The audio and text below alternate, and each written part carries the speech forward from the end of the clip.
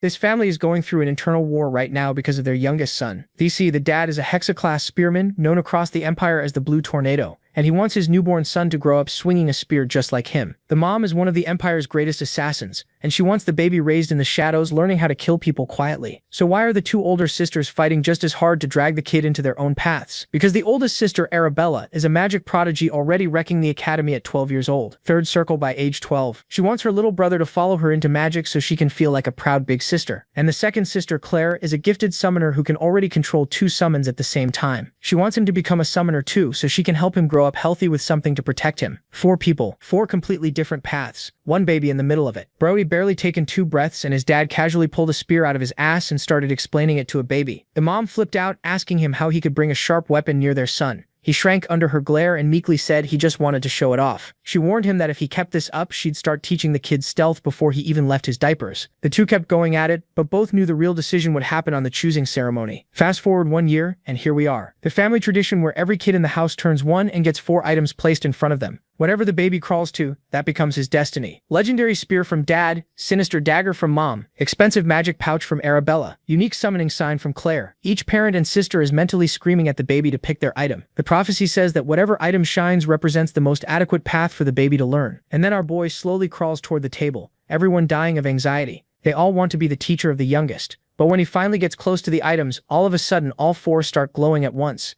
The guests lose their minds. This has never happened before in the history of the house. The baby was chosen by every single path simultaneously. The whole family goes quiet. Then his dad slowly turns to the mom and says, "Well, looks like we'll have to teach him all 4. And just like that, the war ends in the worst possible way for the kid. Instead of one parent training him, all 4 members of the household are now lining up to drill their specialty into him. Years pass like this. He's basically a one-man army wrapped in a teenage body, but all those talents come with one unexpected downside. When he finally arrives at the Imperial Academy and breaks every entrance exam record on the way in, none of the professors believe a 14-year-old can actually do everything they're seeing. The kid signs up for the autonomous department, a path that only 2 people have completed in the last 1,000 years, one of whom was the former emperor, and the entire faculty decides to test him personally to see if he's a fraud. From the head of the summoning department, this gorgeous Kafka mommy MILF with stupidly high standards that don't make sense, to the famous lazy director, a Hexa-class swordmaster, who specifically took the autonomous department position because nobody ever applies to it, meaning he never has to teach. The man's whole life plan revolved around getting paid to do nothing. And now this brat shows up and ruins everything. So his goal is to make sure this boy fails the academy entrance.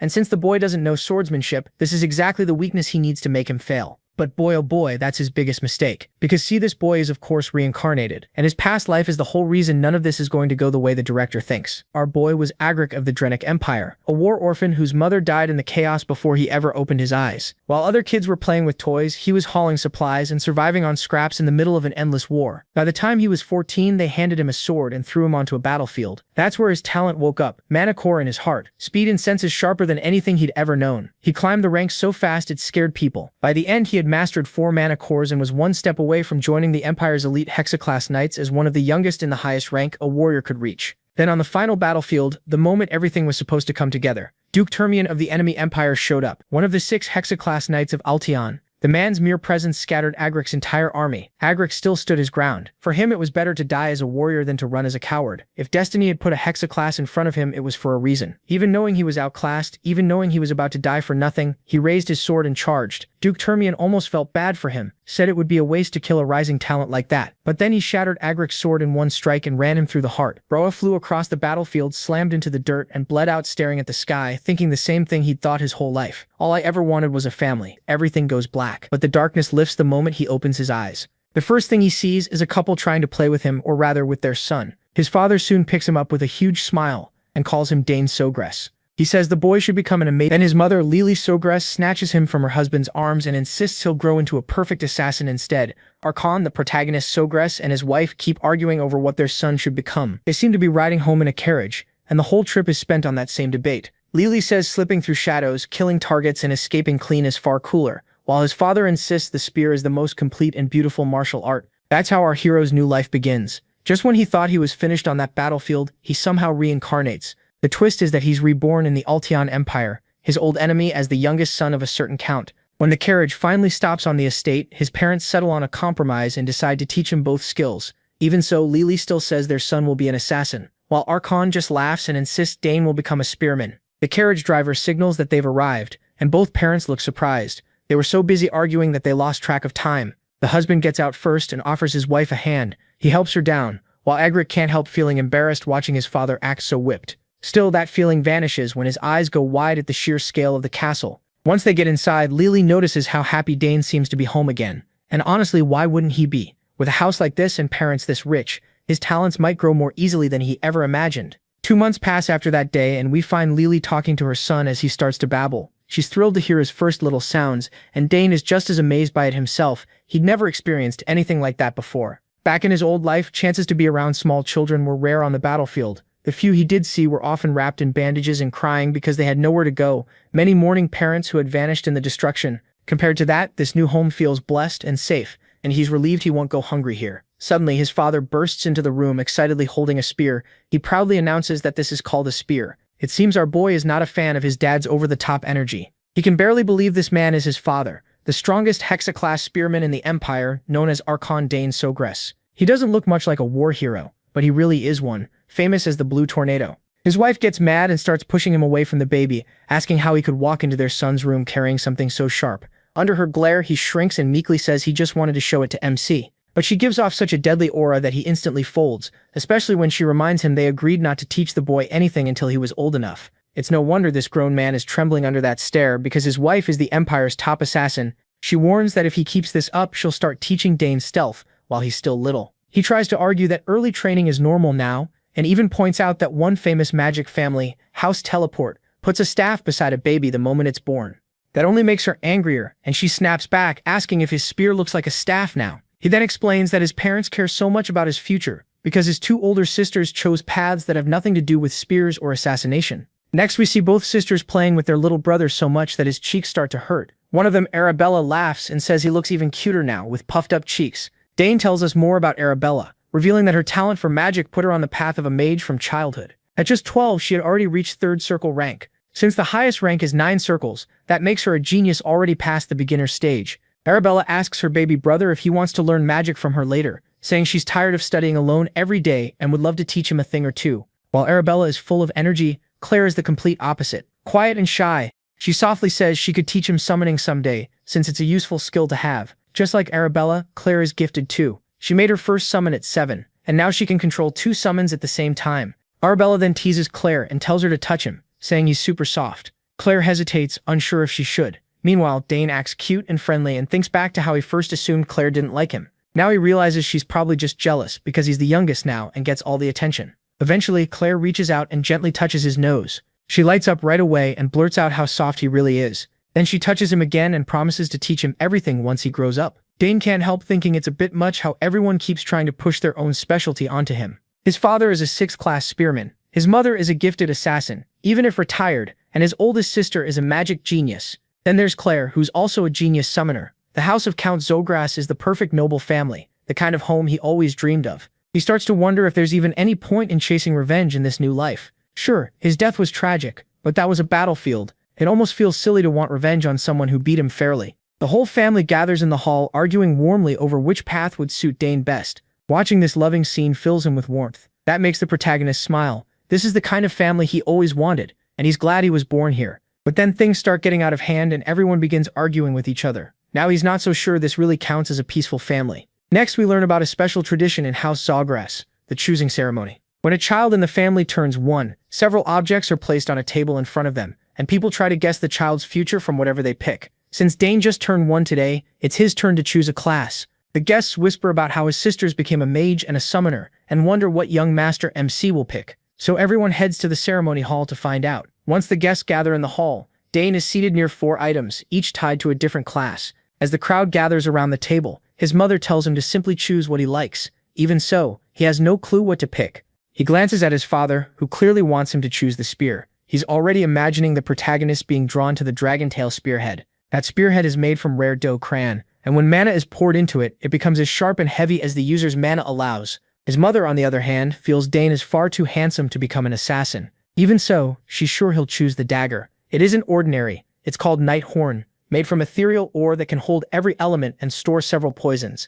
Like his parents, MC's sister is certain he'll become a great mage and choose the pouch to carry on that legacy. It's a special subspace item, something only mages or people with magic talent can use. Meanwhile, Shy Claire quietly wonders if Dane might become a summoner. The item in front of him is a summoning sign, a tool used by summoners. With it, they receive a code based on their talent and use that to call their summons. But he is completely lost because he can somehow hear what all his family members are thinking. After a while, he lets out a sigh and finally makes his choice. He starts crawling toward the items, and the crowd grows more excited by the second. As he picks up speed, his parents and sisters light up and cheer him on in their own ways. His father wants him to pick something sturdy, while his mother pushes for something short and sharp. Then, as he gets close, all the items on the table begin glowing yellow. Dane has no idea what's going on, and his family is just as confused. The guests, though, quickly realize that all 4 items reacted at once, something no one has ever seen. They can't help thinking young master, the protagonist, may be a once-in-a-generation genius. Dane is stunned too. He remembers being talented in his past life, but this time he feels like he's on a whole different level.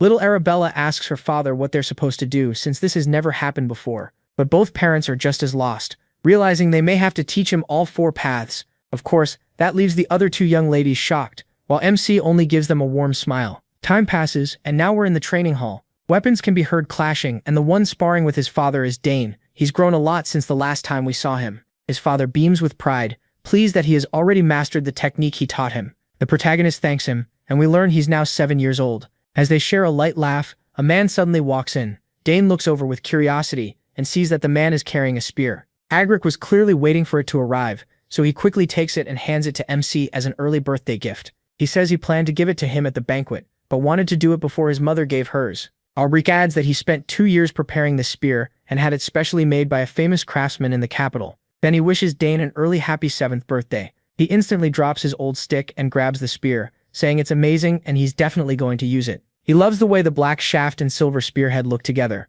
On top of that, it's shockingly light. When his father asks if he likes it, Dane says he loves it. He's so excited that he starts testing it right away. His father then asks if he knows the difference between a sword and a spear. The protagonist explains that a spear's reach lets you keep enemies at a distance and its tiny point gives it great piercing power. His father agrees, but warns that the spear can actually be harder to use than a sword once you get stronger. Its biggest weakness is simple: for an attack to work, you need enough distance from your target. Still, he tells Dane not to worry too much, since every weapon has strengths and weaknesses. Even swords, often called the perfect weapon, can fail in certain situations. Hearing that, MC says he'll remember it. His father spins the spear and invites him to train so he can show him something. Dane is left speechless by the force coming off his father. It's the first time he's seen the overwhelming power of a 6th-class lancer. The mana pouring from him is crushing. After charging up, his father thrusts the spear, and the space around the tip begins to warp. He explains that the distortion happens because he released mana through the spear, using the core's trait of focusing magical power into one point. He says he heard about that from his sister, and explains that as a person gains more cores,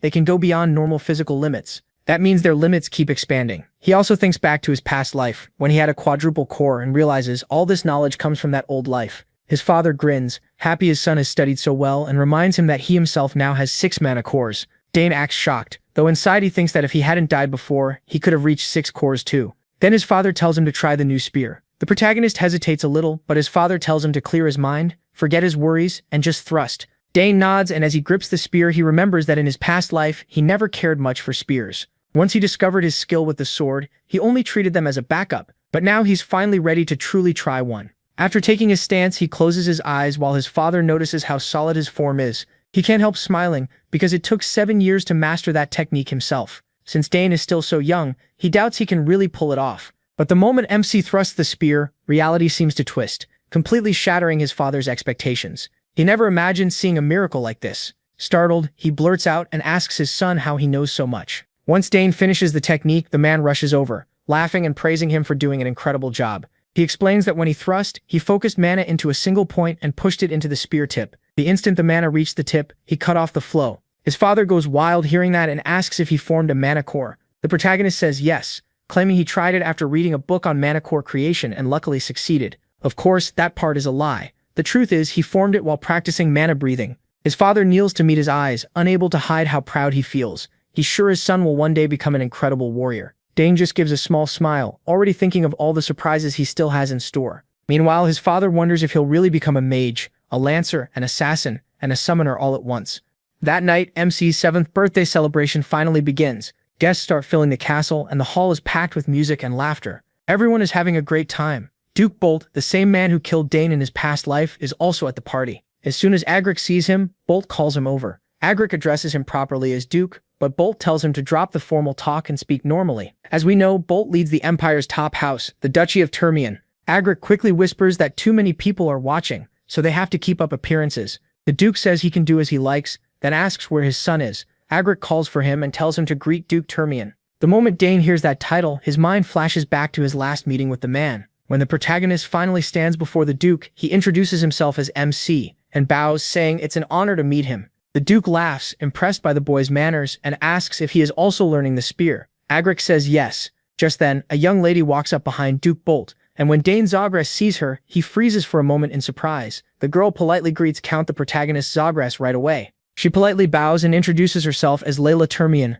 the youngest daughter of House Termian. After that, the party went on. The guests kept enjoying the music and the pleasant night, but Arkan, Dane, and Bolt couldn't relax because Baroness Termian was still sick. Bolt had tried every cure he could find, yet nothing worked. Arkan hoped it was only temporary and that his friend's wife would recover soon. Even so, Bolt warned that if he suddenly vanished, it meant her condition had gotten worse and he'd use a teleport scroll to rush back to the capital. Still, today was Dane's birthday, and the boy had somehow disappeared. Bolt thought MC was unusually sharp for his age, and wanted to talk with him more. Arkan had no idea where his son was, and he also noticed that little Layla was gone too. Finding them wasn't hard. They had gone off for a walk together. Most likely they were bored of another dull noble party. What they were talking about, though, was anyone's guess. Layla especially was chatty. She hated being dragged to noble events with her father, but this time she was glad she came. She had heard he was handsome, yet under the moonlight he looked even better, and she liked being there. He was glad she felt that way. Unlike the capital, his family's land was calm and peaceful. That was why Layla envied him. At her home, something was always going on.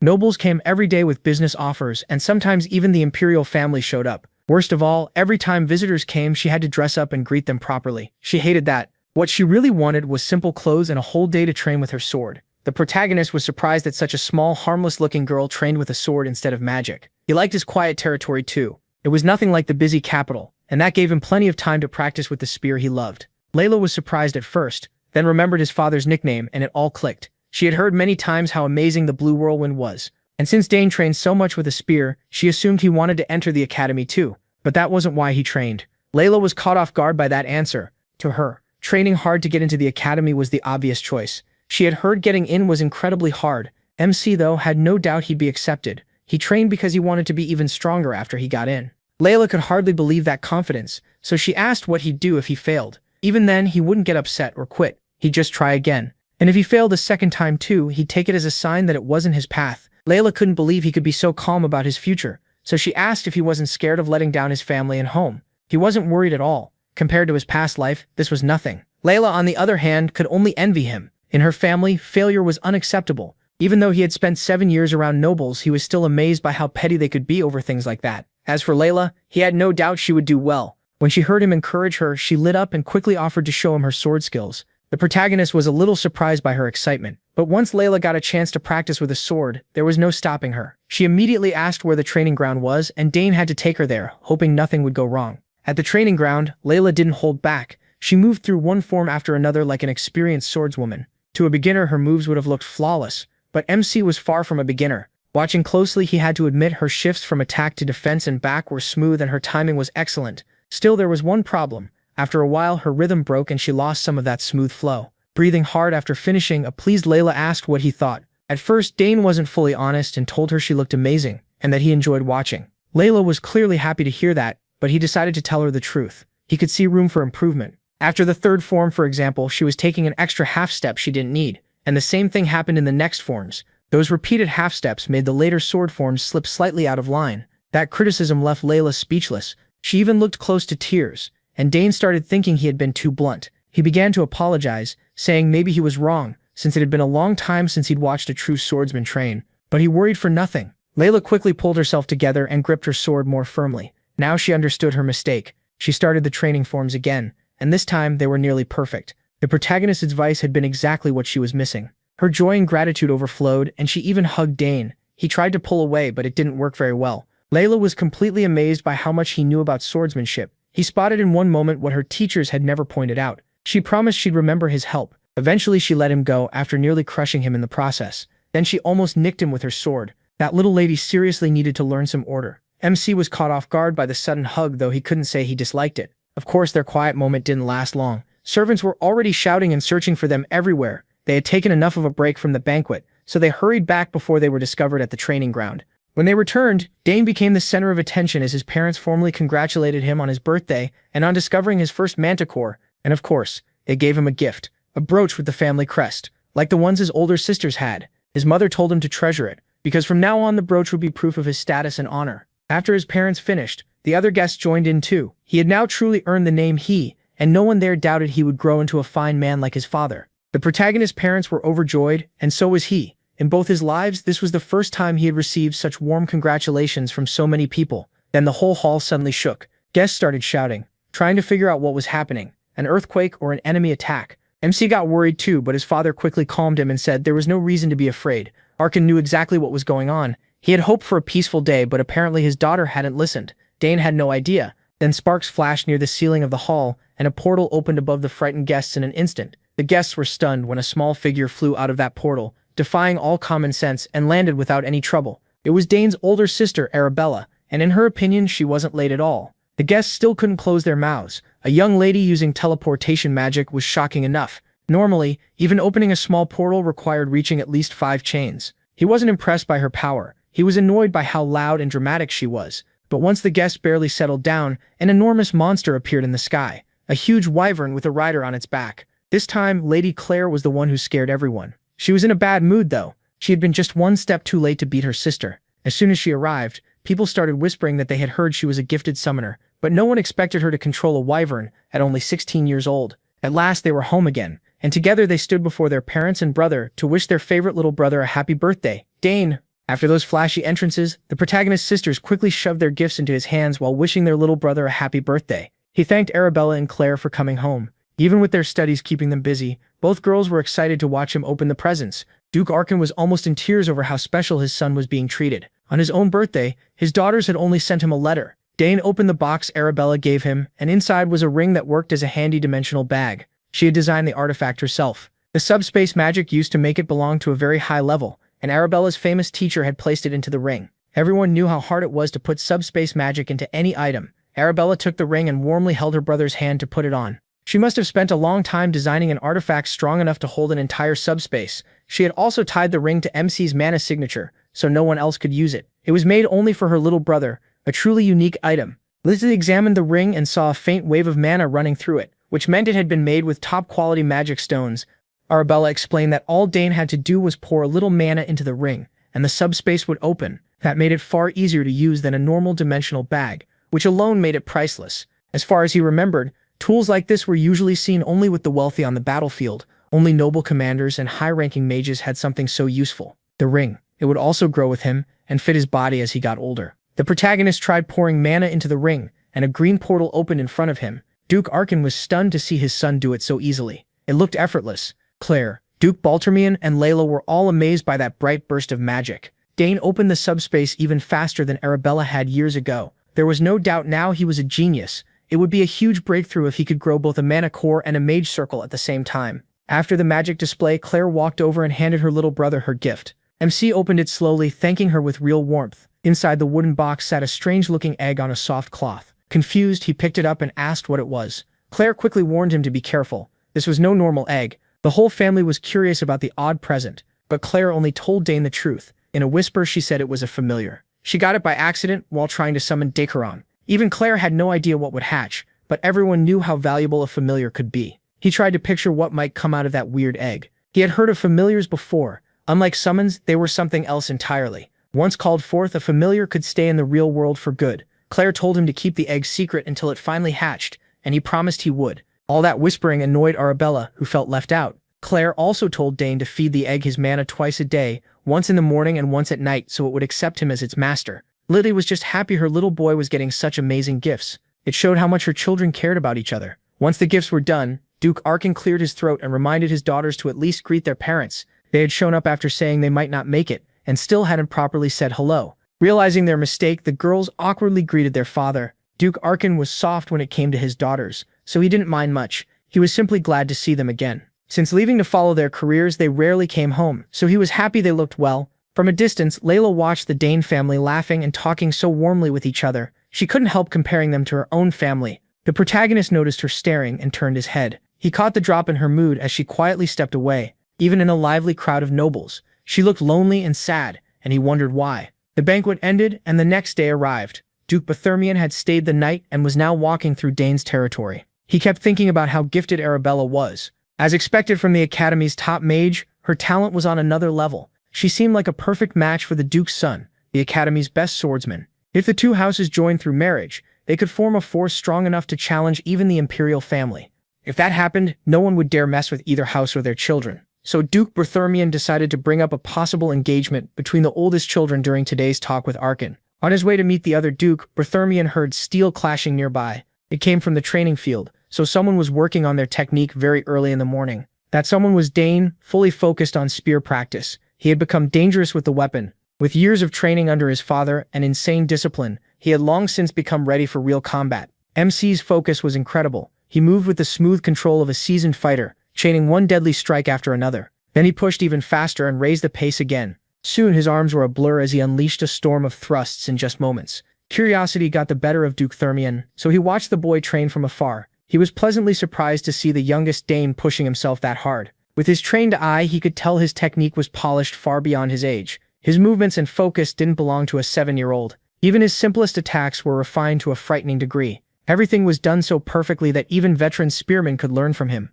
When Dane finished the final sequence, he was breathing hard. Duke Thermion was deeply impressed from start to finish. What he had just seen felt impossible. He had heard rumors about the protagonist's absurd talent, even back when he was just a baby, but he had always dismissed them as exaggerations. Now he knew they were real. After a short break, MC started practicing again. This time he focused on his movements and stance. As one of the strongest swordsmen in the region, Duke Thermion couldn't ignore how much the boy's posture resembled that of a master swordsman. The Duke started to wonder if Dane had somehow already learned swordsmanship at a high level, despite being so young. At last, he noticed someone watching from the doorway. He raised his spear, ready to strike, and told the spy to come out instead of hiding. Duke Thermion was so caught up in watching that a child had found him. Not exactly a proud moment for a skilled warrior. The more he thought about the protagonist's movements, the more familiar they felt. He was sure he had seen that same footwork somewhere in his past life. So the Duke stepped out, apologized for interrupting the private training, and said he hadn't meant anything suspicious. Once Dane saw it was Duke Thermion, he felt bad for speaking so sharply to him. Even though he had lived in this body for 7 years, this was still the man who defeated and killed him in his past life. Remembering his etiquette lessons, MC formally greeted the Duke. Duke Thermion admitted he had been drawn in by the Rising Star's morning training and apologized again. He stayed calm and said it was forgiven. The Duke found it amusing that the boy spoke to him with such fearless confidence. Now that he was closer, Dane noticed the boy's body showed almost no shaking or real fatigue after that brutal session. At the same age, he himself couldn't have matched that. The Duke praised the protagonist's thrusting technique, saying he clearly inherited Arkan's gift with the spear. He also noted that the spear itself was finely made. Mamsie thanked him politely for recognizing his skill, and the older man smiled. This boy wasn't just deadly, he also knew exactly what to say. Compared to him, the Duke's own son had neither such skill nor manners at 7. That thought made Thermion consider arranging a marriage between Layla and Dane as well, so he casually mentioned that his daughter trained in swordsmanship too. Since they were close in age, he suggested they look out for each other when they entered the academy one day. He kept answering with perfect manners, and the Duke liked how direct he was. In the end, Thermion apologized for delaying his training any longer. But before leaving the training hall, he asked one more thing. Had the boy studied swordsmanship too? Dane had slipped up in front of the Duke. His old habits must have come out without him noticing, and with Thermion's sharp eyes, even tiny signs were enough. The protagonist answered that he had only read a few books on basic swordsmanship and had never trained in it for real. The Duke still found it strange that the boy gave off something like raw battlefield instinct, but common sense said an inexperienced child couldn't have that kind of killing intent. Finally, the Duke left him alone and said goodbye, and Dane walked him out. Thermion also invited MC to visit him if he ever came to the capital in the future. The swordsman had taken a personal interest in his talent. The protagonist wondered if the man still remembered him. Just thinking about beating the one who ended his life before made his blood boil. If he built a solid foundation and prepared step by step, he was sure he could surpass the Duke. One of Dane's goals in this life was to defeat the mighty Thermion. As MC kept training, he lost track of time, and Hernano had to come get him. The attendant was always nearby in the shadows, ready whenever he was needed. With how quietly Hernano moved, he figured the guy might have real talent for stealth and assassination skills. Today everyone was busy getting ready for the second banquet. Some nobles had already started arriving, since gathering more than 30 noble families on the exact same day was difficult. As for the protagonist's sisters, they had already opened a teleport gate and gone back to the academy. They had no choice. Midterms were coming up soon. For now, it was time for Dane to get cleaned up and dressed too. He made a note to examine his sister's gifts more closely later. After the hard training session, MC was washed up and dressed. he entered the family hall with his mother and father, and mingled with the nobles. He had to use all his etiquette training as he spent the whole night talking with high society. As the birthday boy, he was put on display all night, with everyone's attention fixed on him. At last, he escaped the banquet hall and got some air. Noble life was exhausting, and his schedule was even worse than usual because of his birthday. Still, he could always find some peace in the garden. Mr. Gardner had worked hard to make that place special, a calm, beautiful spot that brought peace. Dane looked at the flowers in full bloom while butterflies fluttered nearby. Flowers held more mana than most things in nature, or so his older sister once told him. Since he had a little time alone, he decided to test that idea for himself. The protagonist Sogress closed his eyes and focused on the natural magic moving through the air. Without opening them, he slowly started to grasp what his sister meant. He could feel the mana inside the flowers. Even though he'd been training in many fields, his mage and summoner skills still hadn't shown much progress. That made it hard to decide where he should spend his time. Having too many talents was actually a problem right now. He was suffering from success. After a few minutes immersed in the garden's natural mana, he finally saw the flow inside the flowers. He could hardly believe something so small held such strong mana. If someone could sense nature's flow and make it their own, that power might settle in the body and form a magic circle. That was exactly what was happening now. His body's huge mana affinity made it much easier. He could clearly see what most people could only faintly sense. Just one trip to the garden had sharpened his mana sense by a lot. What used to be blurry was now much clearer. He was on the edge of understanding how magic really worked when something suddenly snapped. At the same time, two young nobles wandered into the garden, bored of the adults' empty talk. They were brothers, and the older redhead was already annoyed that everyone kept talking about the genius, Dane Sogress. He stomped straight through the flower bed, crushing flowers as he went. The red-headed brothers got turned around in the huge garden and happened to spot MC standing there, distracted. One look at his clothes and they mistakenly decided he was a servant, then started yelling at him. He did not like that disrespect at all.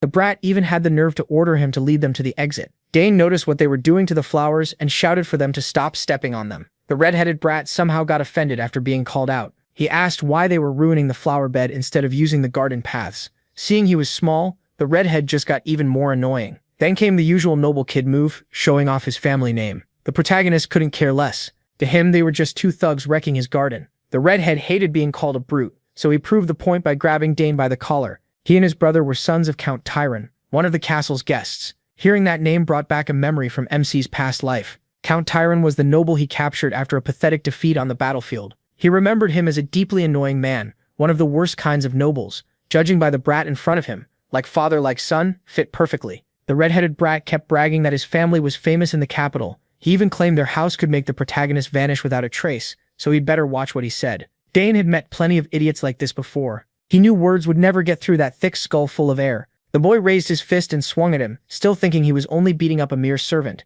Dane wasn't going to allow that. He slammed his forehead right into the brat's nose with full force. It was a brutal hit that nearly crushed it. The younger brother called out in panic to his older brother. He checked on the redhead, who had dropped to the ground from the blow. When the boy wiped his nose and saw blood, he started freaking out like he'd never bled before. The moment he saw the blood on his hand, his rage exploded, and he threatened to kill MC. Dane found that funny and calmly told him to try. The redhead wanted blood for blood. His little brother had enough sense to stop him, but the older one was far too proud to listen. He threw a punch and he calmly dodged by hopping back. The gap between them was huge. The amateur couldn't touch him at all. As Dane let him wear himself out, he noticed the boy's footwork was sloppy, like he'd never held a weapon in his life. That made him think the brat might be a mage or a summoner. The punches kept coming, but not one got close to landing on the protagonist, Sogress. Blood still ran from the redhead's nose as his patience ran out. MC kept toying with him through pure movement, and then an idea hit him. Maybe he could use the magic flow he sensed from the flowers and force his will into it. If that worked, he should be able to compress that power into a physical form. This was as good a chance as any to test it in a real fight. The younger brother watched from the side with his mouth hanging open. Dane Sogress planted his feet and gathered magic into his hands. He imagined a sphere of pure mana and fired it at the boy's stomach. The blast was strong enough to throw the redhead painfully onto the grass, tearing up the ground on the way. He screamed in pain, his body and pride both wrecked. The little brother rushed over to check on his defeated brother in the flower bed. Dane Sogress was honestly more worried about the ruined flowers than the brat's condition. But the red-headed fool was stubborn. He still got back up. After seeing him use magic, he demanded to know who he was. The younger brother kept trying to stop him, but pride mattered more to him than any consequences. Then the brat drew on the mana in his body and began opening a sinister-looking portal. The protagonist Sogress was surprised to see something so familiar. This was summoner magic. Mana spun and thickened until a translucent wolf started to descend to the ground. It looked bloodthirsty, bearing sharp fangs as it growled. The redhead laughed wildly and called the beast Gempu. Then he finally gave his name, Digron Tyron, and said Dane was about to learn what happened when he messed with someone like him. MC Sogress heard the brat order the wolf to tear him apart, but he wasn't impressed by such a simple summon. He was used to seeing Claire call out terrifying beasts like Ivan. Digron stayed back while Genpu charged at the motionless him. Dane only looked the wolf in the eyes and didn't move. Genpu must have sensed that attacking him would end badly, so the wolf turned right around. Its aura changed at once. Like all hostility toward the protagonist, Sogress had completely vanished. The Tyron brothers were stunned. Digron's pride and joy had apparently turned against him. Now the big wolf was acting downright submissive to MC.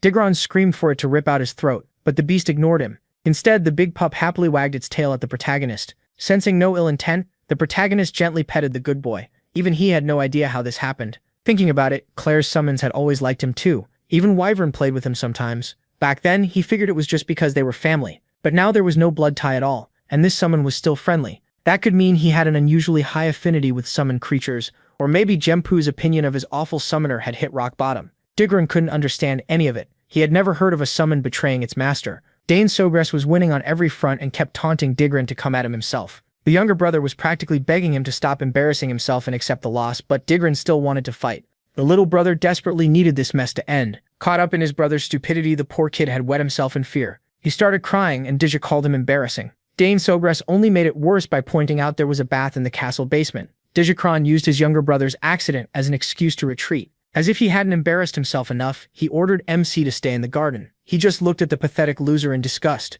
Digikron didn't even take his summon with him. So the protagonist stayed in the garden and kept testing his new understanding of mana. He tried a trick Claire had taught him before. He found what was left of the weak bond between that brat Digikron and Genpu, cut it and carefully rewrote it with his own magic. Just like that, he and the wolf became connected. Without using a proper summoning ritual, he pulled it off through nothing but his high affinity with summoned beasts. Now he had truly succeeded as a summoner. While enjoying that victory, Dane Sogress heard a familiar, annoying voice calling for him. Digikron Tyron, the spoiled brat, had run to his father and tattled that some boy in the garden bullied him, then pointed right at MC. What a coward. Holding his nose to slow the bleeding, he complained that he had attacked him and even broken his bond with his summon. The huge Mogar Tyron stomped forward and loudly introduced himself as head of the Count Tyron family, one of the great noble houses of the capital. He demanded to know if the protagonist had really messed up his son's face and stolen his summon. Dane wasn't the type to back down from a pig, so he stood firm and admitted what he'd done. He also noticed Mogar Tyron was much fatter now than when he had captured the man in his past life.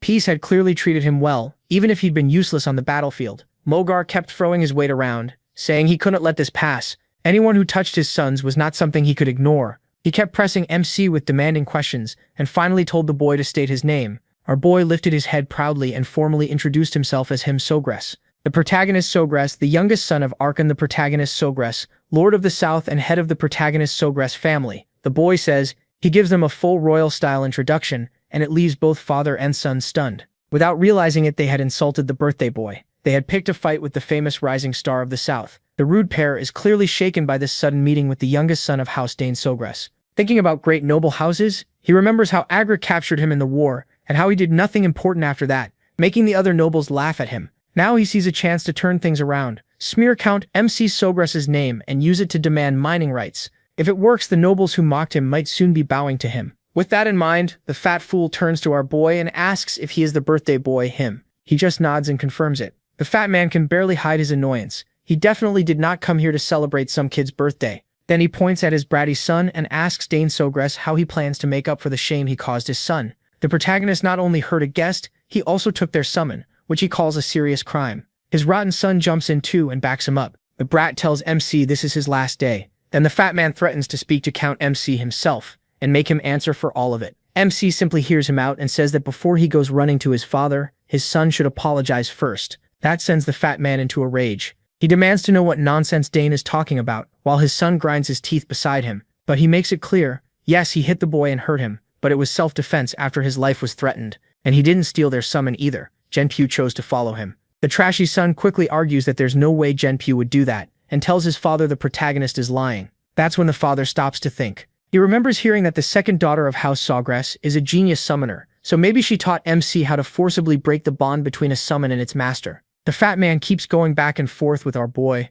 and Dane Sogress can't help thinking this whole thing is exhausting. Eventually Mogar calms down a little. After talking so much, even his jaw is starting to hurt. He tells him he's done arguing, and says they should go hear what Count Sogress has to say about all this. Speak of the devil, the Count himself arrives with Duke Termian. Of course, both the useless son and his father are completely shaken when they see Count Sogress. and seeing Duke Termian here only makes them panic more. As night falls, the red-haired boy gives his version of the story to the Count. He claims he and his little brother got lost in the garden, so he asked Dane Sogras to guide them. He keeps spinning lies while the protagonist stands behind him, calm, wondering why his father is actually listening to this non-stop nonsense. Still, that doesn't really surprise him. Count Sogras cares deeply about his family and their name, but he isn't the kind of man who takes sides without thinking. He knows how to tell right from wrong. After finishing his story, the red-haired boy claims MC suddenly headbutted him and kept using that strange move to mock him. He says he called Genpu to scare MC, but MC stole the summon and tried to strike back. As soon as Digran finishes, Mogar steps up and tells the Count he only meant to warn him. Even so, he insists that taking someone else's summon is clearly wrong and can't be ignored. At last, Count Sogras speaks. He tells Mogar he won't judge the matter after hearing only one side. First, he wants to hear the protagonist, then decide after looking at everything fairly. He also assures Mogar that if he's worried about bias, Duke Termian will give his opinion too. The Duke smiles faintly and says that if it matters that much, he can handle it. Mogar starts sweating hard, frustrated. He knows this is going badly, and bringing in Termian only makes it worse. He's not happy about it at all. Count Sogras gives his son permission to explain, and Dane Sogras begins by saying that what Mogar's son said wasn't completely false, but only parts of it were true. He explains that the flowers carefully raised in the garden had been trampled, so he told Mogar's son to leave. That made the boy furious, and the fight started from there. Of course, the fat man and his son are stunned by that blunt truth, with the boy even trying to deny it and calling MC Sogras a liar. But the Count tells Dane Sogras to continue. So our boy explains that when Mogar's son called Genpu, the order was to kill him. He also makes it clear he didn't steal the summon. Genpu came to him on its own and responded to his goodwill. The Duke is honestly shocked to hear a 7-year-old speak so smoothly, with such calm and such careful words. Sogras once again states that he never stole anyone's summon.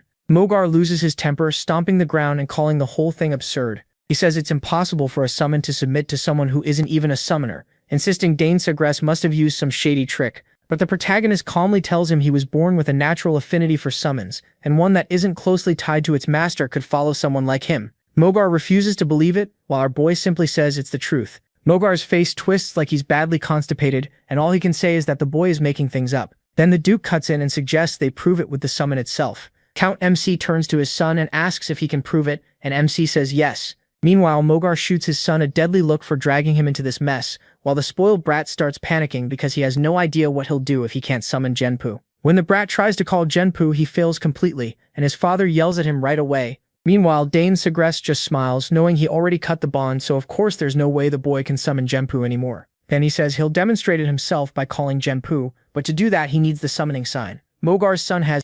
The spoiled boy gets angry and questions how the protagonist dares ask for his sign. He starts rambling, but Count the protagonist cuts him off, reminding him that by his own claim, even with the sign, MC shouldn't be able to summon Genpu, so there's no harm in trying. Mogar sweats, realizing he has no choice, and reluctantly tells his spoiled son Digran to hand it over. The redhead is almost in tears, but his father just tells him to hurry up. Once Dane Sogras has the sign, he starts his magic and explains that a summoning sign usually carries a unique code tied to its summoner, so no one else should be able to use it. But Genpu had already been filled with his mana, so the sign is only a tool now. And Genpu is already linked to him. The moment he calls for Genpu, the monster appears and starts licking his cheeks. The Count and the Duke are both amazed, while Mogar and Digran tremble after their lie is exposed. The Duke finds it incredible and wonders if Dane Sogras has also been studying swordsmanship. His father confirms that he has, though he admits he doesn't fully know how skilled his son really is. The fat man, on the other hand, realizes he's in serious trouble now that his whole plan has failed. The Count then turns to him and asks if he now admits he was telling the truth.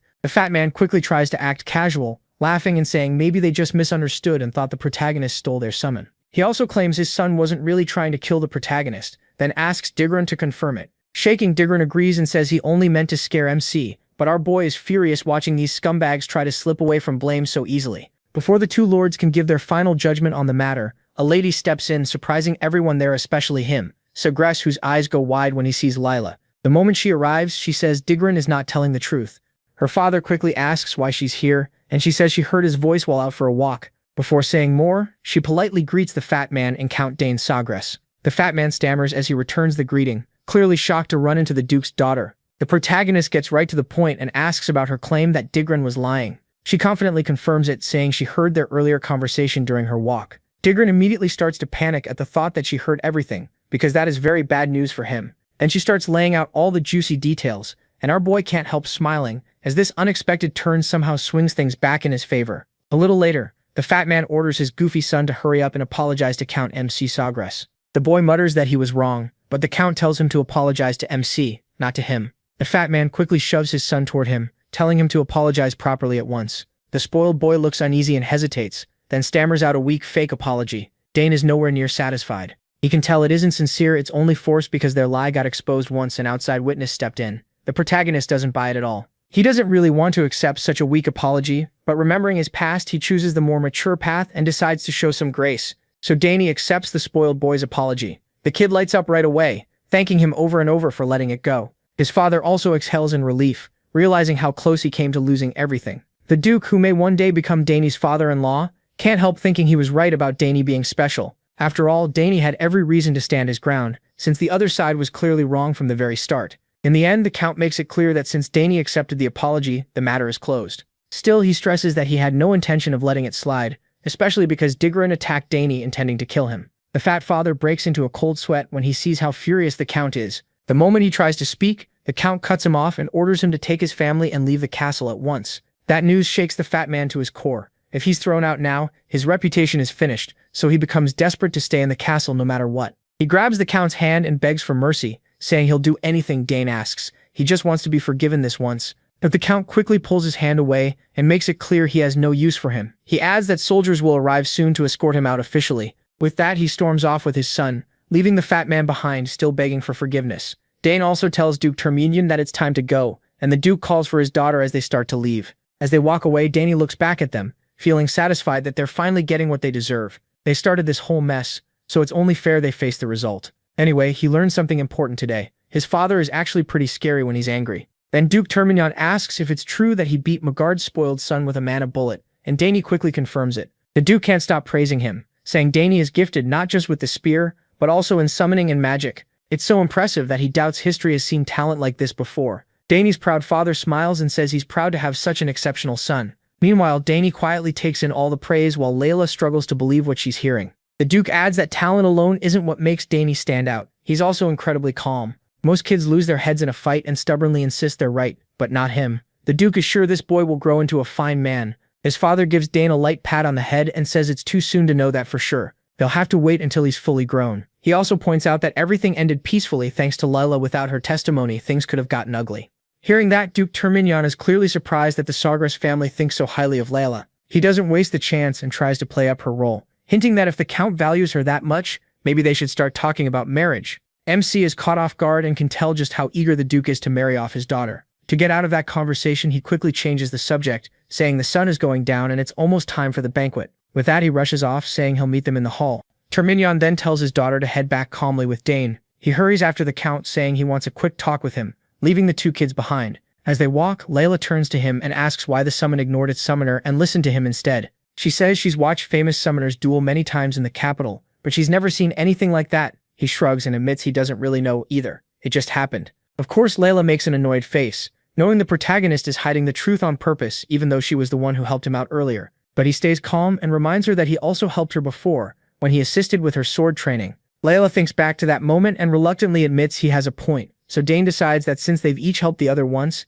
they can do it again. He tells her she can ask whatever she wants. Instantly, the girl lights up and blurts out that she wants to learn it right now. MC is caught off guard by how impatient she is and wonders what could be so urgent, so he asks what she wants to learn. She quickly says she wants him to teach her mana bullet. Dane asks why she's in such a rush, and Layla says she wants to get stronger and fast. She hopes to form at least 2 mana cores before entering the academy. He wonders why she's pushing herself so hard when she's still so young, but he gets his answer right away. She wants to grow stronger soon to make her mother happy. Her mother loves her deeply, and Layla is sure getting stronger would make her proud. When he hears her mention her mother, the protagonist remembers adults saying Countess Terminian has been bedridden. With that in mind, he feels like he can't really refuse to help her. Layla does a little happy dance and says she's ready to start tomorrow. Honestly, she'd even start tonight if she could, especially since she doesn't know how long she'll stay at the mansion. MC just shakes his head and tells her they can begin whenever she wants. He assures her that once she understands how magic flows, learning mana bullet won't be too hard. Layla then eagerly asks what he wants in return for teaching her. Dane stays silent, making it obvious that what he wants won't be as simple as showing someone how to fire magic bullets. The scene shifts to the banquet hall, where guests are whispering about that fat father Tyron. Word is spread that Count Tyron was thrown out of the castle and everyone wants to know what he did to deserve that. Some say Tyron's eldest son caused trouble by picking a fight with young master, him and ended up getting taught a lesson. They laugh among themselves, amused that the fat man came all this way just to be humiliated and embarrassed. Another rumor going around is that young master, the protagonist, is an amazing summoner. One guest wonders if that means house the protagonist will now become a famous house of summoners. But another cuts in and says that's not all. Young master MC can also use magic, which many of them can hardly believe. Then a large mustached man introduces himself to him as Baron Opent. He asks if he knows anything about open territory in the east. He politely bows his head and says he's heard the land is famous for grilled trout and sapphires. The man laughs and says that's exactly right. He proudly adds that House Opent's trout and sapphires are the best on the continent. Then he nudges his daughter forward, saying he almost forgot to introduce her. The girl steps up and introduces herself as Silvio Opent. She politely greets Dane, who is clearly surprised and awkwardly returns the greeting with his own name. I have no idea why he's so nervous around her, but we're about to find out. She moves right up to him with a mischievous look and whispers that she heard he's the one who will inherit House the protagonist in the future. Dane gives an unsure reply, and Silvio excitedly tells him to stop pretending he doesn't know. She says she's heard he's talented in many ways, then bluntly adds that she'll be under his care from now on, especially since they might become family one day. And there it is, his nervousness makes perfect sense. This girl is unbelievably direct and doesn't hesitate for a second. Right then, Layla walks in while Sylvia is still in the middle of holding hands with MC.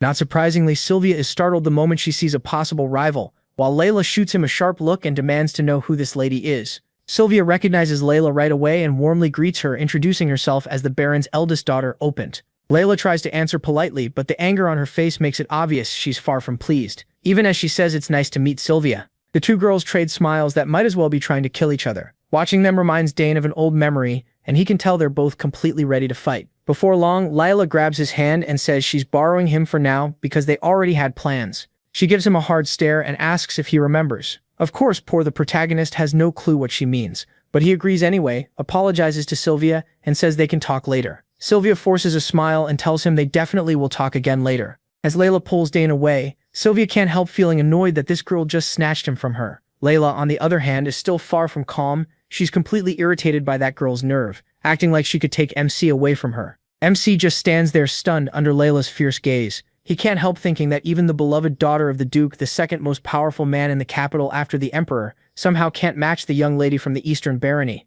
So it's no surprise that Sylvia backed down so easily. Once he and Layla are outside, she starts pressing him about Sylvia. She wonders if there's a chance he might get engaged to her, but he quickly shuts that down and insists they were only talking, just greeting. That idea instantly lifts Layla's mood, and even the protagonist notices it. After a short walk, they reach the secret spot only MC knows about. He's sure nobody will bother them here. The moment they step into the hidden place, Layla lights up and does a little happy dance, thrilled by it. She's also glad no one will know if they do anything there. Dane agrees, it really is a great place to train. But before they start, he asks if she's ever felt mana before.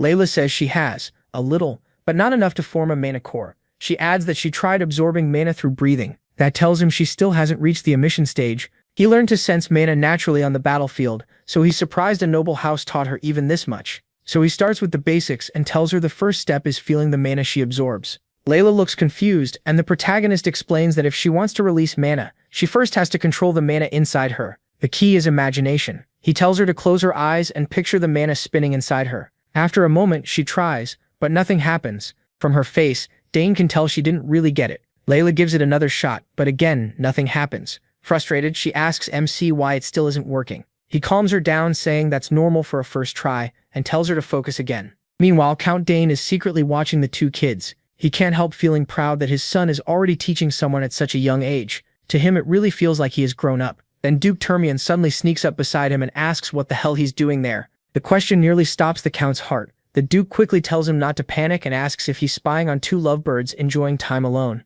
Count Dane raises a brow, asks what he means by lovebirds, and wants to know how he even found him. The Duke laughs, saying the Count did a terrible job hiding, especially for the husband of the Empire's legendary assassin. Count the protagonist has no idea how to respond after getting caught spying. The Duke teases him, saying if the lord of the castle goes around snooping on people, others will start talking. Annoyed, the overprotective father insists he was only following his son. The Duke laughs and points out he was just following his daughter too. Turns out both fathers are hopeless. So they stand there side by side like a pair of teenagers, spying on their children. Back with the kids, Dane opens his dimensional bag, and the girl is amazed he already has something like that. When he says his older sister recently made it for him as a gift, she gets jealous. Unlike his sister, her older brother stopped paying much attention to her after they entered the academy. Dane then pulls out a mirror from the bag, and she casually asks what it's for. He says he brought it in case it might help. It's easier to picture something while looking at yourself than relying only on imagination. So he tells the curious girl to stand in front of the mirror, where she can see herself fully. She quickly takes her place in front of it, and starts her little magic dance again. This time Dane can tell she's serious. She takes a deep breath, while both loving parents quietly crouch on the ground to keep watching. Duke Termian points out that Lilia seems to like MC. He asks if that's really true, and the Duke says yes. Lilia usually doesn't warm up to people this fast. Count Dane says that's surprising, since she seems like such a bright child. Duke Termian goes quiet for a moment, then says she only seems bright on the outside. He explains that after her siblings left for the academy, her mother became bedridden, so they couldn't stay close like before. Since then, opening up to others has been hard for her. The Count asks that if he already knows all that, why does he always act so cold toward his daughter? Termian looks honestly moved that the Count noticed, and admits he does it on purpose. He says he raised his older children with too much affection, and they grew spoiled, but Count Dane tells him not to assume Lilia will turn out the same way. She'll only end up hurt, and now it makes sense why she asked the protagonist for help instead of her father. Termian points at his friend and jokes that he's nagging like the old days, but the Count fires back, asking when he ever did that, especially since what he said is true. The Duke changes the subject, and asks when he plans to send his son to the capital. If he sends him to the Cal house, he says their doors will be open and the boy can stay at the castle of Cal. Count Dane falls quiet and looks back at his son. Seeing him happy, he simply says he'll let MC choose for himself. He's free to pick his own path, just like his older sisters. We also miss him watching the two loving fathers, clearly embarrassed by how openly they're spying. But in the end, she just smiles, realizing parental love makes them act strange, and decides not to ruin the moment by pretending she saw nothing. Back with the children, Lilia thanks Dane for helping her, and calls him a real genius. She admits that even though everyone calls her gifted, next to him she feels weak. As the protagonist casually looks around to check whether the parents have finally slipped away, he assures her this is only the start and that she'll definitely become stronger too. She then asks if he's going to the academy, since that's where all the Empire's geniuses gather. He says he still isn't sure, and doesn't think he needs it, because he can get very strong just by training on his own. The girl calls that short-sighted, and reminds him the academy isn't only for studying, it's where nobles start building their faction, and make connections early. Dane is impressed that a 7-year-old girl understands the real world so well. He finally answers that he already knows all that, but he still doesn't want to go yet. There's a mountain of books in the library he hasn't read, and he still has a lot to learn from his parents. Lily admits that's fair, but asks if he doesn't want to play with kids his own age, especially since she heard his older sisters also attend the academy. Running out of answers, MC says maybe he'll go in the future if he feels like it. She tells him to visit her house when he plans to come to the capital, and they promise to meet again. Then she remembers to ask when he'll make his request now that he taught her how to use mana bullets. He just shakes his head and says he'll tell her when he comes to the capital. That shocks her, and she lets out a loud cry of disbelief. At last, the day she leaves arrives. When Lilia's carriage begins rolling down the road, Dane looks at a stone-like object in his hand, a gift from his future father-in-law. The story cuts back to when the Duke gave him the strange item. When he asked what it was, the man said it was a birthday gift, and hoped he'd like it. He also explains that House Thermian stands for vengeance, the sword, and the forge, and that their line began with an ancestor who was a blacksmith. Because of him, their house owns the best forge in the Empire. Really, the best on the whole continent. Every weapon made by the Thermians to protect the Empire came from that forge. Of course, Dane already knows this. From his past knowledge, every kind of ore in the world can be found there, and all kinds of weapons and mystical artifacts are made in the greatest forge on the continent. Then the Duke reveals that if the protagonist shows this insignia at the forge, they'll make whatever weapon he wants. So this rock-like item is actually an insignia, a certified token proving the honor and skill of the one who holds it. Count MC is completely stunned to see the Duke give away something so valuable, something even the Imperial family wants. The Duke simply pats the boy's head and tells his future son-in-law to grow well and help his father. His future wife gives him one last wave before they part. Back in the present, his mother crouches beside him. Seeing how down he looks, she asks if he's upset because they left. He admits it, saying Lilia was basically his first friend. His mother comforts him, saying that once he goes to the capital, he'll see her again, and by then he'll be even more handsome, which is sure to impress her. She's probably right. He can't stay here forever, and he'll have plenty of chances to meet her again later. So he quietly wishes her happiness until they meet again. Meanwhile, as the Duke rides in his carriage, his mind is still on Dane. He finds it strange that every time he looks at the boy, he remembers Agric, the warrior who showed the skill of a triple-class fighter at a very young age. He's sure that if Agric had lived, he might have become one of the Drain Empire's hexaclass knights. That's why he hopes to see Dane again once he's grown stronger. A few days later, our boy is sitting alone in front of the egg. He's been feeding it mana every morning and night, and now he wonders if he's overdoing it. The egg holds a strange familiar. Even someone who isn't a summoner can pour mana into it before it hatches and claim it as their master, letting them keep control of a summon that would normally be temporary. Still, he knows his mana has to match the familiar, and there are probably other hard conditions he hasn't met yet. He's heard that some eggs never hatch at all because those conditions are never fulfilled, so he hopes this one isn't like that. Even after changing the flow and strength of his mana, nothing happens. After pushing himself hard one more time, he sets the egg back down, thinking he was greedy to expect results so fast. Then the butler shows up at the door and asks if Danny is ready. Right then, the egg reacts and starts making noises. Danny rushes to it, sure he really did hear something. The butler hurries in too, asking what that sound was. Danny tells him to wait while he checks the egg first. But once again, he ends up disappointed and realizes he got excited for nothing. He can't feel any change. When the butler asks if the egg reacted, Danny says no, it was probably just his imagination.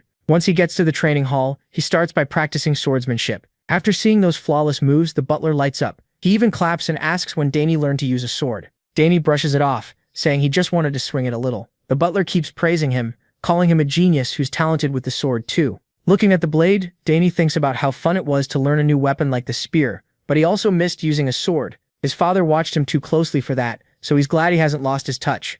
The butler quickly goes to get snacks and comes back with a full tray, telling Danny to eat something before training again. Meanwhile, we move to Count Dane Sogress, staring out the window, lost in thought. He's been a little worn out from arranging this banquet every year, but at least it showed him that many nobles are watching the South. Most of them want a good relationship with him now, which is a nice change. Since the war ended, the South has enjoyed great weather and all the comforts nobles can't resist, so maybe that interest should have been obvious. Even so, it's nothing compared to the attention Danny is getting. The trouble with Count Tamien's eldest son went far beyond Dane's expectations, yet Danny handled it calmly and like an adult. He laid everything out clearly for the grown-ups, and then confidently showed off his talent. He can't help thinking his son is too mature for his age. Sometimes he wishes Danny would act a little more like other kids and relax a bit. As the time for training gets close, he heads to the training hall. He takes the legendary spear, Dragentail, planning to let Danny hold it today. But the second he steps in with the spear, he freezes when he sees Danny wielding a sword. Now he starts wondering why his son chose a sword, and his mind jumps to the past.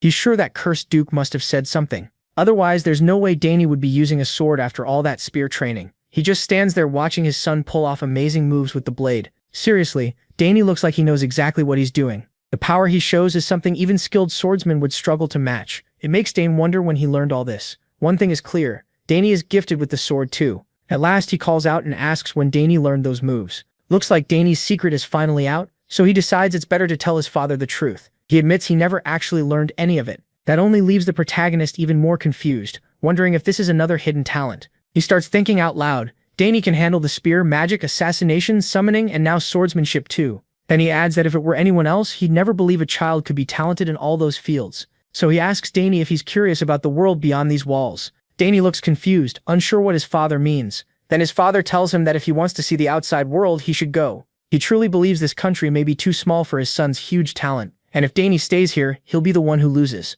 A wave of sadness hits Danny when he realizes his father has accepted he can't keep him forever. So he finally says he'd be happy to learn about the world outside. Hearing that, his father smiles and gets straight to the point. It's time to prepare his son for the real world. He admits it hurts a little to see his son leave, but he knows he has to respect Danny's wishes. Then he shows him the spear, saying he brought something special today. It doesn't take Danny long to realize what it is, and his father clears up any doubt by reminding him this is Dragentail, the spear that reacted to him on his first birthday. He holds it out and tells Danny to take it. The moment Danny grabs the spear, it reacts, and he feels an incredible surge of power running through it.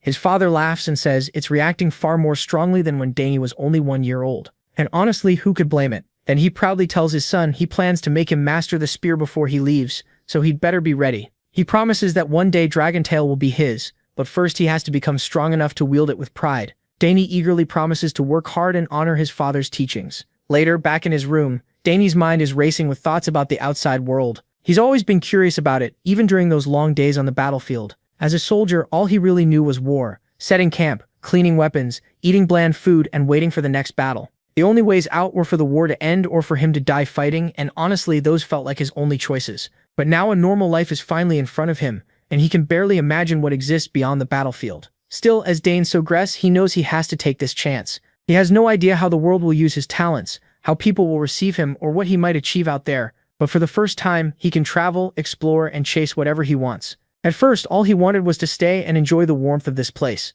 But after his father's question, his thinking changed. He finally chose to step out into the world, and he's truly excited about it. As he's thinking about that, his mother walks into his room, catching him off guard. He asks when she came in. She says he was so deep in thought that he didn't even hear her knock. but honestly, she's probably lying. She's an assassin, so she likely slipped in without a sound. Then she asks if he really is curious about the world outside the country, and he says yes, explaining that his father told him it would be a waste for him to stay here. After thinking it over, he admits he wants to see the outside world too. Then he starts apologizing to his mother, but she hugs him and says there's nothing to be sorry for. He reminds her his sisters aren't here, and worries about leaving for the wider world. She reassures him that it's fine, because she knows how amazing his talents are. She adds that even if he chose not to go, the outside world would call for him anyway. She admits it would be wonderful if he could stay with his mother longer, but the world won't allow that, so she tells him to go and chase what he wants. He promises that even after leaving home, he'll come back often and tell her about everything he sees. His mother thanks him and says it sounds like she finally needs to teach him before sending him into the world,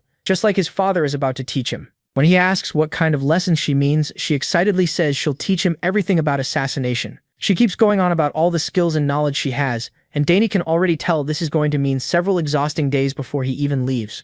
Overall, she says she'll teach him a lot, and he assures her he'll do his best to learn. As he looks at her, he can't help thinking he's about to get special lessons from his mother, full of love. Many years pass, and the scene shifts to the southern region of the Altian Empire, the county of Sugri, a land known for its warm climate and rich natural resources. This place became one of the empire's key regions, helping keep it strong during the war. Thanks to Count Sugri's generous rule, it is peaceful and welcoming. Now that the war is over, the last small rebel forces have been captured, bringing lasting peace to everyone. On a bright day, people chat excitedly about how young Master Dane Sugri visited one of the shops recently. They can't stop talking about how the shopkeeper's oldest daughter literally fainted when she saw him. The ladies gossip that he gets more handsome every day, and say they'd love to see his face at least once. There's even a rumor that he's still single, giving them a little hope. But one friend quickly reminds the other that he's only 14 and tells her to stop drooling over an underage boy. One of the women then says people are starting to doubt Dane is really just 14. He's already as tall as Count Sugri, and some even say he could pass for a 20-year-old. Anyway, that's enough gossip. Let's see how much our boy has grown. We shift to the outskirts of MC's county, an area filled with ancient magic called the Forest of the Last Days. Dane is there on a special mission his mother Lily gave him. He carries a spear in one hand and a piece of cloth in the other, likely some kind of map. Whatever it is, he's already picked his route. With only 3 hours left before sunset, he knows he has to get out before dark, so he starts moving through the forest with ninja-like speed. The key to this mission is simple: don't get caught by his enemies. Dane has to avoid the traps and nests his mother set while making it through a forest packed with danger. After moving for a while, he finally lands on the ground. He takes a deep breath, pulls in the air and energy around him for a moment, then lets it out again. Once he blends into his surroundings and focuses on staying hidden, he starts noticing traps all around him. Thin, nearly invisible wires stretched across the area. He knows every trap will go off the second he touches them. Wires. It's a basic setup, but that's what makes it dangerous. Luckily, this one looks manageable. Then rat-like monsters rush into the clearing, and the second they spot Dane, they waste no time charging him. There's a whole pack, and he clearly didn't expect them here. Even worse, they're all coming straight at him fast. Before they hit the wires and trigger the traps, he has to deal with them quickly. But if he slips and touches a trap himself, things could get even worse. Still, there's no time to waste. He has to move. Dane breaks into a run, and the moment the rats trigger the traps, sharp needles shoot in from every direction, skewering the unlucky beasts caught in the cross pattern. So that was his plan all along. Lead them into the trap. He's glad it worked and saved him the trouble of fighting them himself. But then he spots one rat that's still alive. As he closes the gap, the monster leaps right at him. Dane keeps fighting the last of the house beast, and the rodent is almost as fast as he is. The giant rat suddenly stops and turns for another attack. This time it uses range, spitting a strange substance from its mouth. Dane quickly reads the situation. He doesn't know what it is, but that spit definitely looks dangerous. He spins his spear and knocks the attack away. Gritting his teeth, he realizes he can't waste any more time on this tough rat. Blocking will only slow him down, so now it's time to strike back. A blue aura gathers around his body as he locks onto the target. Then, with a burst of blinding moves, he shows off his incredible spear skill. He moves freely through the air while tracking the enemy perfectly, and the beast's head is split clean in two. Dane doesn't even stop to look, he just leaves at once and continues the mission.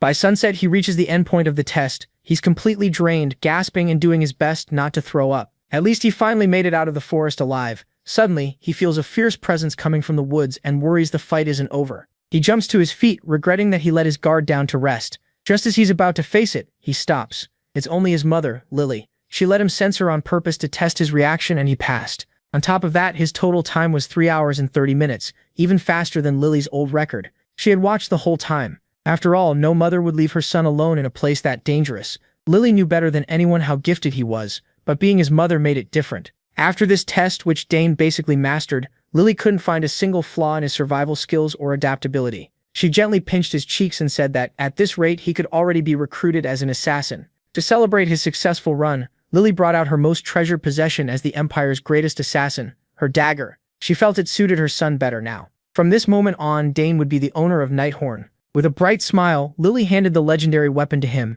since she had no more use for it anyway. Nighthorn was forged from the mysterious etriol ore, a material that can take on the properties of any object. If he wanted, he could use it to store every poison in the world, mixing and absorbing them for his own use. The protagonist sincerely thanked his mother for such a precious gift and promised to take good care of Nighthorn. That also marked the end of his assassin training with Lily. Just as they were getting ready to head home, the mother and son heard a rough scream nearby. It seemed to come from deep inside the forest, so they went to check it out. A few days later, inside the annex tower of Danes County, a man wakes up in one of the guest rooms, coughing and shouting in terror. With long white hair and a beard, he looks totally lost, struggling to catch his breath. Once he finally looks around the fancy room, he wonders where he is. The last thing he remembers is eating a mushroom in that cursed forest. The door creaks open, and Dane walks in, carrying water. He tells the man not to move much because he's still going through detox. MC explains that the old man must have accidentally eaten a red-nosed poisonous mushroom. Luckily, he and Lily found him in time. The old man remembers seeing those mushrooms but never thought they were that deadly. If they had arrived a little later, he'd already be rotting. The protagonist hands him a cup of water, knowing how thirsty he must be. As the young man watches him closely, he notices a belt with the Nixian magic tower crest among the old man's things, so this clearly isn't some ordinary person. If Nighthorn hadn't absorbed the poison wrecking his body, the old man would have died. After calming down a little, the man asks where he is, and Dane plainly says they're in the annex tower of the county of MC. The old man must have gotten lost in the southern region. Poisoned by those cursed mushrooms, he somehow walked all the way south. He tells him to rest for now and wait for the count to come see him. He also introduces himself as the count's youngest son, Dane. That catches the old man's attention right away. He's heard of Arabella, the genius desired by every magic tower in the Empire. The protagonist also explains they found the old man in the forest while he was training with his mother. The old man nearly spits out his water when he hears that insane forest had tormented him. Even as an 8-circle mage, he got lost, and when he cast a spell, the twisted mana flow backfired and wrecked his whole body. That forest is packed with ancient mana, and hidden traps are scattered all through it. Since it belongs to House Dane, it's naturally dangerous for anyone outside the family. And because of that ancient magic, the mana flow is completely different from what modern mages are used to. For one of them, it's the worst possible place to be. The old man finally realizes he truly would have died if MC hadn't saved him. He also sees that the boy in front of him might be a once-in-a-generation talent if he can train freely in that hellish place. He even made the antidote he desperately needed to survive. From his looks, the boy was still in his teens, yet even at that age, he was able to make an antidote that required deep knowledge and exact preparation skills. The old man couldn't believe how blessed House Dane was. They already had 2 generational geniuses in magic and summoning, and now even the youngest son seemed like a monster. If the continent were still at war, House the protagonist could easily have become the strongest noble house in the Alteon Empire. The old man thanks MC and admits he owes him his life. He's a little taken aback by the boy's bold attitude, but says he always repays his debts. First, he introduces himself properly. This old man is Sidron Gauss, the former head of the Nixian Magic Tower. Proud of his name and rank, he tells Dane to ask for whatever he wants. He only smiles at that show of modesty. He can tell this wandering old mage is the type who keeps everything he owns in a subspace. Sidron is thrown off by how calm the protagonist stays after hearing his title. Most people would be shocked or nervous in front of a tower master, but the boy doesn't flinch at all. Trying to recover his dignity, Cedric urges him again to ask for anything. Dane pauses for a second, seeming to think over his next words. Cedric smiles, expecting a chance to prove how dependable he is, but MC simply says he needs more time to think about his reward. He never gives Cedric the satisfaction of feeling important, and in the end, MC turns to the door and wishes the great mage a quick recovery, telling him to get some more rest. Once the boy finally leaves the room, Cedric just sits there on the bed, stunned by his indifference. No one had ever treated Sidron like he was just some regular mage. The old man starts thinking he might leave after only a day or two. But not this time. He had just met an interesting kid in the south, and now he wanted to learn more about him. Dane casually told Herman who Sidron was, and the attendant excitedly explained that 8-chain mages sit at the very top, the best of the best. That meant someone with huge power now owed him a favor. Magic towers, after all, work like independent powers on this continent, almost like sovereign nations. So Cedric was an incredibly important person. Even so, it was strange that the head of a magic tower had been wandering through that forest. Then again, this was no normal forest. Mages treat it as forbidden ground and call it the Forest of Last Days. Just hearing that name tells you regular people should never go near it. Dane looked at the sword in his hand and told Herman to get him a new one. The ones he had been using were already too short and too light for him. Luckily, they had plenty of weapons from the war trophies the Count brought back. By tomorrow, the protagonist could start training with a proper longsword. For now, he would finish training with the lighter blade. Then he remembered the crest Duke Turman had given him, a free pass to forge any weapon he wanted. 7 years had passed since then. Looking back, Dane remembered those days fondly. If he ever went to the capital, his first stop would definitely be the Duke's land. After training, MC met his father outside the hall. He had thought his father still had business away from the castle, but to his surprise, he came back early. Things had wrapped up faster than expected, so the Count rushed home to check on the head of the magic tower, recovering in a guest room. He hoped Cedric Goss could help Arabella. After all, she would need a strong teacher. Dane had thought the same thing. Maybe the Tower Master could guide his sister, but he wasn't sure the old man could handle her attitude. He had heard Arabella once punched a senior for being annoying. Either way, Count Hisagras praised his son for saving a life. Sure, he had only done what needed to be done, but it was still something not everyone could pull off. The protagonist had truly grown into an amazing young man. As the years passed, it got harder and harder for Count Dane Sogras to even catch a glimpse of his daughters. Arabella had finished her extended term and was choosing a magic tower, while Claire had become an assistant professor. That's the price of having exceptional children. Of course, Claire and Arabella were outstanding on their own, but the Count also had big hopes for his only son. He often wondered how the world would deal with a man carrying so many gifts. The Count looked forward to the day his rival, Balt Termian, would see how far Dane had come. It had been years since he was reborn as the son of House MC Sogras, yet the thought of crossing swords with Duke Termian still fired him up. Anyway, he also wondered how Layla was doing in the capital. Her last letter had come maybe a year ago. He was looking forward to seeing what she had been up to once he reached the capital. A few days later, Cedric complained he was going crazy in the guest room. He still hadn't fully recovered. The doctor told him not to go far and strictly banned him from using magic.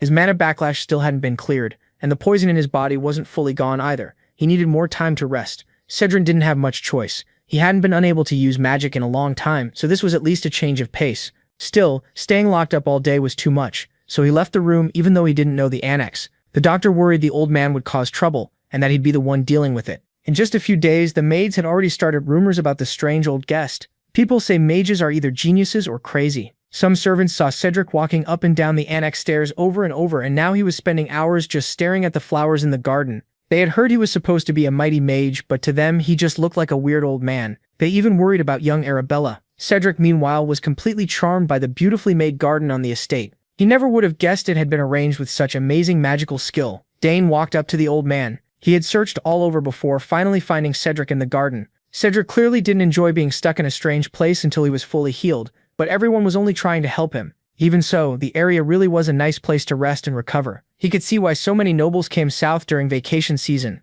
Dane loved the south, so it was a shame he would be leaving soon. Curious, Cedric asked the boy where he was headed. The protagonist casually said he would soon be going to the capital, and Cedric assumed he was bound for the academy. After all, both of his sisters were already well known there. While the daughters of House MC Sagras were famous for their incredible talent, Cedric was even more curious about MC's gift, so he poured mana into his eyes and decided to check for himself. Inside the boy's body was a raging wave of raw power. Cedric's eyes widened. He had never seen mana this dense. The boy's power was on a whole other level. If other geniuses his age were streams, Dane was a rushing torrent tearing through everything in its path. Normally, that much power in someone so young would be unstable and ready to explode. But not here. He quickly noticed the old man inspecting his mana without permission and called it rude. Cedric awkwardly stopped and praised him for catching it. He apologized and admitted it may have been thoughtless. Inside, though, he still couldn't understand how Dane kept such wild power under control. In all his years as an archmage, the boy was a one-of-a-kind case. Confused by the old man's reaction, the protagonist wondered what he had seen.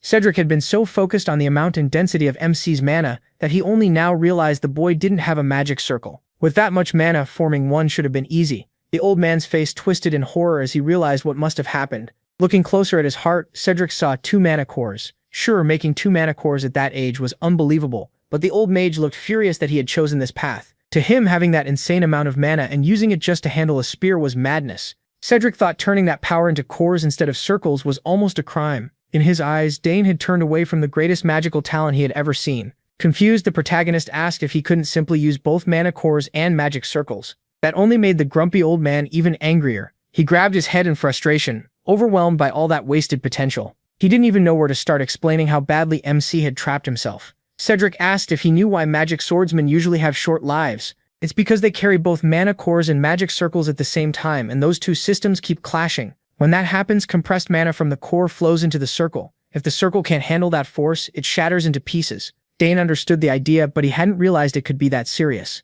Cedric had gotten so irritable because he was watching the world's greatest talent get wasted on training with a spear. Worried, he asked if that meant magic was impossible for him. Now, Cedric said it wasn't impossible, but casting spells that need refined mana without a circle was, in theory, nearly impossible. On top of that, many had tried this path, and every case Cedric had personally seen ended in failure. Even so, the protagonist wasn't discouraged. He had never really tried it properly before. He just felt he could cast spells without refining mana through a magic circle. Cedric thought the boy had lost his mind. Dane didn't waste time. He used what he already knew and started reshaping a magic code. After adjusting the runes and the mana in the air, everything came together smoothly. Once the code was rearranged, he produced a fire spell with a strong blast. Every doubt in his mind vanished the moment it worked. It was only a basic one-chain spell, but he had cast magic without a magic circle. Cedric's jaw dropped. Common sense said someone without a magic circle shouldn't be able to cast spells. In all his years leading the Nixian magic tower, he had never seen anything like it. Dane kept going, changing the code again and creating a mana barrier around his body. He explained that Arabella had discovered his high affinity for magic, and he wondered if that was why he could do impossible things with mana. Maybe that was part of it, but what he was doing went far beyond theory. Cedric Gauss had stood at the top of the magic world for a long time. This was the first time he felt what ordinary people feel when they face true monsters of talent. He was watching an inborn gift that could shake the world. Meanwhile, Dane was just amused that the spells had actually worked. The old Archmage's knees trembled with excitement. MC had unmatched mana affinity and power, purer and denser than anyone else in the world. The boy was truly extraordinary, a once-in-a-lifetime genius. Cedric couldn't hold back anymore. Right away, he asked him if he wanted to become his personal disciple. The old man pushed hard, trying to convince Dane to accept his teaching, because letting that kind of talent go unused would be a loss for the whole world. The protagonist was starting to get tired of his persistence when Cedric asked if he knew any two-chain spells. The boy had never learned two-chain magic codes, so he couldn't cast a higher-level spell. Cedric laughed and bragged that if MC became his student, he'd be casting 8-chain spells before long. Even so, MC politely turned him down. Cedric's patience was running out when Agric stepped in and laughed at how close the Archmage was getting to his son. When asked what they were talking about, Agric honestly said the old man kept trying to make Dane his disciple, even after being refused several times. At least Cedric knew how to act in front of the head of the house, praising his potential to become a great mage someday. He stressed that the protagonist's future was brighter than anyone could imagine, since he could already use chain-level magic without a circle. As a true warrior, Count Agric understood just how unbelievable that was. At this point, the Count had almost stopped being shocked by his son's inhuman feats. Dane didn't even know the basics of spells, yet he could cast them naturally. The Count also praised the former head of the magic tower for seeing MC's talent right away. But talent wasn't enough of a word. MC was a genius who could truly become an unmatched magic lancer. The moment Count Agric heard that, he pictured his son giving up the spear and taking up a sword. His good mood vanished, and the anger in the room was obvious. The title of magic swordsman clearly did not sit well with Agric. Dane shivered when Sidrin said the one word that should never be spoken in front of his father. Not noticing the mood at all, Sidrin kept pushing the idea of him becoming a magic swordsman. He even promised to take full responsibility and turn the boy into the strongest fighter in the Empire. By the time he noticed the Count's expression, it was already too late. Count Agric shouted at the top of his lungs that his son would never become a magic swordsman. Sidrin argued that sword and magic were a perfect match for a genius fit for both, but Agric kept yelling that his boy would not become a magic swordsman. If anything, he'd become a magic lancer. Sidrin finally understood what the real problem was. Dane just stayed as quiet as possible while his father calmed down. Poor Sidrin had never met a family as strange as the Solgress family. For a mage, taking on a disciple carries huge meaning. Powerful mages usually choose their successors through a rite called inheritance. It's a tradition that goes back to ancient times, even long after formal magic education became common. What Sidrin wanted was not just a disciple but someone to inherit his life's work and the legacy before it. The fact that an 8-chain archmage was still this desperate to recruit him gave Dane a lot more confidence in his own talent and future. He could feel a strange new emotion stirring inside him. Now that he understood the basics of magic, he remembered a gift Arabella had left him years ago, a crystal ball he could use if he wanted to see his sister. Right now, getting Arabella's opinion sounded helpful. Dane took out the crystal ball and poured mana into it. He called Arabella telepathically while she was studying in the academy library. When she finally recognized his voice, she was stunned. Arabella dropped what she was doing and smiled, happy that her little brother had contacted her. As expected, even Arabella was shocked to hear that the protagonist had used a one-chain spell without a magic circle. She already knew his mana affinity was absurdly high, but not to this level. Since the circle mainly purifies and moves mana, she guessed Dane's mana might already be pure enough to use as it is. To test that, Arabella wanted to send a mana stone to the device in MC's room and check the purity of his mana. It was lucky he had Arabella to help with things like this. She was already a well-known 6-chain mage, and her support was deeply reassuring. Arabella believed that since the protagonist could already use chain-level magic, Drawing attention at the academy would be unavoidable, even though that was the last thing he wanted. Still, there was no stopping it. Talent always draws eyes, but Arabella promised she'd crush anyone who tried to bully her little brother. Speaking of bullies, Dane asked about the rumor that she broke the nose of an upperclassman, the second son of the dual duchy. Just thinking about that clingy jerk made Arabella mad. Realizing she was taking the call in a public place, she tried to calm herself down. In any case, she guessed MC's mana purity might keep increasing over time, and that was one possibility they had to consider. Sadly, the talk had to end when one of her professors called for her. They said goodbye, and Arabella promised to send the mana stone. It finally hit Dane that he might be walking a path no one had ever walked before. With mana this pure, he joked that maybe a dragon's heart was beating in his chest or something. Meanwhile, Sidran was still stuck in the annex recovering. He had used mana to inspect him, and that made his magic backlash worse, so he might have to stay there even longer. If the boy would just accept his offer, Sidran could pass on one of the greatest legacies in magic. He kept wondering what he could do to lure the protagonist over. If even 8-chain magic wasn't enough to tempt him, maybe he should offer some priceless artifact or pass down an inheritance refined through many generations. But if he handed over his treasures too soon, Dane might trick him and leave him with nothing. While he was still racking his brain for ideas, MC knocked on the door. Sidran wondered if the boy had come to apologize or maybe changed his mind about the offer. Dane had come to see the old bat because he had something to say. Sidran instantly assumed he had finally decided to become his disciple, but he quickly shut that idea down. No, it wasn't that he had no interest in magic. Sidran asked if he already had a master, but that wasn't it either. Thinking he was being toyed with, Sidran asked what the boy wanted. It was simple. The protagonist still didn't know the rearrangement code for 2-chain magic. Learning from his sister would be hard since she was far away, so the best choice was to learn from Sidran, a real archmage, and since the old man still owed him for the rescue, refusing right away would be hard. Dane admitted he didn't want to walk only the path of a mage. He wasn't going to become just a magic lancer either. He wanted to be a summoner magic lancer assassin. As far as Sidran knew, nothing that ridiculous even existed. Hell, MC said he'd even add swordsman to that title. The sheer absurdity of the boy's dream left Sidran speechless. To chase something that wild, he had drawn a clear line and refused to become the former Magic Tower chief's disciple. From his tone, Sidran could tell the boy had already made up his mind. Then an idea struck him. The old mage stood up and asked if Dane would be interested in a letter of recommendation. Since he planned to enter the academy, one from the former head of the Nixion Magic Tower would greatly raise his standing. The protagonist thought about it for a moment and decided it wasn't a bad offer at all. He accepted the letter, and while they were at it, he had one more request. Cedric laughed to himself, thinking the boy had finally come around. Maybe now he could start securing his hold over this unmatched genius. Seeing the old man in a generous mood, Dane asked if he could also learn the rearrangement code for 2-chain magic. For someone like Sidran, that shouldn't be hard. After all, he knew the rearrangement code for every existing 2-chain spell. MC was still young, so a recommendation letter and a few 2-chain spell codes were hardly too much to give. Even if he wasn't in top condition, Sidran could start teaching right away. He quietly smiled to himself, knowing he had just pulled off a big win. He held out his hand and said that with all of this, Sidran's debt for being saved should now be fully repaid. The old bat had said it himself. Since he owed Dane so much, the boy could ask for anything. So that was exactly what he was doing. Sidran did not like being played like that. He had really thought he was finally getting a disciple. But the protagonist's answer to the invitation hadn't changed at all. It was a big no. The old man had been outsmarted by a 14-year-old. Still refusing to give up, Cedric argued that the boy had asked for 2 things when he only owed 1 favor. Dane disagreed. First, he had saved the old man's unconscious body in the forest. Second, he had neutralized the poison wrecking Cedran's body. He could have also mentioned carrying the unconscious old man all the way to the annex, but he decided to count that as a bonus. Cedric had no comeback. He was completely and logically beaten. He honestly wondered how a child this bold even existed in this world. In the end, Cedran and Dane set their lessons for the training hall. The old man had partly accepted that he might never get MC as an official disciple, but he could still keep trying to win the boy over if he changed his mind someday. Cedric simply could not bear to let talent like this go to waste. The lesson finally began. First, they had to deal with the fact that Dane was using chain-level magic without a circle. He would need to focus hard, because the rearrangement code for 2-chain magic was far more complex than 1-chain. Countless young mages never even reach that stage and give up instead. He listened closely, glad to have such an experienced teacher. Cedran saw the light in the boy's eyes and made sure not to go easy on him. He still had his pride as an archmage to maintain, after all.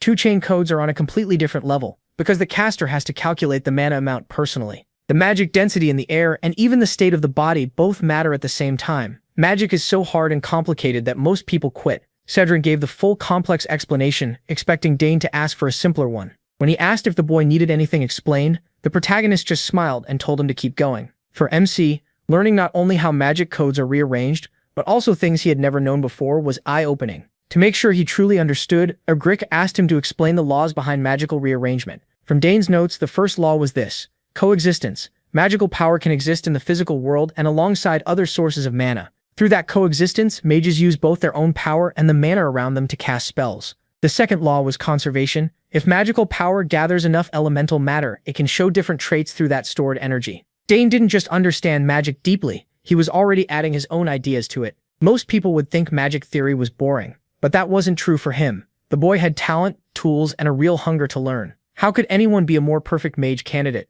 As the lesson went on, Agric explained that magic codes grow far more complex with each added chain. Rather than stay in theory, he decided a demonstration would be easier. He skillfully drew out a small amount of mana and built a simple magic grid to show a one-chain spell in its most basic form. But from 2 chains on, everything gets much harder. He changed the mana fragment into a spinning mass of runes and power, showing the rearrangement code for 2-chain magic. Dane fixed his eyes on the display, paying close attention to how complex the nodes were. Agric then shaped the code into the 2-chain fire spell, Fire Arrow. With magic codes, repetition is what leads to mastery. The old man figured he was finally seeing just how hard magic could be. By his estimate, most people needed at least a year to move from a 1-chain code to a 2-chain one. No matter how smart someone is, the human mind can only grasp one piece of the code at a time. Agric thought he could guide Dane's progress over about a week, teaching him the methods step by step for mastering 2-chain codes. But the protagonist already wanted to try and Agric allowed it, expecting the boy to fail badly. But the moment MC began drawing mana out of his body to make the first code,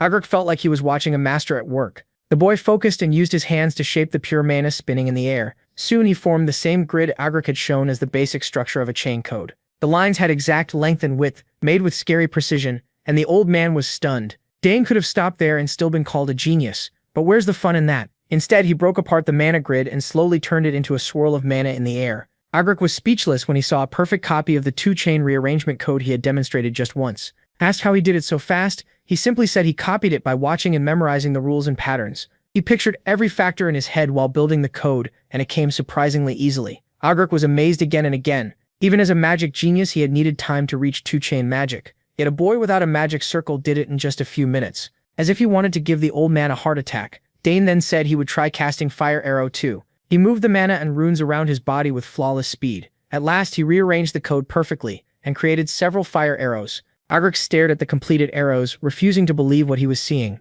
Watching this boy pushed the old man into an existential crisis. If he had grown up with the protagonist's talent, he might have already reached his dream of 9-chain magic. Dane easily controlled the fire arrows, sending them around the training hall, while the Archmage tried to recover. Even MC was surprised that everything came so naturally all at once. One thing was clear: the world would go crazy if it saw a circleless mage pulling off magic like this. Agric knew his talent had to stay hidden before all kinds of shady people came after him. And on top of that, he still hadn't given up on making the boy his disciple. Since the protagonist had picked up the first code so easily, they could move on and learn even more. Agric started to think he might need to be careful about what he wrote in Dane's recommendation letter to the academy. At the end of the day, MC lay in bed thinking about the lesson. He decided to properly learn both theory and practice. When he thought about his past life, he remembered being forced into a life where he didn't even have the chance to study magic. In those days when he never knew when he might die in battle, finding time to learn magic was a luxury he couldn't afford. He was too busy swinging a sword and trying to stay alive. To some extent, magic put more weight on theory than on simply casting spells.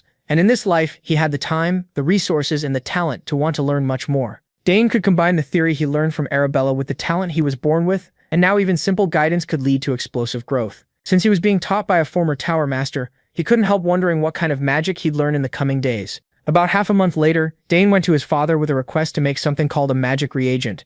They didn't have the materials, so he would need to leave the territory. His father was a little surprised by his son's progress. Agric backed him up, assuring him that the boy was ready for reagents, now that he had already mastered 4 rearrangement codes. Normally, even a genius would need a month to learn one. Count, the protagonist, also knew that magic reagents were hard to find. The protagonist had only learned about them by reading books in the family's magic library. Agric had already accepted that the boy was simply built differently. He was even glad MC cared about something as dull as magic reagents. In the end, the Count agreed, thinking it would be a great experience for his son. Since he was leaving anyway, Dane could also see his territory for himself. He smiled and thanked his father for trusting him to go out on his own. He set off on a short trip to the outer parts of the Sogress territory. With him were Agric and Herman. Even out there, the people of the county looked at the protagonist and spoke of him with deep respect. The protagonist returned their warm feelings with kindness and a smile. During the trip, Agric guessed that Count Dane must be a kind lord, judging by how happy his people were. The South really had a lot going for it. Great snacks, nice weather, and good people too.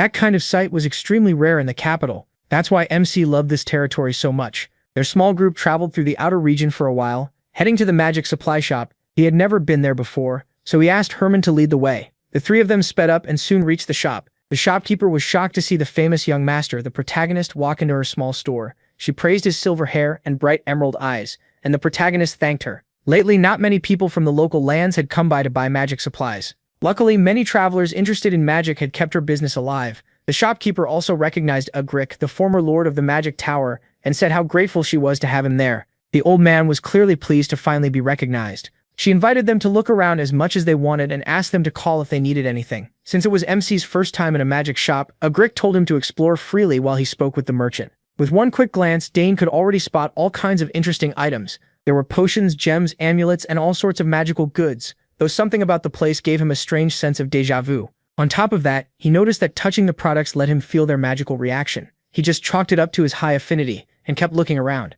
Then a soft bell-like sound rang in his ears, almost calling for his attention. He felt an especially strong reaction from one side of the shop. When he moved closer, the owner told him that everything on that side was only decoration. Ugric called Dane over to look at some potion ingredients together. The old man had already picked a few raw materials, like moonroot, which could be used in at least 50 different potions. The owner assured them she personally processed her ingredients and kept them top quality. Still, he was very curious about the strange sound. As he walked deeper into the pile of decorations, he felt an odd power pulling at him. Then he turned and spotted a stone giving off pure mana. It had to be the source of the sound. Dane hurried toward it, almost like his body was moving on its own. Seeing his young master act strangely, Herman rushed over in concern. To him, the protagonist was only staring at an ordinary stone fixed to the wall as decoration. MC didn't know what was happening, but the stone was clearly calling to him. He pulled it from the wall and held it in his hands. Just as he suspected, pouring more magic into it made the reaction even stronger. It was possible the object was reacting only to his magic. Meanwhile, Ugric was still picking out raw ingredients all over the shop. Dane went to the owner and asked about the stone he had just removed from the wall. Like she'd said before, it was only decoration. But what kind of decoration gives off a stronger magic reaction than anything else in the store? Ugric asked if she had been tricked into buying it, and she admitted that a few years ago, a traveling merchant had given her a large package as payment. When she excitedly opened it, she found only that plain stone inside. She still held out hope and asked a mage to appraise it, but it was confirmed to be ordinary. Based on how Dane reacted to it, this clearly wasn't an ordinary stone. The shop owner urged the young master to pay attention to her real stock instead of wasting time on a rock. She tried showing him all kinds of rare magic items, but he was still fixated on the strange stone in his hand.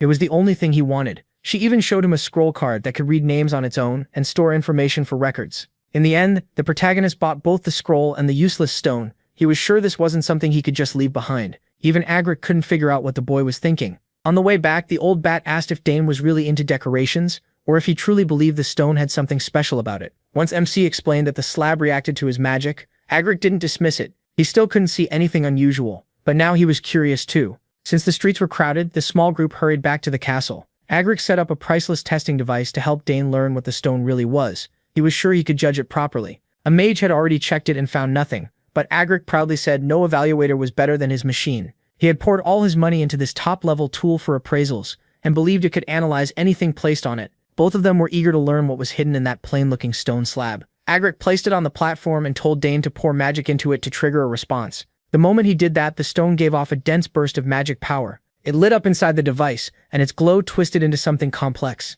Ugric watched the flare closely, his eyes locked on the slab. Seeing his tool finally uncover the stone's secret, Ugric could hold his head high again. After being shown up by the boy so many times, mana streamed out of the slab and formed runes in the air. Dane understood right away what they were seeing. Since Ugric had been teaching him about this for weeks, there was magical code inside the stone, but the old bat said this was no normal code. It was amazing. Floating around them was a structure unlike anything they had seen before, maybe as complex as a 6 or even 7-chain code. So the magic stone had hidden code inside it, and the protagonist mana seemed to be the key. It only reacted to him. They had managed to pull the code out, but figuring out what it was and why it answered only to Dane's magic was a whole different problem. Even Ugric, skilled as he was, had never seen this kind of magic before. Still, his pride as a mage made him determined to crack it. If he could, they might learn what made MC's magic so different. While he and Ugric worked hard to decode the magic at the training grounds, Arabella was busy with research of her own in a private lab at the academy. It was packed with books and magical tools, all neatly arranged from her many studies.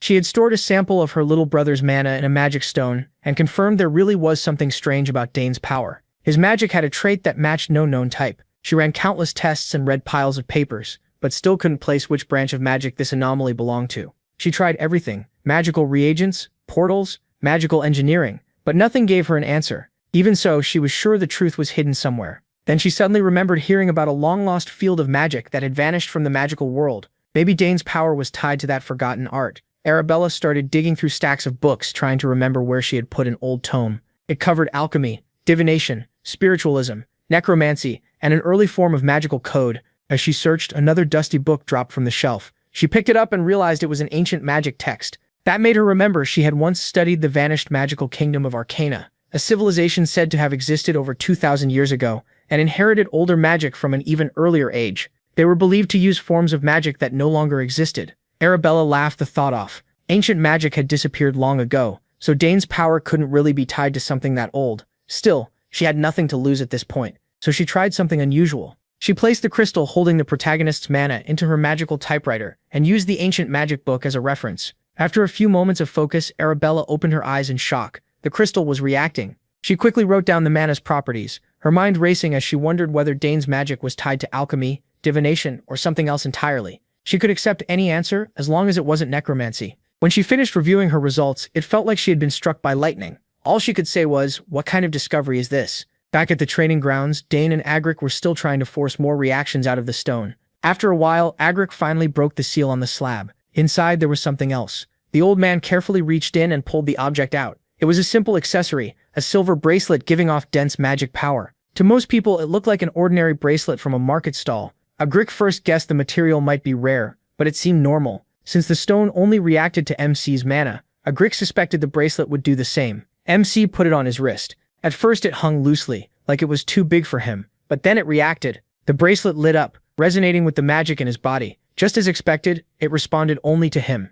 Strange glowing characters started appearing from the bracelet. Agric leaned in for a closer look while Dane eagerly asked if the old mage could read the symbols. To the protagonist's surprise, Agric's face broke into a huge grin. They were ancient runes, letters nobody in the current world could read. By ancient, Agric meant the language of the lost kingdom of Arcana. MC only knew a little about Arcana from what Arabella told him as a child. She said it was an age when magic ruled every part of life. Then suddenly and mysteriously, that golden era ended, leaving behind only a few relics and legends. And now this strange line of magical code sealed inside a stone had become another piece of that old puzzle. Agric always knew his magic was unusual, but he never imagined it would connect to the ancient kingdom of Arcana. That only made him want him as an apprentice even more. After all, the Forest of the Last Days, which had even defeated Agric, was said to be filled with traces of Arcana's disruptive magic. The protagonist's connection to that ancient power finally made sense. Sadly, all they had right now were a few unreadable lines of text. Agric told Dane to take all the time he needed to investigate the mystery,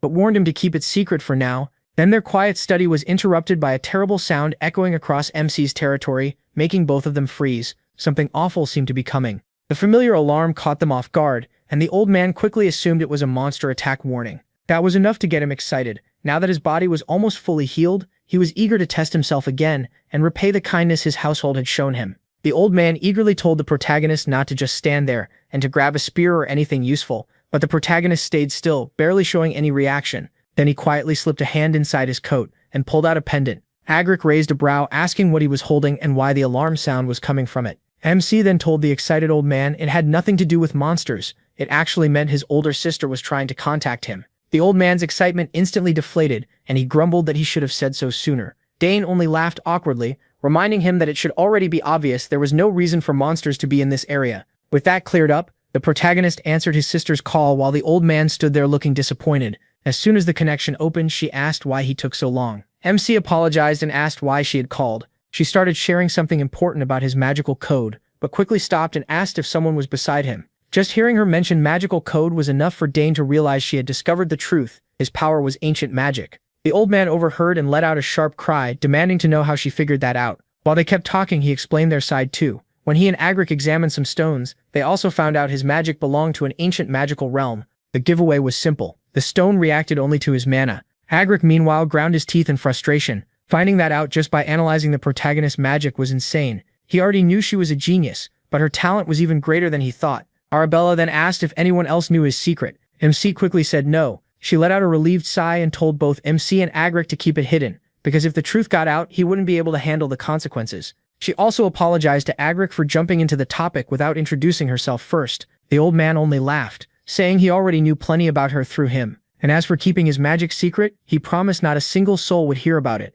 If that secret gets out, the protagonist wouldn't be the only one in trouble. The whole Sogre's house would suffer for it. Arabella praises the old man for catching that right away, saying that's exactly what she'd expect from a wise mage. Cedric then asks if this call is being recorded, and she says it isn't. She explains the moment the call ends, it'll be erased at once. That eases him a little, and he adds that he plans to return to the magic tower to look into this himself. Arabella thanks him, but he brushes it off, saying he's only doing what any mage should do, so she doesn't owe him anything. Then he brings up the magic tower again. He heard she's been looking for one to join, so he asks if she's decided which one she wants. Arabella instantly catches what he's hinting at and tries to dodge the question, saying she isn't considering Nixon Magic Tower since it doesn't focus on the field she cares about. That annoys the old man all over again. He was already wondering where Dane got his brains from, and now it's obvious his sister is just as sharp. Still, he keeps that to himself and only laughs, saying she doesn't have to join their tower anyway. Watching this, MC gets a little nervous, especially after how blunt his sister was. Anyway, she ends the topic by saying they can talk about the details later. After a quick exchange of goodbyes, she cuts the connection. Sidrid remarks that their sister has grown into someone pretty amazing, and Dane agrees, adding that the artifact in front of them was made by her too.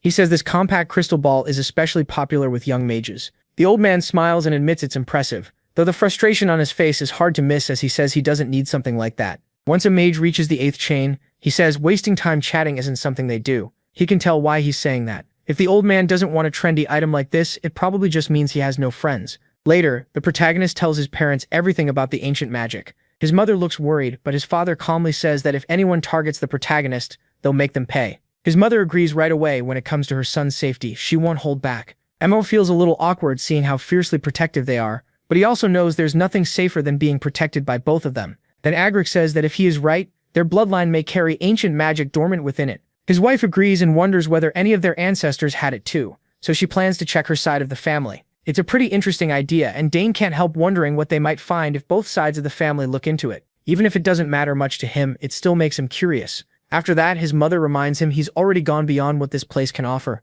If he stays longer, it could slow his growth, so he should start thinking about going to the capital. That mention of the capital catches him off guard, and his parents remind him he has to be at least 14 to enter the academy. Now that he's finally that age, there's no reason to wait. Arabella admits he wanted to keep Dane home for another year or two, but there isn't much left for him to learn here. His mother gently rests a hand on his and says he can leave whenever he wants. They make it clear the choice is his. The protagonist is surprised they've already accepted that he has to leave this place someday. His father says he's sure his son will make him proud and urges him to go use his talent to the fullest. Dane smiles and says he understands what they both mean, and he promises to get ready for the academy. The three of them smile as the choice is settled, and now MC is excited to move on to the next stage of his life. Later, he tells Sidrin he's decided to leave the manor. The old man asks if he really plans to go, and he says yes, though it's a little earlier than he first planned. The old man supports the choice, saying it would be a waste to keep his talent stuck here. He also warns the protagonist not to show everything he can do all at once. The academy values talent, but not everyone there will be happy to see it. Some people will get jealous. Dane already knows that, since Arabella warned him before and even told him about some ridiculous things she had to deal with herself. The old man adds that average people have a hard time surviving in the academy under those conditions, but he assures MC that House Termine is not one of those weak families. That makes him think of Layla and the promise he made to visit her as soon as he reached the capital. He knows that if he doesn't, she'll be really disappointed in him. He also remembers the crest Duke Termian gave him, so he decides to think carefully about what kind of weapon he wants before heading there. The old man then reminds him that only 3 months remain before the academy starts, so he should leave in about 2 months. Dane agrees and then asks what the old man plans to do. Sidrin says he's going back to the magic tower because there's something he needs to handle. He thanks the protagonist for helping with his boredom, and to return the favor, he'll pass along any clue he finds about this ancient magic. MC is honestly grateful. The old man says that with so little time left, lessons should come first. He wants to speed things up so they can finish before MC leaves, but warns him that the 3rd chain is much harder than the 2nd. He promises he'll study hard to reach that level. Then he says he prepared a gift for the old man. Sidrin perks up at once, clearly curious about what it could be. Dane pulls out a box and says his sister sent it yesterday through teleportation magic. He explains that it's a very popular item among young people right now. This version is a brand new compact crystal ball that hasn't even been released yet. Arabella designed it herself, and he managed to get one as a favor. The old man snatches it up right away and looks thrilled to have it for himself.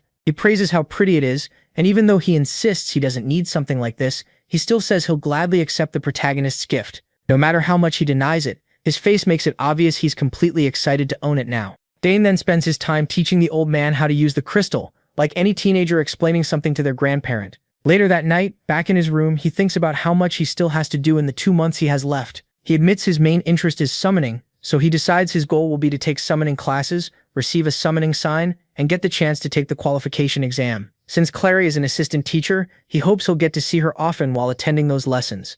Thinking about summoning reminds him he almost forgot to feed magic into his familiar, so he quickly picks up the egg and pours some of his magic into it. For 7 straight years, Dane has carefully infused that egg with magic every morning and night, and still nothing has happened. Even so, the magic isn't disappearing somewhere else. The familiar is absorbing it, so he's sure the egg will hatch someday. The next scene shifts to the academy, where students are talking about the entrance exams. There are 2 parts, a general test and a specialty test. The general one covers things like the Empire's culture, history, and similar topics, but Dane shouldn't have any trouble with that. Arabella explains all of this to her brother through the crystal, and assures him that doing well on this part matters, because it affects his admission score. After that comes the specialty exam. As the name suggests, he has to choose a field and take a test in it, and the content depends on the teacher. Arabella is sure that part will be easy for him too. MC remembers that she passed hers without much trouble, and she just grins, saying it was easy for her. Then she reveals that once he picks a field, he can't change it, so he needs to choose carefully from the start. She adds that she'd really love it if he chose magic. While Dane swings his sword on the training grounds, he gives an awkward smile, realizing she still hasn't given up on trying to pull him into the magic program. To get her off his back, he says he'll think about it, and asks if there really isn't any other way to change specialties after enrolling, like she said. Arabella explains that's usually how it works. The only real option is to graduate and come back, though he can still take classes in other fields. But once he reaches the 3rd year, students usually aren't allowed to take advanced classes outside their own track. In other words, he gets one real chance to choose. She also mentions that for someone as talented as him, there's a self-directed course system. Dane is immediately interested and asks how that differs from the normal courses. His sister casually says that unless he plans to fail, she wouldn't recommend it, because no one has ever passed that exam so far. That only makes him more interested, and the way he pauses for a moment tells his sister he's seriously thinking about trying something bold. Still, he quickly assures her he won't do anything reckless, and says he'll contact her again later. Once the call ends, Arabella wonders if she's pushing too hard about the magic program. Even so, she still believes it's the best choice. That's still the best path for him. Just then, a student comes over to tell Arabella that the professor is looking for her. Later, Sidran keeps his promise and prepares a recommendation letter for Dane. The protagonist is genuinely happy to see that Sidran really wrote it. The old man proudly says he didn't just throw together a basic letter. He took extra care to make it stand out and show the protagonist's real talent and potential. For Sidran, this was a sincere effort, so he tells the protagonist he should feel a little honored. MC smiles right away and promises Sidran he'll live up to his expectations. Still, the old man grumbles that it would have been much better if he had agreed to become his disciple. Technically, they already have that kind of master-disciple bond, but Sidran doubts he will ever truly call him his master. And honestly, Dane's awkward smile makes it pretty clear he doesn't want to see him that way. Moving on, Sidran asks if the protagonist is done getting ready. The protagonist says there isn't much to pack since the academy dorms already have what students need.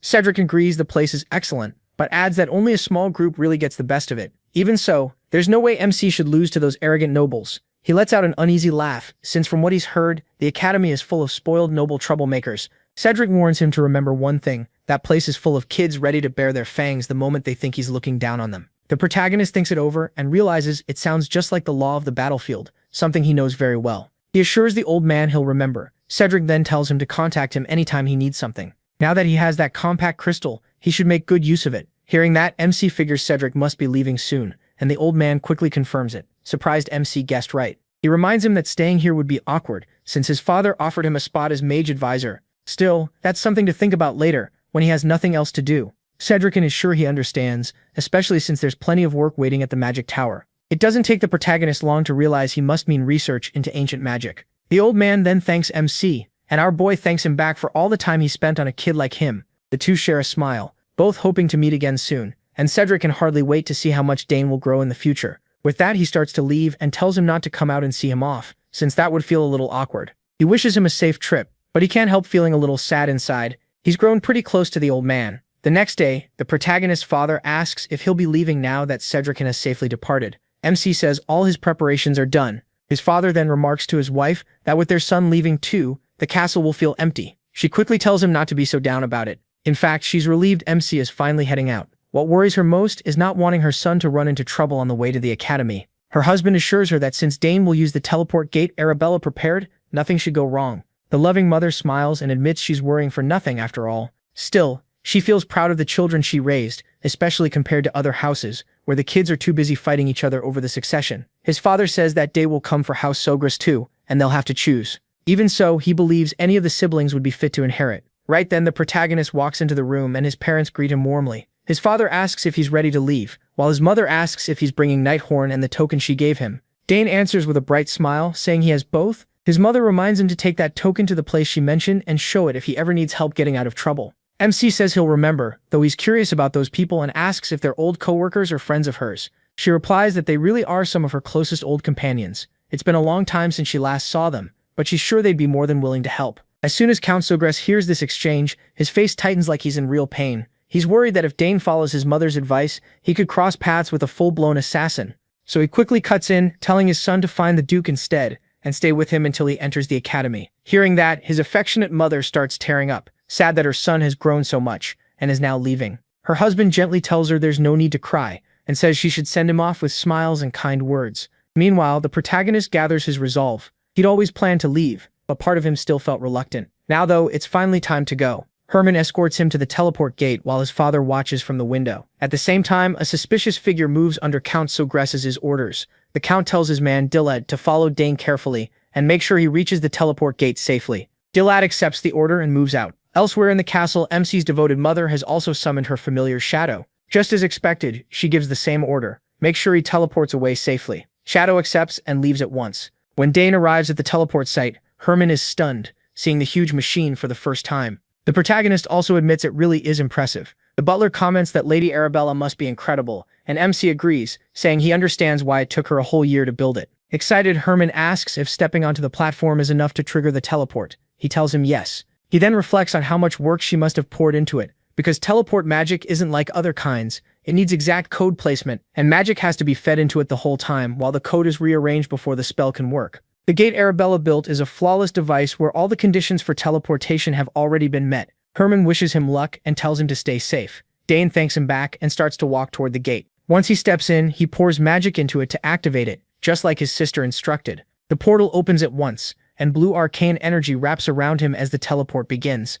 The next moment, the scene shifts to a busy street with people going about their day. In the middle of it, our boy appears on horseback. A big grin spreads across his face when he realizes this is the entrance to the capital city, Artenia. As he moves through the crowd, an unfamiliar voice calls out, saying it has been waiting for him. The man in front of him looks like a knight and introduces himself as Luik Asmar, captain of the 1st Knight Corps of House Termion. The protagonist is a little overwhelmed that the captain himself came to greet him. He never expected that. The knight says he and his men will escort the protagonist from here on. Then he turns his head and orders his knights to clear the way, and the soldiers obey without hesitation. As they move on, MC says he's glad to be in Luik Asmar's care, and the knight says it's an honor to escort him. Dane starts feeling something strange in his chest. He never imagined he'd enter the heart of the Atorian Empire, the place he hated most, and do it as someone seen as full of promise. As they continue through the city, he hears street vendors shouting to sell their goods, and is surprised by how much this place has. He didn't expect the capital to be so lively. The knight then says they've finally reached the lands of House Termion. That immediately lifts Dane's spirits, and when he looks ahead, he's completely amazed by the place.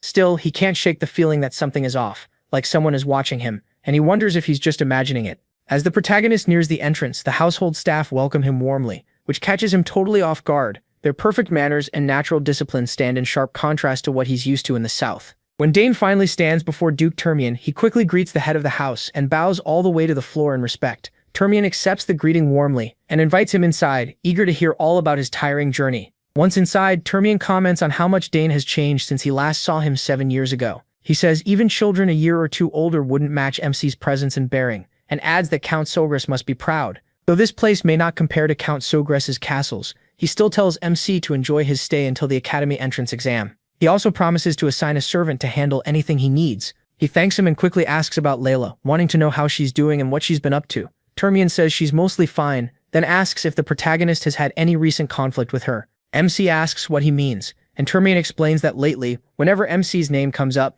Layla always seems a little upset. MC quickly says he doesn't remember any disagreement with Layla. Termion thinks Layla may just be stressed about the academy exam, though he's sure she'll pass without much trouble. Dane wonders what made her act so oddly, and figures it might just be puberty. Then Termion tells him to get some rest for now and says they can talk again later. adding that he should be nice. The protagonist has no idea what that means, but Termian just says he'll understand soon enough. A servant leads MC to his room, and he looks around thinking he'll be staying there for a week until the entrance exam. Still, the room feels way too fancy for a guest room. He drops his bag, starts unpacking, and plans to find the training grounds after that. Right then, someone walks into the room without knocking. She says she'll take him to the training grounds. The moment Dane hears that voice, he knows exactly who's behind him. When he turns around, he sees Layla. She's grown a lot since the last time they met. Looking annoyed, she asks why he took so long to get here. Clearly upset that she had to wait all this time. He can't hide how happy he is to see her, and he quickly asks how she's been. Layla says she's been great, but before they catch up, he has to deal with her anger. She's still mad that he didn't send her any letters for a long time, even though he promised he would. She asks why he never wrote over the past few years, or at least told her when he was coming. Dane, clearly caught off guard, admits he totally forgot and apologizes. Of course, Layla isn't buying that weak excuse. He tries to remind her that at least he really showed up like he promised. He says he was so busy getting ready for the capital that everything else slipped his mind, then begs her to let it go just this once. She pouts, still obviously annoyed, and the protagonist can see it all over her face, so he asks how he can make it up to her, apologizes again, and promises to do whatever she wants. Layla raises an eyebrow and asks if he really means that. Dane gives an awkward smile and agrees, hoping it'll calm her down. Then he asks what she wants him to do to make up for it. After thinking for a second, Layla suggests a sparring match. MC is surprised. That was not what he expected. Still, he agrees.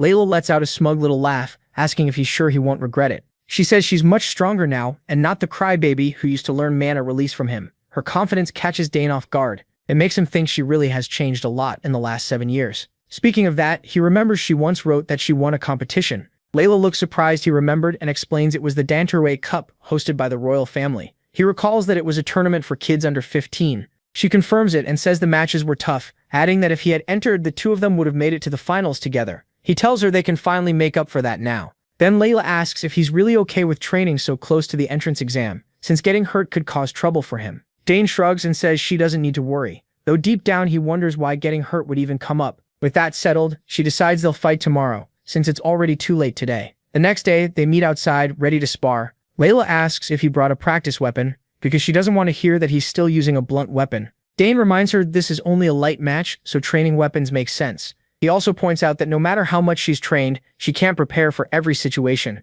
and asks what she'd do if she got hurt. She confidently says not to worry, the best healer in the Empire is right here in the estate, but the protagonist brings up a fair point. What if something serious happens before the healer can do anything? Layla stumbles for an answer, and he tells her that if she wants to use a bladed weapon, she needs to be mentally ready for the risk. She wonders why he's making such a big deal out of a simple spar. In the end, she gives in and agrees to use practice weapons, then tells a servant to bring them. While the servant is gone, Dane looks at her and feels honestly glad to see how confident she's become. Just like the rumors say, it may not be long before she reaches the level of her two older brothers who are both active knights. There's even a real chance House Termian could soon have its first female leader. MC wonders if teaching her mana release was the turning point that helped her grow this much. It really seems that way. From Layla's side, she feels thankful to him. Because of his guidance, she learned the basics of magic control much faster than others her age, and she's already formed 2 mana cores. She waited a long time for this day, and part of her wonders if Dane would feel bad if she won. At last, the servant returns with the gear they asked for.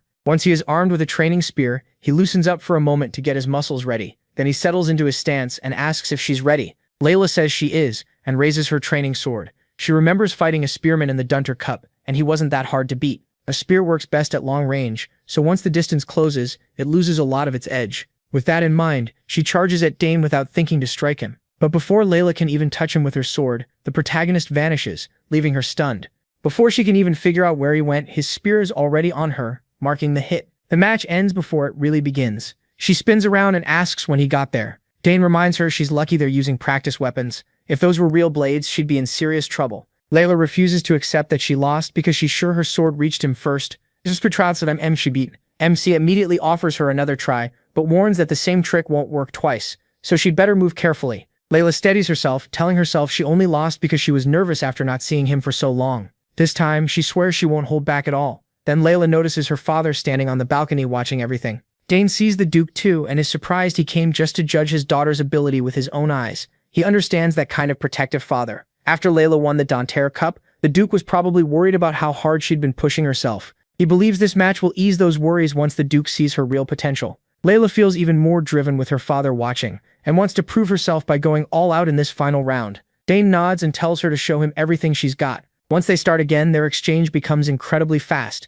This time, Layla is truly going all out. Even so, Dane tells her she still has farther to go, pushing her to try harder. The Duke can't help smiling, proud of his daughter. So far, they look fairly even, and he wants to see how it ends. But all at once, something changes. A strange, dangerous feeling fills the air, and the Duke notices the protagonist's easy smile is gone, replaced by the face of a real fighter ready for battle. That sight feels oddly familiar to him. As their duel goes on, Layla throws everything she has at Dane, but it's obvious she can't match him. Her next sloppy move leaves her wide open, and MC quickly sweeps her off balance, making sure she doesn't fall too hard. Duke Termian doesn't look pleased watching his daughter keep losing. He asks his knight Agric if this will finally knock down Layla's pride a bit. Agric says the Duke already knows what's going on, so his opinion probably isn't needed. Termian agrees. He says he noticed the signs before the Danter Cup, but after winning it, Layla changed completely. While the fight keeps going, the Duke mentions that he thought about having a serious talk with her, but decided it would be better if she realized it on her own. Agric agrees with that. Then Termian asks his knight once again how many manticores Dane might have absorbed.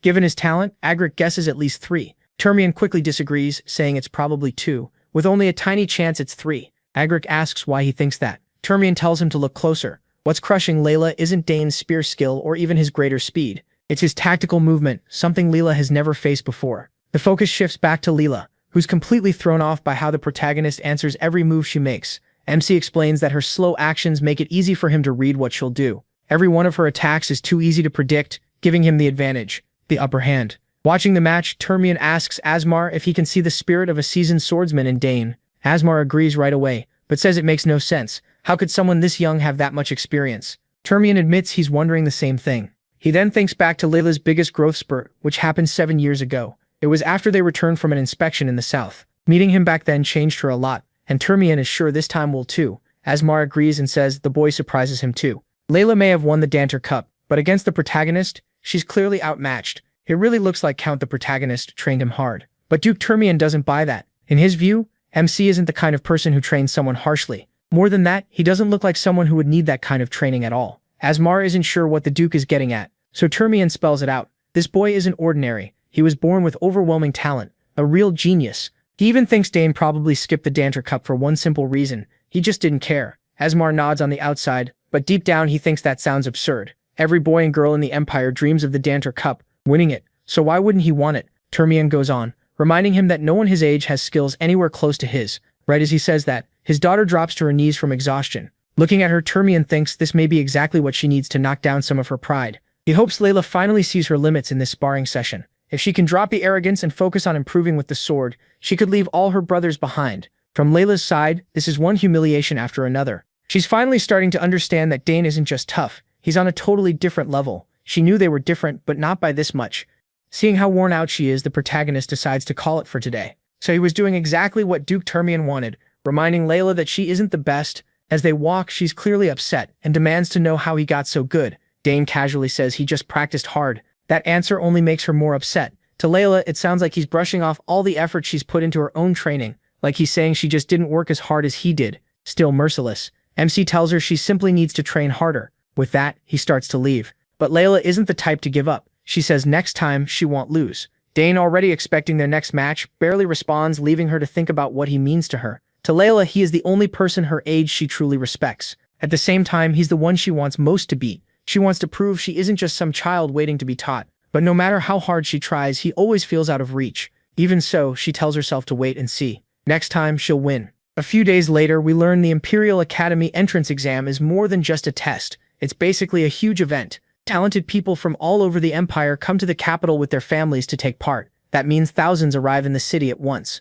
This year, around 6,000 applicants signed up. There were no requirements besides paying the exam fee, which made it open to everyone. Even so, the competition was brutal. Almost 2/3 failed the first test. Now that the first round is over, 2,000 candidates remain, getting ready for the next challenge, the specialization exam. Inside the academy, the important staff gather to talk about the flood of applicants. Since over 2,000 passed the first test, things are about to get busy. One asks how many will make it this time, and a woman answers, confidently, no more than 200. Everyone starts guessing what kind of students will pass. The man leading the talk is Professor Denevo, head of the magic department. The woman speaking is Ingrid, head of spear fencing. Denevo asks when the results will be posted, saying he wants to know who ranked first. Someone casually says the top scorer in spear fighting will probably be the girl from House Termian. She won the Danter Cup and no one doubts Duke Termian raised his children well. The discussion continues with Delphine, the sharp-eyed head of summoning. Next to her sits Esternad, head of the swordsmanship department. While everyone keeps guessing who the top student will be, Dane Foss sits there quietly. Then he cuts in, calling out all their empty guesses. He pulls out a letter and everyone's attention shifts to it. When they ask what it is, Dane Foss explains that it's a recommendation letter from Sidron, marked with the mana seal of the Nixon Magic Tower. That leaves the room stunned. After all these years, Sidron has finally recommended someone he thinks is worthy. Even then, some still insist there's no way this person could beat the Danner Cup winner. But Danevi isn't done. He reminds them that Sidron, who never takes disciples, personally sent this recommendation. And that's not all. The child is only 14 years old and already a three-circle mage. Now everyone wants to know who this prodigy is. Danevi lets the suspense build, then finally says the name, Dane of House, the protagonist. The room goes completely silent. What makes it even more shocking is that there are already 2 geniuses from House Dane enrolled at the academy, and now a third is coming. Everyone knows that will definitely draw attention. Esternad points out that House MC is famous for spear skill, so getting a recommendation from a mage makes no sense. It looks like MC may become famous for magic instead. Lady Ingrid thinks the same. She assumed he would apply for spear fencing, so this is a pretty big twist. Denevo, on the other hand, is thrilled. With his sister Arabella already in the magic department, he would make it even stronger. After all, the Imperial Academy is best known for its magic. Suddenly, a woman rushes into the meeting to announce that the test results are in. The results show 1,367 students admitted to swordsmanship, 227 to magic, and only 152 to summoning. The swordsmanship department's numbers are huge, especially compared to the others, and everyone is impressed. Esternad looks proud, happy to see so many joining his department. He's sure our boy must be one of them. The professors quickly scan the results, eager to see where Dane was placed. But to everyone's shock, his name isn't in any of the departments. An old man asks if there are any applicants not listed. The messenger quickly says there is one entry under the autonomous major. The moment she says that, the whole room freezes. Then she drops another bomb. Dane got the highest score on the first test out of all 6,000 applicants. Once again, everyone is left stunned, and one of them blurts out in disbelief. Later, we catch up with the protagonist. It's already been a month since he arrived at the academy. Time flew, and that spar with Layla feels like yesterday. But now they've already finished the first test, and are waiting for the results. Luckily, it wasn't too hard. Then Layla runs up to him, eager to talk about the one thing on her mind, the rankings. She can't wait to find out where he placed. We already know he got first, which isn't surprising to us. For Layla, though, it's another painful loss. As Dane's rival, she can't hide how annoyed she is at being beaten again. MC, on the other hand, is clearly pleased to see that frustrated look again. He still wants to knock down this bold girl who acts like being number 1 belongs to her. Still irritated, Layla asks how he managed to study so well. He says he focused on old exam questions his sister sent him. Even then, he says it was tough, especially the military science part. Still, Dane had one clear advantage. Military science wasn't new to him. He had lived through battle in his past life. Layla, though, can't understand why 14-year-olds are being tested on war strategy and military politics. The protagonist only makes it worse when he casually says he thought it was fun. That annoys her even more, and she asks if he hit his head. As far as she's concerned, military science, art, music, and even the history of the Drenic Empire are things no normal 14-year-old should know much about. MC fires back in his usual blunt way, saying this is his field. He learned plenty while living on the battlefield. Then Layla asks what he picked for the second test. To her surprise, he says he chose number 3. That completely catches her off guard, because it means he signed up for the autonomous major. With every new thing she learns about him, she gets more worked up. She demands to know what other talents he's hiding besides spear skill and summoning magic. He just smiles and dodges the question, promising he'll tell her soon. Frustrated, she tells him to say it now and asks why he picked the autonomous track. No matter how she looks at it, she can't understand his choice. The protagonist calmly says it's because he wants to study all of them. Layla quickly reminds him that the autonomous course has a terrible pass rate. Dane stays calm and says he heard students in that course can take any class they want, even in the moosh, until graduation. They also don't have to lock into one major, and they can even do research with professors from any department. Layla narrows her eyes and asks if he really thinks people fail just because they don't know those perks. She even wonders if he picked it just to avoid being in the same department as her. He denies it, which only makes her push harder. She demands to know how he plans to pass and what other skills he's hiding besides spear work and summoning. Seeing how stubborn and worked up she is, MC briefly thinks about telling her more. Honestly, he just finds her annoying and wishes she would talk less. The scene shifts to the academy, where the teachers are talking about Dane. To pass the autonomous major exam, a student has to clear tests from 3 departments, so all the professors had to gather. They're shocked that he really plans to take it: spear throwing, magic, and summoning. Those fields clash so much that passing all 3 is almost impossible. Professor Delfinaso says some students have passed 2 tests before, but most fail every one. Donavo agrees, saying it's smarter to focus on one path, spears for a spear user or magic for a mage. Applying to just one major is the safest and smartest move. The autonomous major has existed for 200 years, and almost nobody has passed all its tests. Back when it was first made, the standards weren't this harsh. Centuries ago, during the Age of Conquest, the Academy needed every talented person it could get. If someone had potential in any field, they were trained and used, but that's not how things work now. The rules kept getting stricter, and students would rather master one skill than be average at many. One professor even asks why this major still exists when no one applies or passes. Donavo reminds them it's a symbol, a mark of honor, meant only for the Empire's finest talents. Delfinaso says it barely matters anymore and has faded to the point that it exists almost only in name. Donavo adds that he checked the records and found that in the last 1,000 years, only 2 people passed. One quit, and the other was the previous emperor. Hearing that, Professor Ingrid says that unless someone is a true genius, passing the autonomous major is impossible. Delfinaso then points out that the protagonist is the youngest son of the war hero Arcanso Sogres, so he isn't from an ordinary family. She admits she's curious to see what he can do. The teachers also consider that MC might just be an arrogant kid. If they go easy on him, there's a chance he might somehow pass. But as professors, they can't afford to do a sloppy job. Either way, Donavo is interested. If Dane is bold enough to challenge one of the Academy's symbols, he wants to see it himself. At last, the second exam begins. Standing before the teachers, he gives his name and says he applied for the Imperial Academy's Autonomous Major program. Donavo asks if he understands how serious that choice is. The protagonist clearly did his homework. He answers with confidence that he knows he must pass the exams for the 3 majors he picked. Ingrid reminds him it's still not too late to back out. She respects Count MC Sogres, the Empire's greatest spearman, and doesn't want his son to fail and go home in shame. Dane thanks her for the concern, but makes it clear he came here ready to do his best. The teachers expected that. If he were the type to quit after a few warnings, he never would have applied in the first place.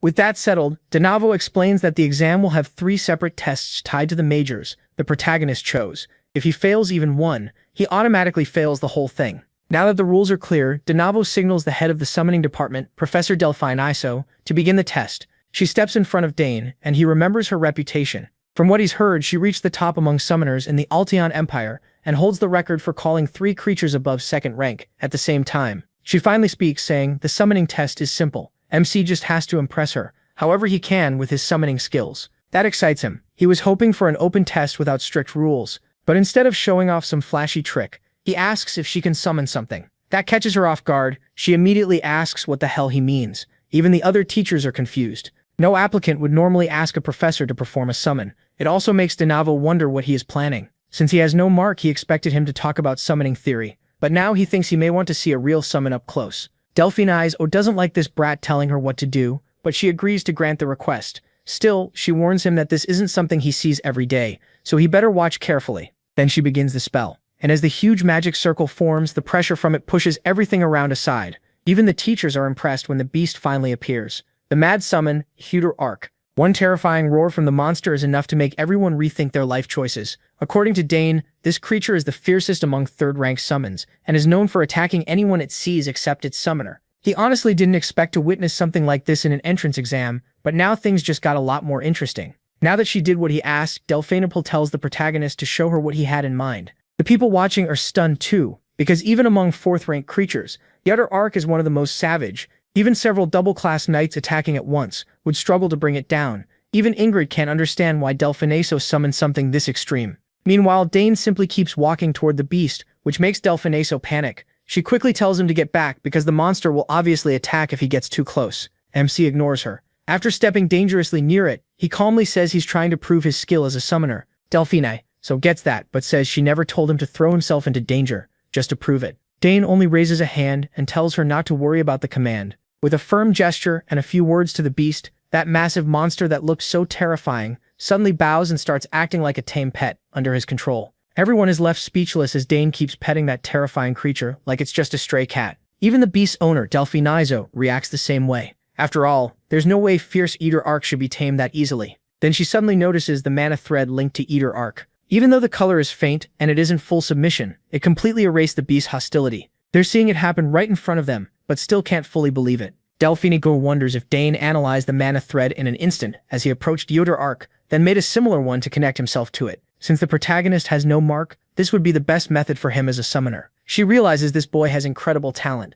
It even goes beyond the praise she once got from her own teachers. With talent like this, she can only imagine how far he'll go. At last, she steps forward and tells MC that's more than enough to judge his ability. She praises his courage, calm judgment, and strong basics before officially passing him. The other two teachers are deeply impressed. This is not something they see often. Later that night, when Dane returns to Duke Termian's palace, he tells Layla what happened. She's stunned to hear the test ended in just 20 minutes. As much as she hates to admit it, she grudgingly accepts that he's now the top student. He quickly reminds her that she ranked first in the swordsmanship department, so she's an amazing student too. Of course, Layla refuses to accept that, and can only sulk in frustration. The protagonist tries to cheer her up by reminding her that her father even threw a party to celebrate her passing. But Layla can't get past how huge the gap between her and the protagonist feels. To her, Dane doesn't seem like a rival anymore. He feels like an unstoppable force of nature. In the end, she just walks away without a word. Later, MC meets Duke Termian, who tells him to leave her alone if she wants space. He worries that sulking like this may not be good for her. But the Duke assures him Layla will get over it with time.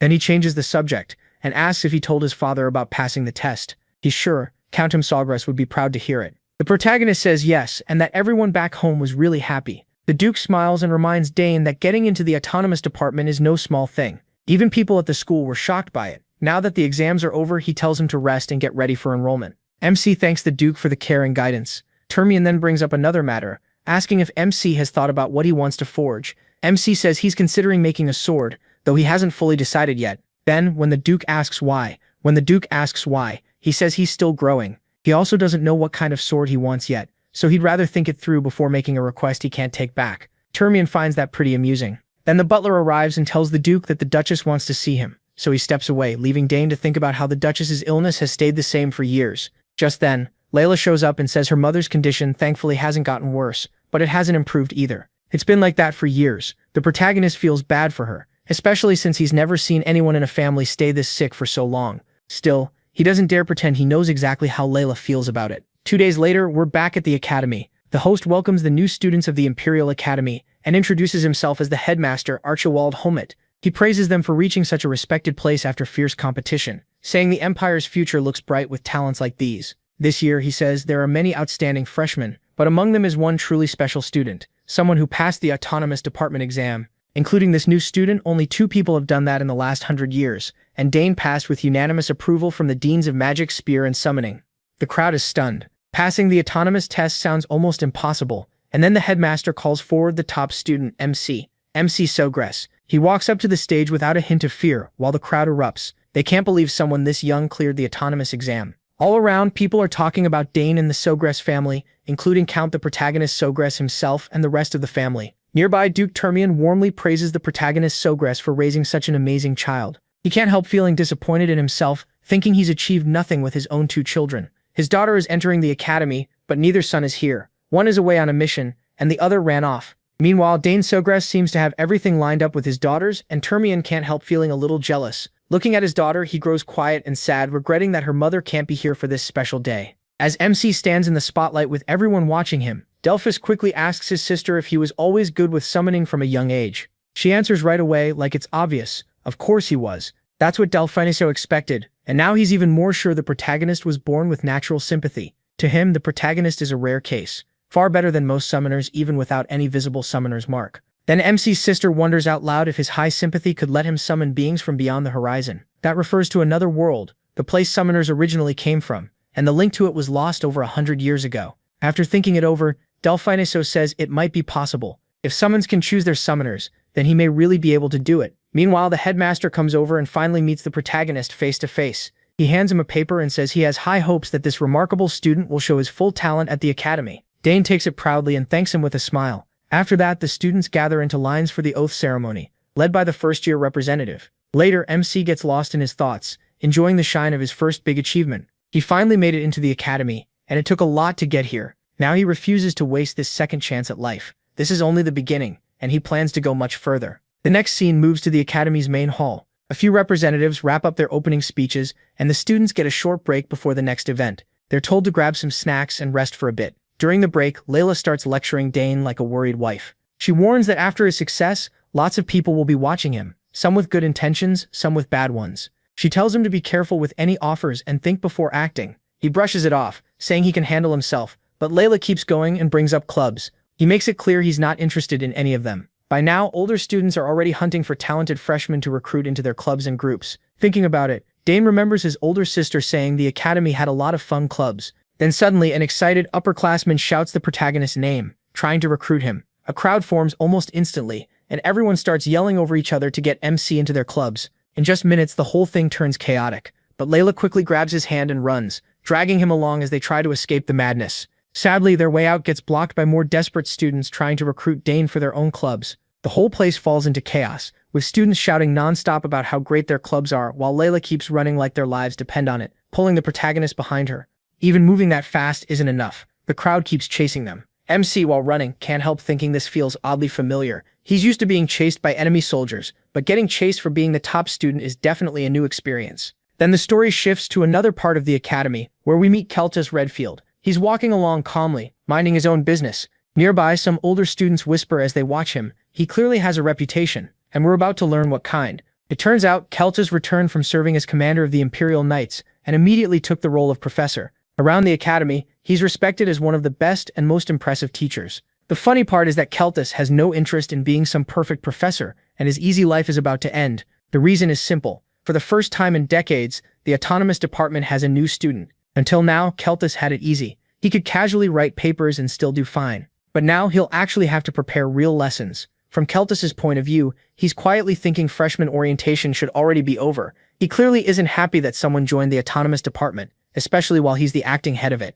Then he notices Dane standing outside his office. He calls out to him, surprised that he came so early. As always, he greets his teacher respectfully. Once they settle into the office, we hear Keltis's thoughts and he's obviously annoyed. He worked hard to reach this position just so he could enjoy some peace. Teaching students was never the goal. If he wanted to train people, he would have stayed with the Knights. Still, since there's no turning back, he asks the protagonist why he chose the autonomous department, and the protagonist says he doesn't want to be locked into one field yet. Keltis asks if he plans to choose one later. MC says yes, eventually he will. But for now, he doesn't want to waste the rare chance to study in the autonomous department. That answer makes Keltis even more bothered because it sounds like he really will be stuck teaching Dane. Then he remembers he skipped the swordsmanship test. To Keltis, that probably means the boy isn't confident with a blade. Seeing an opening, he asks if the protagonist knows anything about swordsmanship. The question catches the protagonist off guard, so Keltis quickly says he's not trying to insult him. But as a student of the autonomous department and with Keltis as his teacher, he thinks MC should know at least something about the sword. It's a strange request,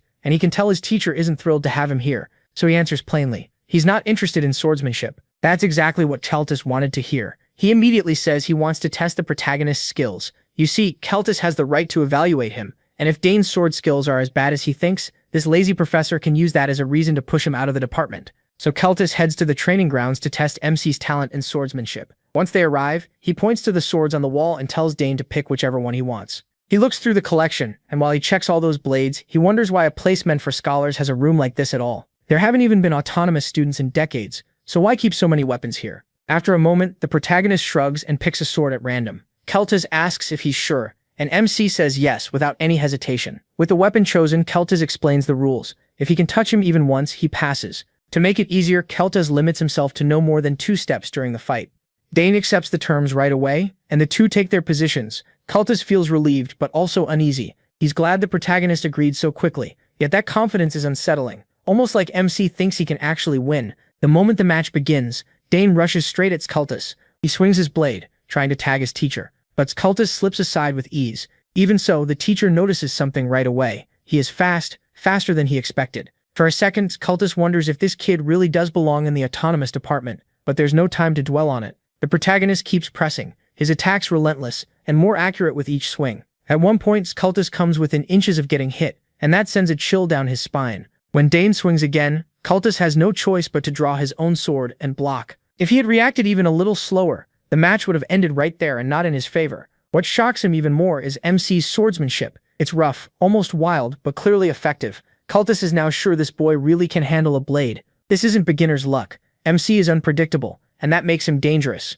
After the quick exchange, Dane steps back, breathing hard. Keltis watches him closely, and the way the boy stands throws him off. It reminds him of a swordsman he once saw on the battlefield. What unsettles Keltis most is that his stance isn't polished like a knight's or a noble's swordsman's. It's raw and unusual, shaped by real experience instead of formal lessons. Still, there's no time to think. The protagonist rushes in again, and their blades crash together once more. The speed of their exchange is shocking. Their movements blur, steel clashing in a wild rhythm. Cultist can't believe what he's seeing. None of this makes sense. He never imagined this would happen. He's a hexaclass swordsman, one of the elite, and yet he has to pour a serious amount of mana into this just to keep up with a 14-year-old boy. It's frustrating and thrilling at the same time, a sign of Dane's huge potential and a challenge Cultist never expected from a simple test. He even starts to slip with his footing, despite trying to stay within the two-step limit he promised. Every strike from MC feels heavier, and the way the boy fights pulls at something in his memory. It feels strangely familiar. Cultist's mind drifts back to the battlefield, where he once faced a lone knight with that same wild and unbreakable energy. He remembers being stunned by a warrior that fearless, someone who fought with reckless abandon, carrying no crest or banner. That madman tore across the battlefield, a force of chaos. Everyone struggled to stop. As the memory fades, Cultist snaps back to the present, just in time to feel the cold touch of Dane's blade against him. He was tagged. He gives a small smile at the win, but he doesn't laugh, especially since that would insult his teacher. Instead, he innocently says, "I think my sword hit you." As much as Cultist hates to admit it, a promise is a promise. He has to keep his word, so Cultist reluctantly lets Dane pass. The protagonist finally relaxes too. Keeping up with Cultist wasn't easy. If the teacher hadn't limited himself, the protagonist knows he wouldn't have stood a chance. Cultist feels just as overwhelmed. He can't deny the absurd talent hidden in this boy. Even with a handicap, MC should never have been able to push a hexaclass professor like him this far. Now he understands why he wasn't worried about the swordsmanship test. With talent like this, it's no surprise. Turning to the protagonist, he asks why he didn't join the swordsmanship department instead. The protagonist simply says he thought his family would be upset if he did, and that leaves Cultist confused, since that answer doesn't make much sense. But then he thinks about it. MC's father is a spear genius, and his sisters are gifted in magic and summoning. Then it clicks. Why MC applied to all three departments. He was trying to meet his family's expectations. Cultist finally understands the truth, the hard way. It was never that he lacked confidence in swordsmanship. He just didn't want to train in it. With the test over, Dane gets permission to leave. He bows politely and thanks Cultist before heading out in silence. As the teacher watches him go, a harsh truth sinks in. His plan to push this boy away and keep his easy life has failed. There's no simple escape now. As the door closes, Cultist shuts his eyes. His thoughts drift to the past, to a talk he once had with a colleague. He had asked about the night up ahead, and the answer was Egric. Later, Dane meets his second sister, who's pretty shocked to hear he passed the test. As far as she knows, Professor Cultist isn't the kind of man who lets anyone pass that easily. That professor barely even shows up to faculty meetings, and the only time he did was because the director called him personally. He absolutely hates being bothered. Basically, he does whatever he wants, and that's exactly why she was so worried about her brother. She's relieved nothing happened to him. Her reaction makes Dane think. Normally, his second sister would have celebrated his win, but instead, she just looks glad he's safe. That's one of the reasons he likes her so much. She truly cares about his well-being. Then his oldest sister comes running over. As the three siblings gather, whispers spread through the students. Everyone is amazed to see all the children of House Sawgrass in one place. People already thought the house was impressive because of Arabella and Claire, and now the youngest is proving to be just as remarkable. Later, Dane meets a senior named Max Hauer, who introduces himself. He says he handles the dorm's general operations. The dorms are split into 3 wings, with students assigned by grades. The top one is Dantary Hall, named after the first emperor. Since the protagonist is the top student and passed the main autonomous exam, Max tells him he'll stay there. He goes on about the place, restaurants, training rooms, libraries, lounges, even magic projection rooms. He also mentions some secret facilities. MC has no idea what that means, but he doesn't push and just listens. Max adds that while he probably won't need to worry, students can be removed from Dantary Hall if their grades drop. He also points out that Arabella and Claire stayed there until graduation, which only adds more weight to his name. Once everything is explained, Max hands the protagonist the key to his room and mentions there's a spare. If MC ever loses it, he can come back for a replacement. The senior also warns him about the strange students around here. They're not bad, he says,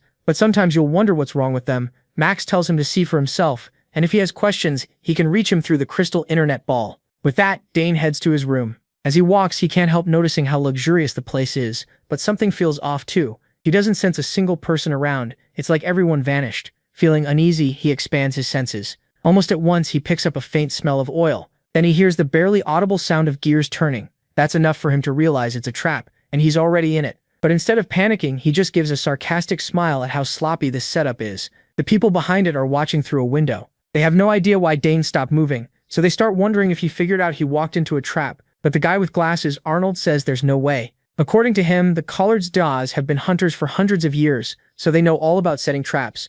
He's actually the eldest son of the Collard barony, Arnold Collard, a third year in the shooting department. One of the students worries this prank might go too far, but Arnold assures the timid guy that he removed anything dangerous. It's his first time pulling a prank like this, so he's excited, though some of the others still aren't sure messing with someone from House Sawgrass is smart. Arnold just reminds them that everyone here went through nasty pranks, so he's been waiting for this, and he's sure Dane will end up totally shaken. One of the students, Priscilla Nariel, a fourth year from the theology department and House Nariel, raises a concern. Since he's the top student and in the autonomous department, she worries this prank won't go like the others. On top of that, both his sisters are geniuses, so if he's autonomous, he might be an even bigger one. Some of them even doubt the traps will work, but Arnold is sure he couldn't have noticed them. He made sure to paint the traps to hide them, and even oiled them so they wouldn't make any mechanical noise. Finally, Dane starts moving again, and that fills those idiots with excitement. Since he knows exactly where the traps are, he deliberately triggers the first one. A water balloon drops, but the protagonist, already expecting it, bursts it with a mana bullet. Then comes the next trap, one with a truly awful smell. Arnold is losing his mind, unable to believe Dane found every trap. He insists it's all just coincidence. Priscilla Nariel isn't so sure it is, but Arnold tells her he put the easy traps first as a warm-up and saved the big one for the end. He's certain Dane will fall for that one. While his other two friends decide to trust Arnold's traps, Priscilla stays doubtful. And just like expected, MC gets through them like they're nothing, ready for whatever comes next. After spotting where each trap was placed in the hall, Dane smiled and moved in. When he triggered the first one, several boxing gloves shot at him from different angles. Thanks to his footwork, that trap was basically nothing. Next came a Looney Tunes-style drop trap, which he dodged while feathers burst everywhere. Right after that, bronze poles shot up from the floor to skewer and embarrass him. But those were useless too. Watching trap after trap fail, the upperclassmen were stunned. Still, that was to be expected from the young master of House Dane Sawgrass. A few years ago, even Danny's older sisters got caught by tricks like these during their first-year initiation. Arnold Collard was close to giving up. They had worked hard to build and hide those traps, yet the protagonist got through them like it was nothing. It almost looked like he knew exactly where each one would trigger, but Arnold's pride as a hunter wouldn't let him quit. He was sure the final trap would finally scare the freshman. Curious, Priscilla asked what the last trap was. With a grin, Arnold refused to spoil it and told everyone to keep watching if they wanted to see his big finish. In the hallway, Danny stopped when something that looked like a giant mythical beast appeared before him, a dragon, or something close to it. The final set of traps used summons, a dragon and a terrifying death-like figure shaped like a skeletal deer. They towered over Danny and charged at him like they meant to kill. Even so, Dan Sawgrass stayed calm and studied them. He was only surprised that someone would use such strong summons in a prank, until he noticed something was off.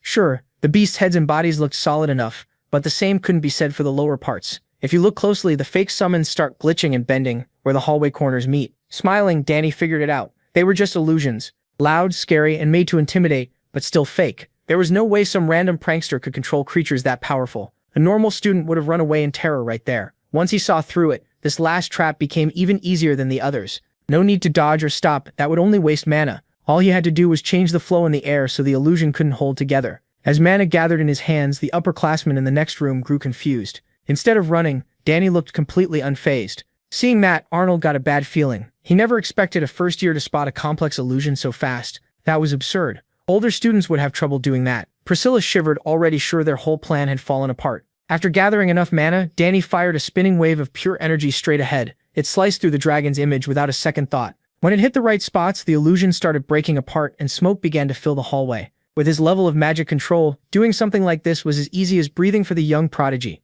Honestly, Danny found this whole mean little welcome pretty boring. Now that the path was clear, it was time to find the one who made it. The moment he found the culprits nearby, screams burst through the hall. The older students ran for their lives while a fierce Edorak chased them down. Since Arnold was the trap expert, the group turned to him, asking what they were supposed to do, but nobody had any answer for a counterattack. This dangerous. When Edric cornered them, the beast let out a bloody roar that froze them in fear. Everyone screamed. Just before the wild creature could bare its fangs at the helpless victims, Danny stepped in and put a stop to it. His way of flushing out the rats hiding in the next room worked perfectly. The instant they heard his voice, the upperclassmen turned to Danny in shock. They begged him to do something, realizing this was probably his doing. They promised to apologize for their childish prank if he would just save them and get that furry, bloodthirsty monster away. Danny lifted a hand as strange runes filled the air and mana swirled at his command. A huge portal opened behind Edorak, locking down its movement and slowly pulling it in, monster and all. With one more wave, Danny shut the portal and Edorak vanished like it had never been there. Arnold and the others were speechless. The proud heir of the hunting clan even wondered if that beast had been another illusion. After a few seconds, the upperclassmen awkwardly got back on their feet. One of them cleared his throat and admitted the initiation had been a total disaster. Then the guy with glasses stepped up and introduced himself as Dragan Valentin, a fifth-year alchemy student. He casually added that he was the only direct heir of Marquis Valentin and offered Danny a handshake. Dragan even threw in a few compliments, saying Danny was handsome and well-built, which made sense considering how famous Danny's sisters are for their beauty and talent. Not sure what this guy was going on about. Danny chose to stay polite, shook Dragon's hand and returned the greeting. The glasses guy kept praising Danny for how well he spotted and avoided every trap. Everyone had heard he was the first student in the independent department in decades, so really they should have expected to lose. Then Dragon slyly pointed out that Arnold had set everything up. He went on to say Arnold was the heir of House Collard, famous for its skill in hunting. Hearing that, Arnold looked embarrassed. Danny smiled when he learned who the mastermind was behind the trap-filled hallway in the dorm. Trying to smooth things over, Dragon asked everyone to introduce themselves properly. The blonde girl was Priscilla, a fourth-year theology student. Dragon warned Danny not to bother the lady, since she dreamed of becoming a cleric, not waiting for anyone else to speak for her. Priscilla declared that she was a kind and beautiful young lady and the abandoned child of House Nariel. She explained that joining theology meant giving up adult dreams and everything that comes with them. Danny smiled awkwardly and stammered out a polite reply. When their hands touched, Priscilla's eyes widened like she had seen a ghost. From that tiny bit of skin contact alone, she felt a mana density unlike anything she had ever known before. No one Danny's age should have that much power. It was ridiculous, so overwhelming it shook everything. Priscilla thought she understood about magic. She stared at her hand in disbelief, while Danny seemed to expect that reaction. Still annoyed that his traps had failed, Arnold was frustrated. He refused to believe they were making such a big deal out of mana density that was just above average. Meanwhile, the others switched into damage control mode. Charles Hasbro stepped up and introduced himself as a second-year martial arts student. He quickly made it clear that he was nothing like those gross pests from the physical beauty club. Danny remembered seeing those buff gym rats trying to recruit people earlier. Charles added that while muscles matter, martial arts isn't just about showing off giant biceps. He even invited Danny to check out the course if he was interested. The only one who still hadn't introduced himself was the trap maker. The others urged Arnold to swallow his pride and greet the freshman like a normal person, but the heir of House Collard stayed sulking like a spoiled kid. A moment later, he finally gave in and shook Danny's hand. Arnold Collard and Dane Sawgrass looked each other in the eye. It was obvious Arnold was upset that Danny had wrecked all those carefully made traps. Danny thought about praising him a little so he'd stop pouting. He told Arnold the traps were actually very good and praised his solid knowledge of trap mechanics and trigger placement. Still, to MC's trained assassin eyes, they weren't hidden well enough. He said the paint was the real problem. Arnold was shocked to hear someone criticize his work like that. He went on saying that next time, instead of plain F6 black, he should mix F3 silver and D6 black in a 4:6 ratio. With the shine in that hallway, that mix would be much harder to notice. After thinking it over, Arnold had to admit Dane made sense. Aside from the paint color, the traps were excellent. Any other student without trained eyes would have fallen for them. The others were stunned. Who would have thought a freshman would teach Arnold something about traps? They knew they were seeing greatness in action. With introductions done, the upperclassman offered to take the protagonist to his room. They walked him through the hall to the place he'd be staying for his school life. Even though they had pranked him, MC felt like these older students might actually be fun to be around. Watching their banter, he couldn't help feeling like he had already found a few playful friends. All in all, things were about to get a lot more interesting. The next morning, Layla scolded Dane for signing up for 6 major related classes in one semester. It made sense in a way. He had 3 tracks and needed 2 classes for each. But with general studies added on top, his schedule was packed. At this rate, he might not even have time to sleep. Most freshmen only take 4 classes at max. Layla urged him to think it through and drop some before the day ended. He assured her he'd be fine. He had even gone further by adding 2 humanities classes and military science too. He was really picking hard mode. Layla couldn't relate at all. Military science had traumatized her back during the first part of the entrance exam, and she lost a ton of points because of it. Still, that was just like the academy's top student. Dane actually liked military science. After that, the two said goodbye and agreed to meet later in swordsmanship class. For first period, Layla was heading to a general studies course. She had chosen cosmetic and skincare studies. Even the fiercest swordswoman of her generation is still a young girl. When the protagonist arrived at his first class, his classmates were already curious about the top student. They couldn't understand why he picked this subject for general studies. Most planned to talk to him after class, but they were worried he might be cold and distant. None of them even tried to hide their whispers. First period was Introduction to Military Science. From what Dane had read the day before, some parts matched what he already knew, while others clashed hard with real war. Theory and practice don't always line up. If they did, no country would ever lose a war. The fact that military science was still taught in a time of peace only showed how important theory and basics really are. When the professor stepped up to the podium, the whole class stood. The big man quickly told everyone to sit down. After a short greeting, he flipped through the textbook. He was middle-aged, with white hair and the look of someone who had seen real war. His name was Francisco Gavios, a military theory instructor. Before anything else, he called attendance, and then began the lecture. From his seat, Dane quietly studied the old man. Right away, he could tell this guy had spent plenty of time on the front lines. That only made MC more excited for the class. The first thing Gavios did was criticize military theory. On a real battlefield, he said, theory alone doesn't work. Soldiers have their own will, and commanders have to weigh victory against the lives of their men. Even so, theory still matters. It gives you the base you need to understand war. This class would help them fix mistakes and learn how military science is really used. Then Gavios looked over the room and wondered how many of these freshmen might become true elites one day. To test them, he asked a simple question. What is the most important thing in war? Out of the whole class, only one student confidently raised a hand. Gavios turned to him, clearly pleased. Of course it was Dane. Without any doubt, he answered that the most important thing in war is the supply line. The professor was genuinely impressed by that answer. He added that victory and a safe return only happen when supply lines are secure. To him, it was interesting that the best answer had come from the top student. Wanting to push Dane further, Gavios asked him to name the 3 most important parts of maintaining supply lines. He answered right away. First was strict military management. A supply line stretching from the capital to the front is long and complicated. If even one person in that chain stops caring about the cause, corruption can slip in easily, and corruption leads straight to shortages. From what the protagonist knew, most supply problems came from greedy people in the middle. Pleased with that first point, Gavios asked him to keep going. Second was standardizing supplies. If things like amount, weight, length, and width all follow the same rules, mass production gets easier. Standardization also speeds up delivery and keeps frontline units from getting confused, which helps them fight at their best. As Dane kept giving confident answers far beyond the textbook, the other students started whispering in confusion. Even Gavios was caught off guard by how sharp his answers were. For the last key point, MC said local procurement mattered most. The longer a war drags on, and the more the first 2 rules break down, the worse the supplies become. Getting supplies locally lets soldiers stay at least a little self-sufficient. They can grow food themselves or buy it from nearby areas. The amount and quality might not be great, but it's enough for emergencies. Dane answered from things he had seen and lived through, not from books. After hearing all that, the whole class was stunned. Gavios was thrilled by such a clear summary of supply line principles, so he asked what year he was in. When he learned he was only a freshman, he was shocked. He couldn't understand how a new student knew so much about war. So Gavios repeated Dane's answer for the rest of the class. What the protagonist described sounded more like the thinking of seasoned soldiers and officers who had lived through many battlefields. Since MC was still so young, there was no way he should know that much. To hide the truth, he said he had heard lots of war stories from his father. Curious, Gavios asked who his father was. When the protagonist said he was the son of Arkan, the protagonist Sogres, the veteran's jaw practically dropped.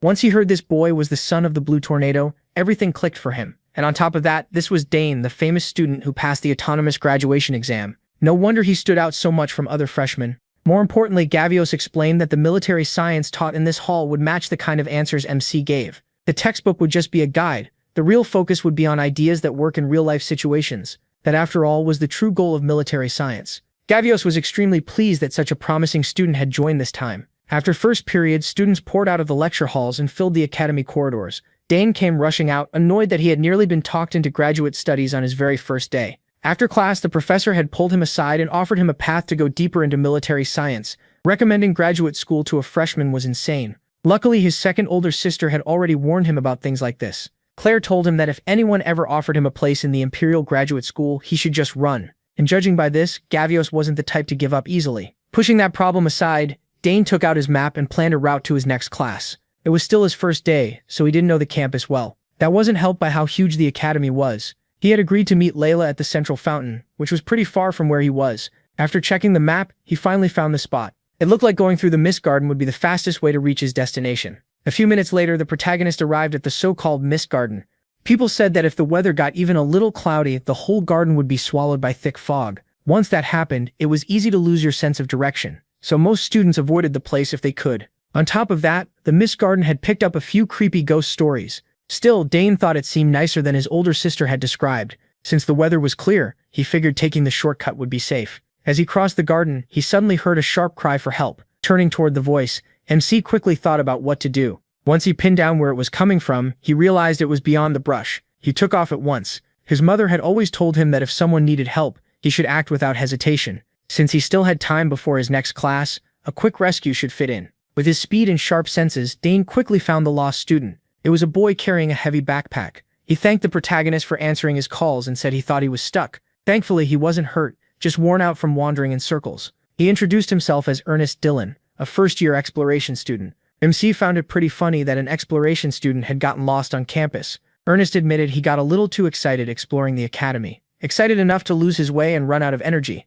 From what Dane remembered, Baron Dillon's house was a Western noble family, whose crest showed a ship and a sailor. Ernest was impressed that he knew his family. They were famous for exploration. For generations, his ancestors had crossed wide seas and pushed into unknown lands. Still, looking at Ernest, he didn't exactly seem built for grand adventures, considering how thin he was. Since the protagonist recognized his family, Ernest looked proud and politely asked for his name. The protagonist introduced himself, and when Ernest learned he was the first autonomous department student in 50 years, he nearly fainted from shock. His eyes lit up as he praised his luck for meeting someone so amazing. MC gave an awkward laugh, but then he noticed something around Ernest's neck. The boy said he wasn't hurt anywhere, but there were clear marks on him. Dane spotted bruises and scars around his neck and hands. From what he could tell, they didn't look like the kind of injuries someone got from exploration. Still, he chose not to ask, since it was probably personal. Instead, he steered the talk back to exploration. Ernest eagerly explained that he was obsessed with discovering anything new: people, things, places, you name it. He was always ready to dig deeper. Then he opened his giant backpack and happily showed Dane all his exploration gear, stuffed inside in a messy heap.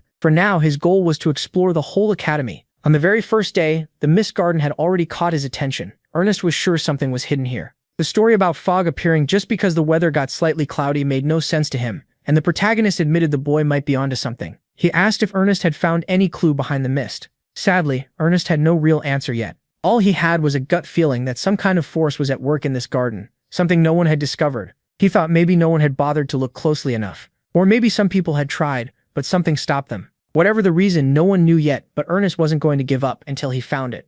Maybe it was tied to a lost ancient kingdom or a call from beyond the horizon. His excitement about the unknown started to rub off on Dane. Then MC remembered he still had to meet Layla so they could head to class together. They needed to move fast. While Ernest packed up his gear, the clear blue sky slowly became covered with clouds, and rain began to fall. Rain started pouring, and in seconds the whole garden was hit by a sudden storm. That was bad. From what they'd heard, heavy rain makes the fog swallow this place much faster. Escaping would become almost impossible. Just like they feared, the strange mist began rising from the ground itself. This fog could steal a person's sense of direction, and Ernest quickly pulled out a compass, already bracing for the worst. But the strange force made the needle spin wildly, so they had no way to tell which direction to go. Ernest started freaking out. Without the compass, they could wander forever and never make it out. Dane told him to rely on his explorer skills, but this place was beyond him. In a normal area, Ernest might find a way out. The misty garden was different. Something unknown was controlling it. That's when it really hit him. On his very first day, he might actually be trapped here.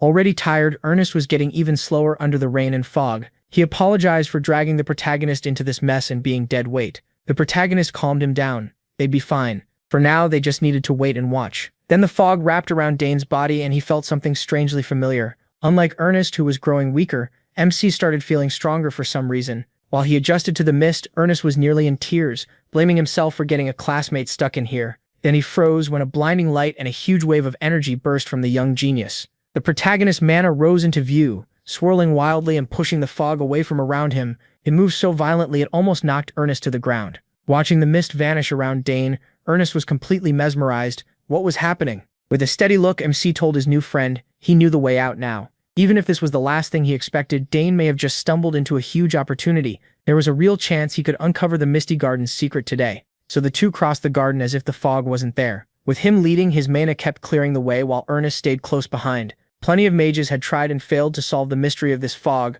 but the protagonist kept moving deeper without any trouble. Wherever he went, the mist simply broke apart. At that point, Ernest was sure he was standing beside a true genius. After a few more minutes, they finally reached their destination. Ernest first thought they had escaped, but they were nowhere near the exit. Instead of returning to the normal campus grounds, they had gone even deeper and reached the center of the Misty Garden. There, resting above a pool, stood a richly crafted fountain. Ernest never imagined they'd find the magical fountain hidden here. Most students who enter this place come looking for this spot. They gather around it because of a legend Dane had never heard before, so Ernest explained it. People say that if you reach the fountain before the fog fades, you'll be tied to the person you want most. It sounds like just another romance tale wrapped in fantasy, but MC could tell the fountain was unusual. He wondered how its magic had lasted this long. If it's so hard to reach, how does it keep working with no upkeep? Hearing that, Ernest couldn't argue with the logic. If no one is feeding magic into it, then maybe there's some powerful energy source keeping it active for ages, like a battery that never runs out. If that's true, then maybe the entire garden is one giant mechanism. Given how overly complex the layout is, Ernest's guess might actually be right. If the garden really is one huge device powered by something unknown, then this fountain could be an ancient relic. And with so many questions still unanswered, the fog might be tied to it too. Dane stepped up to the fountain and placed his hand on it. The moment he touched it, he became sure of it. Something inside him was reacting. His mana felt like it was meeting an old friend. There was no doubt now. This fountain was giving off ancient magic. When he poured his mana into the structure, hidden symbols and runes appeared. The second Ernest saw them, he jumped. He recognized the writing. It was an ancient secret language. At first he wasn't sure because it had been too blurry, but once Dane touched the fountain, the symbols became clear. This was the language used in the Lost Kingdom of Secret. With his background, studying old languages like this was basic training for explorers in the Dillon family. After all, it would be awful to reach an ancient ruin through all kinds of danger and then get stuck because you can't read the inscriptions. Of course, Ernest doesn't know every old language, but he clearly remembers learning this secret tongue from his father when he was very young. Pulling out his notes and pen, Ernest got ready to decode the symbols carved into the fountain. Dane stepped back and let him work. His explorer instincts had fully kicked in. The first symbol Ernest figured out meant qualification. He kept checking the runes in his notes again and again, careful not to miss anything. After a long struggle, he finally managed to decode a good part of the inscription. Then he put the words together into a clear message. As far as he could tell, it said that those who are qualified must prove their strength. The words qualification and trial sounded like some kind of test. If so, it might be tied to ancient magic. Dane looked closer, and the nearer he got to the center, the stronger that familiar feeling became. Ernest scratched his head. According to everything people know, if this qualification is tied to ancient power, no one alive should be able to meet it. But he wasn't convinced. He waved his hand again, and pure mana gathered around his wrist, spinning in a bright glow. Ernest, confused, asked what he was doing. Dane focused on controlling the mana around him. As far as he knew, runes only held power in their proper forms. If he used the bracelet he and old Sidrain had found, then the ancient fountain might just respond. And it did. The runes on the bracelet resonated with the symbols carved into the fountain. The strange marks on the bracelet were still impossible to read, but seeing that reaction was enough to make Dane smile. Sure of himself, he stepped closer and reached out to touch the secret symbols. To his surprise, the structure seemed to come alive. The runes and symbols moved like illusions, shifting with the flow of the water. Then both the secret runes and the protagonist's bracelet lit up together. The unlikely pair could only wait for what would happen next. Ernest panicked when the ground started shaking, with the fountain at the center of it all. The gem-like piece in the middle began to tremble. Alarmed, Ernest asked what Dane had done to make the whole fountain sink into the ground. MC only smiled. He had taken a gamble, and it worked. He'd found the answer to the Misty Gardens puzzle. Suddenly, mana rushed toward them so hard it nearly swept the skinny explorer away. Between the fog and the activation of an ancient relic, he'd been hit with one shock after another. Who would have guessed that the one qualified for the ancient trial would be Dane? As the fountain drained, something began to shine at the center of the structure. The sun rose and cleared away the dark clouds, revealing a polished, beautiful gem. Ernest thought that had to be the power source running the fountain. No, maybe it was the reason for all the strange events in the entire garden. Chances like this are rare, and he was ready to seize it, even if it meant facing an ancient unknown power. That mysterious force gathered at Dane's feet and formed a complex circle of runes. He could feel traces of ancient magic, along with the strange power already living inside him. Then, to his shock, the unreadable symbols around the fountain started making sense in his mind. Arcana had flourished before a disaster destroyed it. This was the legacy of the Forgotten Empire. Dane was stunned. The meaningless scribbles suddenly revealed their true meaning, as if he had been meant to understand them after taking in the legacy of ruined arcana. Then a sharp pain stabbed his chest. It tightened and sent a wave of agony through his whole body. The protagonist clenched his teeth and focused on his heart. He couldn't fully explain it, but something was happening there. Threads of pure mana wrapped around the organ, squeezing tight and pushing into every tiny gap. With one final surge, the ancient mana fully entered his body in a brilliant flash. As the pain faded, MC realized he had just formed a magic circle. Here's the problem. A core and a circle normally can't exist together in balance, inside one person. Their roles are opposite, almost made to clash. It's extremely rare for someone to have both. The result is poor efficiency, and the body pays the price. That's why magic swordsmen, strong as they are, often suffer heart problems and shorter lifespans. That was exactly why Dane never wanted to form a circle, meant only for magic. He already had his cores, and even if he could build a magic circle, it wasn't worth the risk. Now the old empire's legacy had been forced into his heart. Seeing his troubled face, Agric asked if he was okay. He looked pale and clearly shaken. The protagonist forced a smile and told his new friend he'd be fine. He just had a lot to think about. The young explorer asked if he had really absorbed that wild power from before. Even with Ernest's untrained eye, he could tell the fog and the runes had somehow linked themselves to Dane. Of course, Ernest had questions. He'd watched the whole thing, but for now it was better to keep him in the dark. MC used his magically gifted sister as an excuse, telling Ernest he handled the strange event the way she taught him. After everything that happened today, Ernest was even more fired up to explore. He suggested they keep searching the Academy's mysteries together and share any strange places or odd events they find, since there might be more spots like that fountain. He agreed. With the mist gone and things finally calm, Ernest reminded the protagonist that he still had class. After gaining that ancient legacy, MC had completely forgotten he promised to meet Layla before class. He quickly said goodbye to Ernest and apologized for rushing off. He was already running late. If he missed the meeting spot, that wild girl would definitely chew him out. So Dane left his new friend behind and dashed toward his next class. Ernest watched him run off with a smile. He definitely met an interesting friend today, and he had a feeling that exploring with the protagonist would lead to even crazier things. Once he was sure he'd gone far enough from Ernest, Dane pushed his speed as far as he could. Something felt different. Moving was much easier now, and strong waves of mana wrapped around him, boosting his already fast body. He could clearly sense both the circle and the cores inside his body. Even though that should have been impossible, they worked together perfectly with no pain at all. Normally a circle would disrupt core energy and lower its power, but that wasn't happening. No matter how much magic he drew around himself, there was no backlash and nothing felt wrong. If anything, it was the exact opposite. His mana kept flowing through the circle and then returned to the core again and again, making the energy inside even purer. With this huge and unexpected change, Dane's first thought was to contact his older sister as soon as he could. A moment ago he was scared of heart problems. Now he was excited by everything this could mean. Thanks to his new speed, MC reached the sandy grounds of Hangston District in no time. He arrived just in time to meet Layla and walk with her through the famous area. After a short stroll, they finally reached the entrance. The entrance had a strange design. Layla explained they were about to pass through the Academy's famous magic barrier. She added that this odd structure was made by Saul Hangston, a legendary mage from the Academy. Once a year, it activates for gifted freshmen. When a student passes through, a light appears. The color shows the type and level of their magic talent. It was first built to catch dark mages sneaking into the Academy, but after dark mages vanished, the barrier was reused to rank students. Curious, Dane asked what each color meant. Layla happily explained that if someone has no magic talent, nothing changes. If their talent is decent, the barrier shines yellow. Strong talent gives off blue light, while truly gifted people produce red. Layla had studied the Academy long before they enrolled.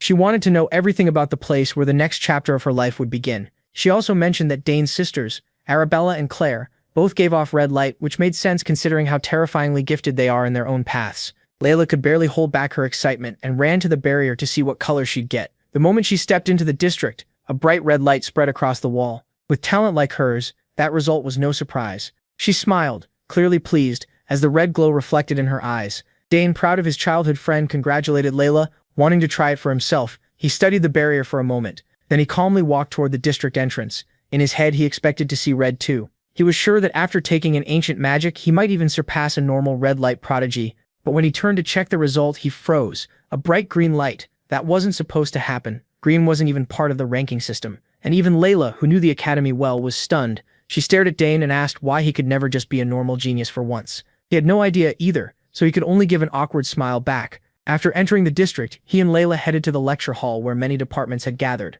The magic department's opening lecture was famous, so all kinds of students stayed to watch the first orientation before leaving. Among the unusual visitors that day was an upperclassman named Arthur. Judging by everyone's reaction, the guy was clearly important. Arthur Giametti, the fifth-year representative of the magic department, had come to see one person, the Academy's only interdisciplinary student, Dane Sogress. The new students had already been told the protagonist would attend the class, but he still hadn't shown up. Arthur told his juniors to bring MC straight to him the second he arrived. Since MC was Arabella's younger brother, people who admired her, Arthur included, were watching him closely. Then the room stirred when two students entered. Most of the freshmen had never seen him before, so they crowded around for a better look at the young prodigy. His good looks and emerald eyes caught their attention, and beside him stood the infamous Layla Termian. The protagonist wasn't used to that kind of spotlight, and when he stiffened under all those eyes, Layla made it worse by teasing him about his popularity. Arthur Giametti turned and smiled when he saw his senior's little brother. He was the first to walk up and greet MC loudly, praising the impression MC made at the entrance ceremony. He, confused, wondered why this annoying older student was acting so familiar all of a sudden. Then he shot back with a blunt question. "Who are you?" He also asked what this guy was doing in an introductory class for the magic department. Put off by Arthur's look, the protagonist didn't back down and told the big guy to introduce himself. Arthur, who already had a short temper, didn't like Dane's tone at all. Their first impression of each other couldn't have gone much worse. The juniors who knew Arthur held their breath. Picking a fight with a senior like him was basically academic suicide. Arthur clapped back, saying he came out of respect to meet Lady Arabella's younger brother, only to be met with arrogance. He warned that MC's attitude could stain the Sogress family name. He still refused to give ground. From his side, Arthur was the rude one, acting nasty while demanding respect. Arthur ground his teeth in frustration. This meeting was not going how he planned. If things ended here, rumors would spread fast and make him look bad. He was already thinking of a way to deal with the protagonist without angering the terrifying Arabella. The problem was, he was worrying about the wrong protagonist. Sogress. Pushed too far, Arthur raised the tension by gathering mana in his hand. He meant to teach the insolent junior a lesson. Dane noticed the mana building in the senior's hand and got ready to respond. Before it turned into a real fight, a textbook slammed onto the podium, and a strong voice demanded to know what was going on. It was the professor. Seeing a faculty member step in, Arthur claimed he had only stopped by to greet the freshman. DeNavo, head of the magic department, told Arthur to save socializing for later and stop disrupting class. Arthur gave a lazy apology, looking completely unfazed. After that ugly exchange, Layla quietly warned Dane to be careful. Arthur clearly didn't mean anything good. As he walked away, Arthur whispered to one of his lackeys to bring MC to a certain place, the moment they got the chance to do it. The other student hesitated. He was loyal to Arthur, but messing with Arabella's little brother could bring disaster. Arthur swore he'd explain everything properly to his respected senior later. He just wanted to teach young him a lesson. Class finally began, and Professor DeNavo said the first day would just be a simple orientation before dismissal. Since this was a practical combat course, they first needed to measure everyone's mana. He set a mana measuring tool on the table, and every student's eyes locked onto the decorated artifact. The mana test was simple. Place a hand on it and pour in mana. To demonstrate, Professor DeNavo sent his own mana into the device, making it glow a bright blue. Behind him, 8 fully formed magic circles appeared. He was practically on the level of a tower master. The students were stunned. Almost none of them had ever seen a complete 8-circle mage before. After amazing the freshmen, Professor DeNavo explained that even among people with the same number of circles, a darker color means a higher level. Sometimes circles won't appear at all, but that doesn't mean the student lacks talent, so there was no reason to panic. Some people still hadn't formed their circles yet, which is why today's test wouldn't rely only on circle checks. By the Academy's standards, anyone accepted into the magic department should at least know basic magic. Professor DeNavo summoned several spheres and explained that these would be used to measure mana more accurately. Everyone stared at the blue orbs, unsure how those little balls could test mana so precisely. DeNavo demonstrated again with basic psychokinesis, controlling all the spheres at once. The students would need to show how many balls they could handle using one elemental spell. With a wave of his hand, DeNavo poured huge amounts of kinetic energy into the spheres, creating a steady mana flow and pushing the orbs to top speed. The students watched closely, making sure to study the professor's hand movements. They had never seen runes form so cleanly before. It was hard to believe DeNavo had taken something as simple as psychokinesis to such a high level of precision. While most students were amazed, someone like Layla wasn't impressed at all. Even beginner magic changes in strength and accuracy depending on the user. Each sphere just needs mana applied to it one by one. For a freshman, controlling 3 balls at once was already considered the limit. Layla turned to Dane and asked if he could handle more than 3. Before he could answer, Professor DeNarvo called Arthur from the back. The 5th year was only watching the class, but DeNarvo saw a perfect chance to show the freshman what a top student looks like. Arthur gladly stepped up, excited to show off in front of the new students. He also wanted to make that arrogant freshman look small. The protagonist was curious too. He wanted to see what the so-called grown-up could actually do. Arthur walked up and poured his mana into the measuring device. The room burst into chatter when 4 circles appeared, their color dark and dense. DeNarvo praised Arthur for improving again, and Arthur answered with fake modesty. DeNarvo was all smiles. Usually reaching 4 circles before graduation is rare, so Arthur was proof that real talent stands out. The professor kept praising him and told the freshmen to stay close to the 5th-year representative since his advice might help them become proper mages. Arthur soaked up every second of the attention. In his head, he was already imagining Dane panicking. Any second now, or so he thought. What Arthur didn't know was that MC couldn't care less about his 4 rings. Then came the orb control test. As an experienced spellcaster, Arthur handled it well. His control looked nearly flawless. What really stood out was how many orbs he moved at once. Still, if you looked closely, sweat was running down his face from the strain of controlling his limit. Arthur was sure this display had to impress the freshman. Dane just watched him without any interest. After that underwhelming show, DeNarvo asked the freshmen to applaud their senior. He looked genuinely proud of his former student. Arthur shot him a smug look, eager to see the young lord's mana level. DeNarvo then turned serious and warned the freshmen. Anyone not confident in their mana control could leave now or risk embarrassing themselves. For a moment, nobody moved. They had already come this far, so there was no backing out. The test would begin from the first row to the last. As the first row gathered at the front, Layla and Dane watched from farther back. Layla didn't like this setup. They called the first day an orientation, but it was really just a public skill check. The protagonist seemed to agree, though that was just how the academy worked. One by one, the students stepped up and measured their mana while the professor took notes. Some lit up with joy just from seeing even 1 circle appear. Others, of course, didn't have enough mana to show even that. The orb test was even harsher, making it clear how hard true psychokinesis really is. Arthur and his friends stood off to the side, laughing at the clumsy freshman who kept messing up the test. Then one student stepped forward and caught all their attention. Dane extended his hand, touched the device, and let his mana flow steadily into it. Arthur was still waiting to see the boy's confidence break once he realized the gap between them. After what happened in the Nebula Garden, MC was curious too. Since absorbing ancient magic, Something inside him had clearly changed. The artifact lit up as thick, rich mana poured from his hand. DeNarvo focused on Dane much more closely. The boy had handled the self-study exam perfectly. So with all that theory knowledge, DeNarvo wanted to see how many circles he had. As the seconds dragged on, everyone kept staring at the year's golden child. Then suddenly, a brilliant light burst out, stronger than anything before it. Dane felt like he was losing control as the device pulled mana from the circle in his heart. When the light reached its peak, an error message flashed. His mana could not be measured. No one had ever seen that before. The device could read up to 8 circles, so the whole room was stunned.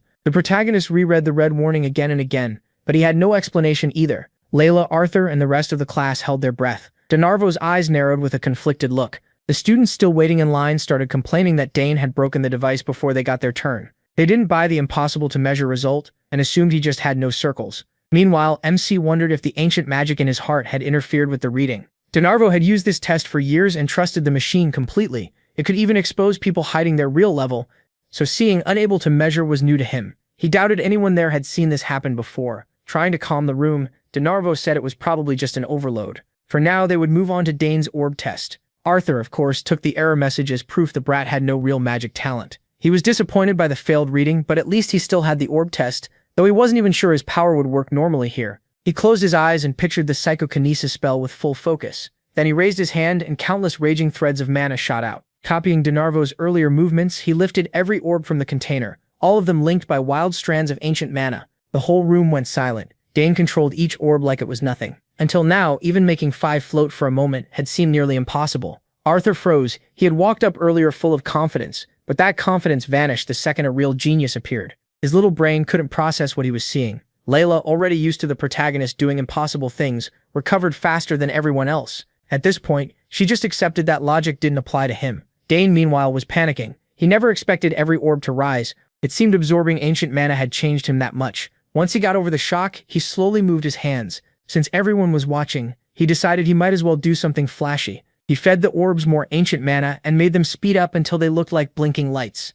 Now he was doing things even DeNarvo had never seen. With his sharp sense for magic, the professor was the first to notice the boy was rearranging the orbs with the clear goal of drawing an image. At last, the swirling mana shifted shape and formed a picture in the air. A lion and a snake. Everyone knew those two beasts were the crest of the Great Dane family. MC smiled at his little masterpiece, while DeNarvo was almost terrified. Even Arabella, a genius mage, had never looked this unbelievable. Layla, on the other hand, was annoyed. She was up next, and there was no way her turn could compare. After the orbs were set back down, DeNarvo praised him again and again. Now he understood why a tower master who had never accepted a student took such interest in the boy. Dane bowed politely and thanked his professor. Hearing that, the freshmen nearly fainted when they learned the protagonist had been taught by a tower master. His image among them was quickly turning favorable. One of Arthur's lackeys asked if the plan was still on after seeing MC's performance.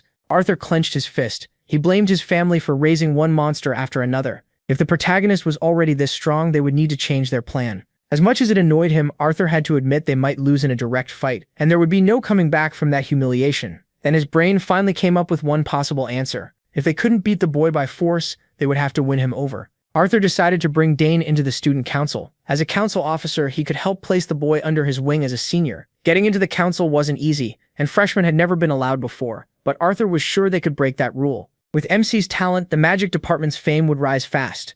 And of course, Arthur's own status would rise with it. DeNarvo pulled him aside after that and showered him with even more praise. If he had known the boy was this gifted, he would have fought the other professors to keep him in his department. Then he used his display to fire up the rest of the class, and before sending him back told the rising star to visit any time. The protagonist never turns down a chance to learn. After class, he and Layla left the lecture hall. As usual, she complained that he had stolen all the spotlight, and he answered with a sly grin, teasing her on purpose. If not for his absurd performance, Layla's control of 5 orbs would have been the highlight. Competitive as ever, she stormed off in frustration. Right then, Arthur and his group walked over. His tone had changed completely as he praised MC's talent. He claimed he only wanted a quick word with the young master. Seeing that sudden attitude shift, Dane immediately got suspicious. Sure enough, Arthur brought up the Imperial Academy's student council. He explained that the council sets academy policy and manages the budget. Because of that, it holds huge influence and plenty of perks. For example, the council can decide disciplinary action against students who go too far. It also has the power to approve academic department events.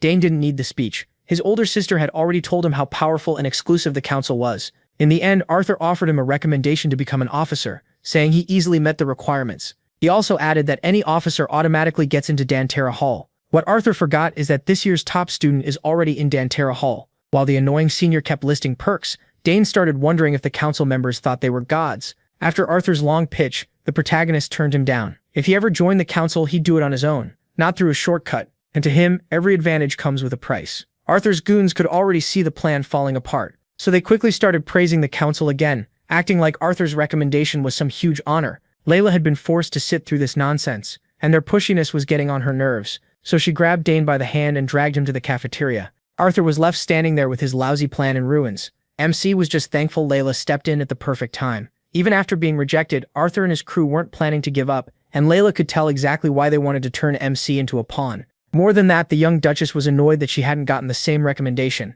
By now, Layla had accepted that when it came to talent, Dane was on a whole different level. Then the two headed for the Imperial Academy cafeteria, hoping the sweet pies were still there. Meanwhile, Arthur went to meet Professor DeNarvo. In DeNarvo's opinion, he might be even more gifted than his older sister Arabella. Magic is too broad to judge perfectly, but in raw potential, the protagonist was a monster. Hearing that shocked Arthur, especially since he admired Arabella so much. Then the professor told him to gently push the young Sogress heir into focusing only on the magic department. Ever since MC arrived, everyone had seen the same thing. The boy's talent was impossible to ignore. Arthur admitted he had already tried to recruit him into the student council and got rejected. DeNarvo still couldn't let it go. Talent like that was too valuable to waste. Changing topics, Arthur asked if there was any recommendation letter for him. The professor brushed it off, saying that in 2 years magic towers would probably line up for Arthur after graduation. But Arthur could tell what DeNarvo really meant.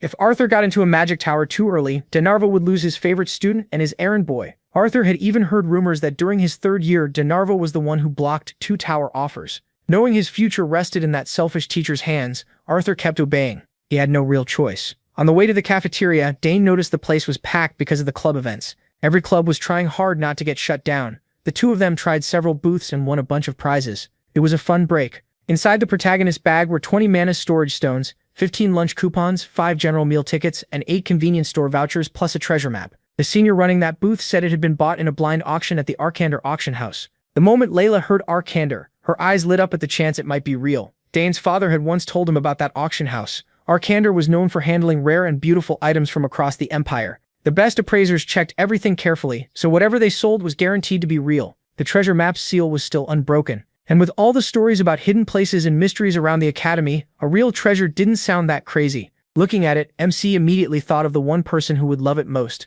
that exploration nerd. Demetra Hall is where most general education classes happen. Right now, he was heading inside for Imperial history. Before coming to the academy, the Sogress family's head butler had already taught him most of the material, so Dane felt pretty confident. Then a familiar voice called out to him excitedly. It was Ernest, the nerd. Since Imperial history is required for freshmen, it looked like they'd be sharing this class. With a worried look, Ernest asked the protagonist about the changes to his body after the incident. It was a messy topic, so the protagonist avoided it. Just as he was about to tell him the exciting news about the treasure map, they were interrupted by a pack of thugs. From Ernest's terrified reaction, Dane could tell there was some history there. The leader looked old enough to have a wife and kids, and he greeted Ernest with a smug grin. Poor Four Eyes barely knew how to answer. To MC, he looked like a soldier reliving trauma. Once Ernest finally managed to speak, we learned the thug leader's name was Brown. He was out here bullying kids. Dane couldn't help thinking about what that would do to the glory of their so-called great king. Then the thug leader grabbed Ernest's head like a basketball and mocked him for shaking like a leaf.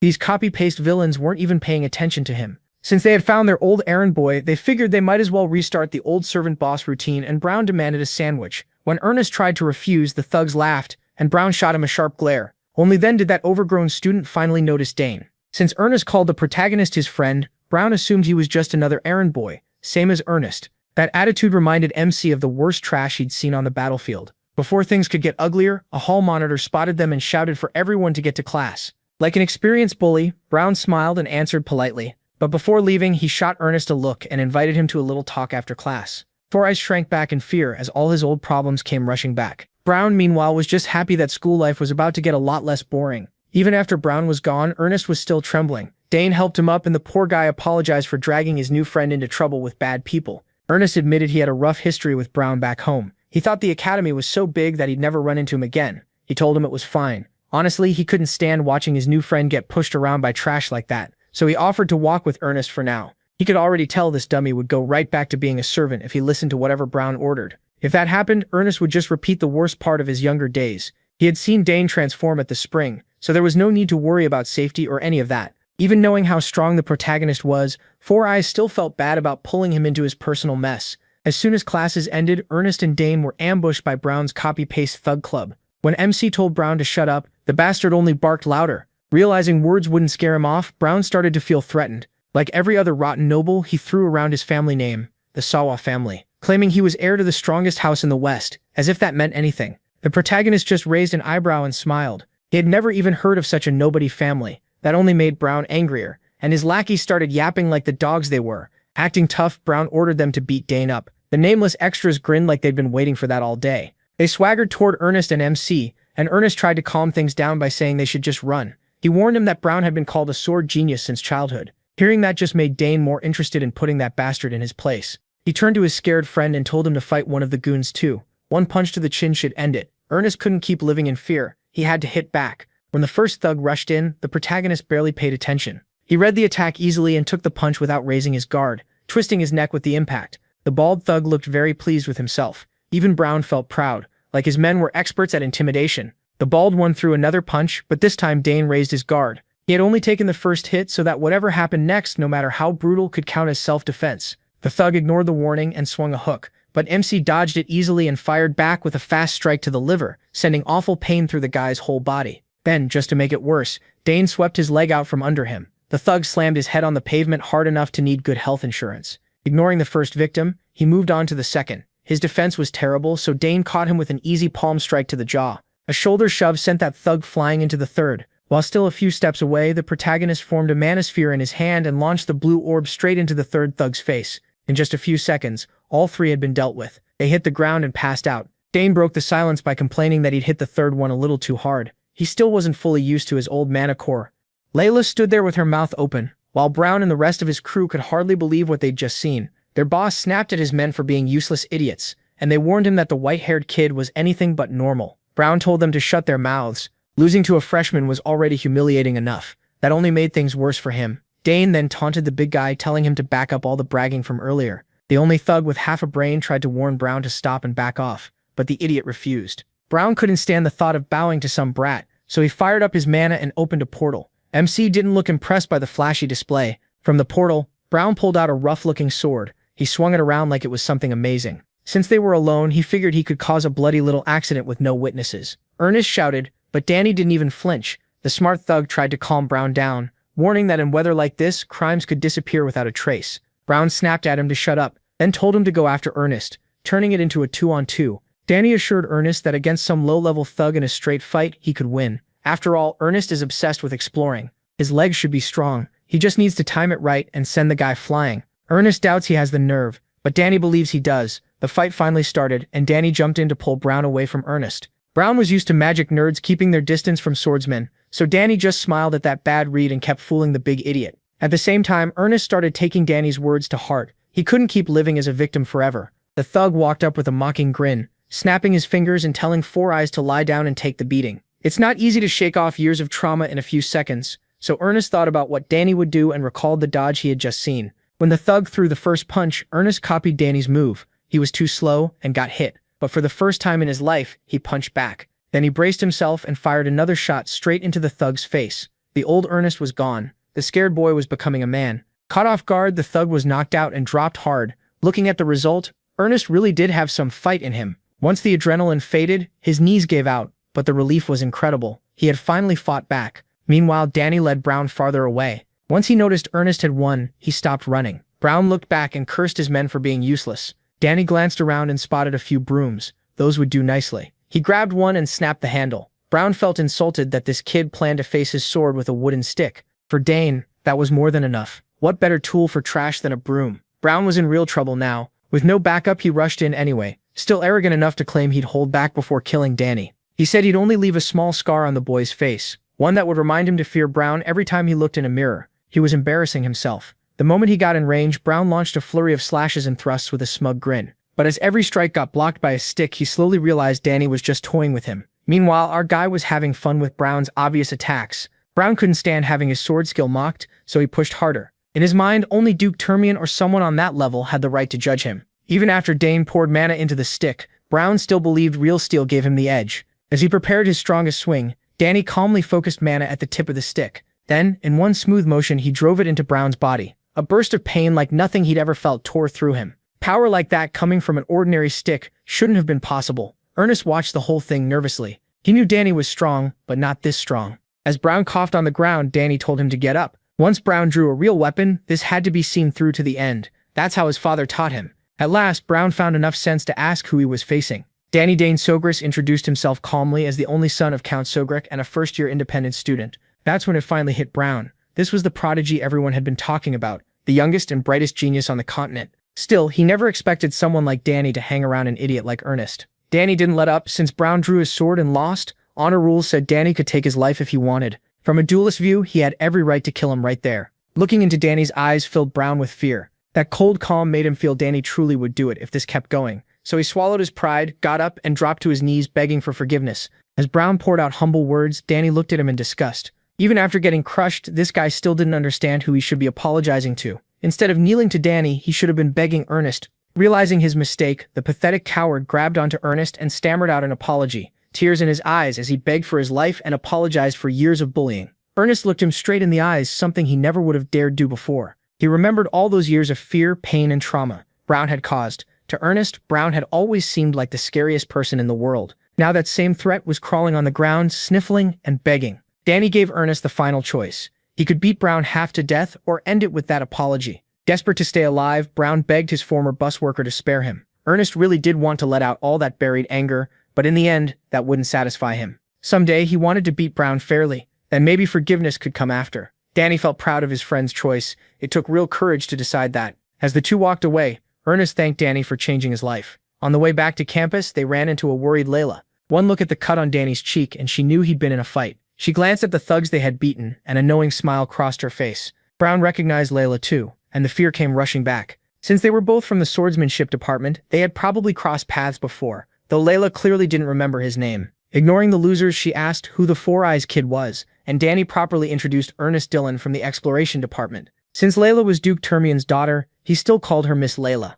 She told him that Danny's friends were her friends too, so they could drop the formal talk. Danny bragged that Ernest's family was famous for exploring ruins and hidden secrets. Hearing that, Layla excitedly brought out the map they had won. Danny explained they had picked up a treasure map during one of the club events. Ernest had heard some lucky student won something like that, but he never guessed it was his friend. The second treasure map came up, Ernest's shy side vanished and got replaced by full-on obsession. The three moved somewhere private and opened the map to study it. Even with Ernest's trained eye, he could barely make sense of it at first. The one thing he did notice was that it pointed to a specific place inside the academy. Strange writing also covered the scroll, so it had to be some kind of code. For now, the best move was figuring out who made the map. If they knew the creator's habits and style, they might build a rough decoder. The only sure thing was that the map showed somewhere inside the academy, since the shapes used were unique to the campus. The problem was the architectural style was wrapped in old magic that only Saul Hankston could use. Ernest was referring to the legendary mage who founded the academy itself. In other words, they were dealing with ancient magic not seen in centuries, since Saul never had direct students.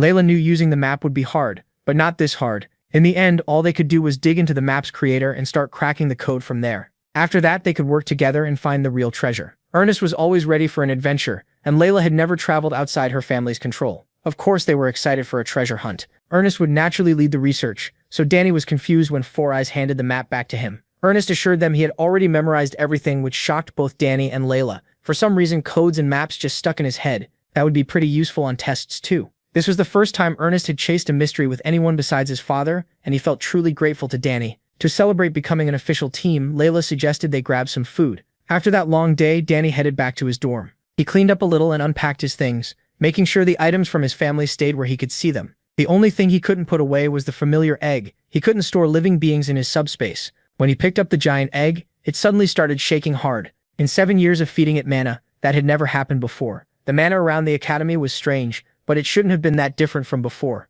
The only real change was the ancient magic he had absorbed in the garden. To test that idea, Danny poured more mana into it. The thought of finally hatching his familiar filled him with excitement. After a few more minutes of feeding it mana, Dane felt like he was trying to fill a bottomless well, even after 7 years of doing this. He was putting out so much mana that his room was starting to become unstable. Back in the dorm, stopping now could mean missing a huge chance, so he quickly wrapped up the egg and rushed off to the Claire's lab. She's a genius with summoning, but even she was thrown off by what the egg was doing.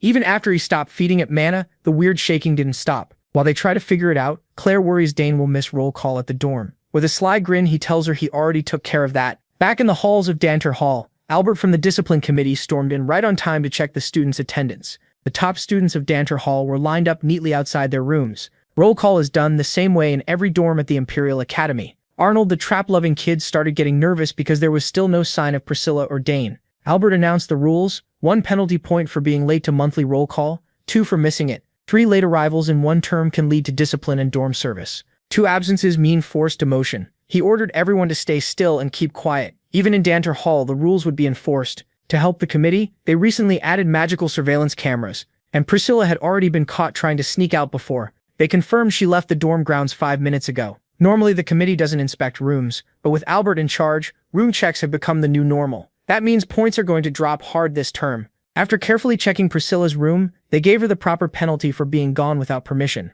The only other person missing at the first roll call was the freshman, Dane. A few of the protagonist's new dorm mates tried to cover for him, but Albert wasn't having it. When he and his team stepped into MC's room, they were met by the boy himself. Dane scratched his head and apologized, saying he'd been busy unpacking. Albert couldn't really argue with that, so he left with only a warning. But the real he was still in Claire's lab. He had used an MK1 illusion projector built by Arabella. It could project his image into a slot inside his room through a small generator. Since it's remote-controlled, the link can get shaky. If the flow breaks, it shows right away. The protagonist tested it a few times for fun, and found a perfect use for it tonight. Claire doesn't approve of his tricks, but she's a little impressed. As for the egg, everything points to a strong chance that it will hatch tonight. Claire can't be fully sure, but these reactions are clearly a good sign, so she suggests putting the egg in a magical stabilizer before giving it any more mana. Since her lab is protected by magic shields for sensitive research, it's the best place for the egg to hatch. After setting it on the stabilizer, Claire added a few magical filters. Even though Dane's mana is already very pure, he once again poured everything he had into the egg.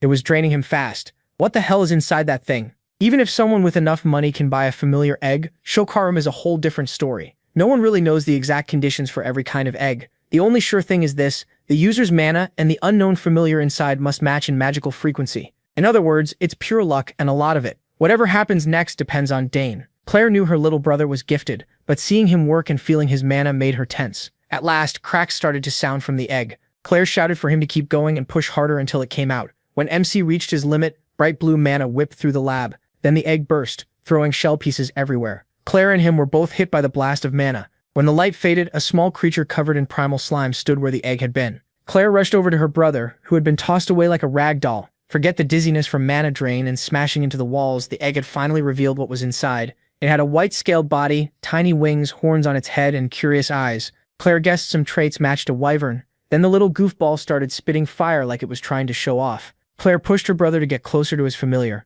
Sometimes newborn creatures claim the first person they see as their owner, and so the white-haired boy and the little white lizard looked each other in the eyes. Dane smiled at his new familiar and greeted it. He introduced himself properly, and the two formed an instant bond. Claire was charmed by how cute the little thing was. She praised her brother for making it look easy, even though she knew how hard hatching really is. Now she could study a newborn unknown life form up close. After a few minutes of careful checking and looking for clear signs, she became sure this little guy had been summoned from beyond the horizon.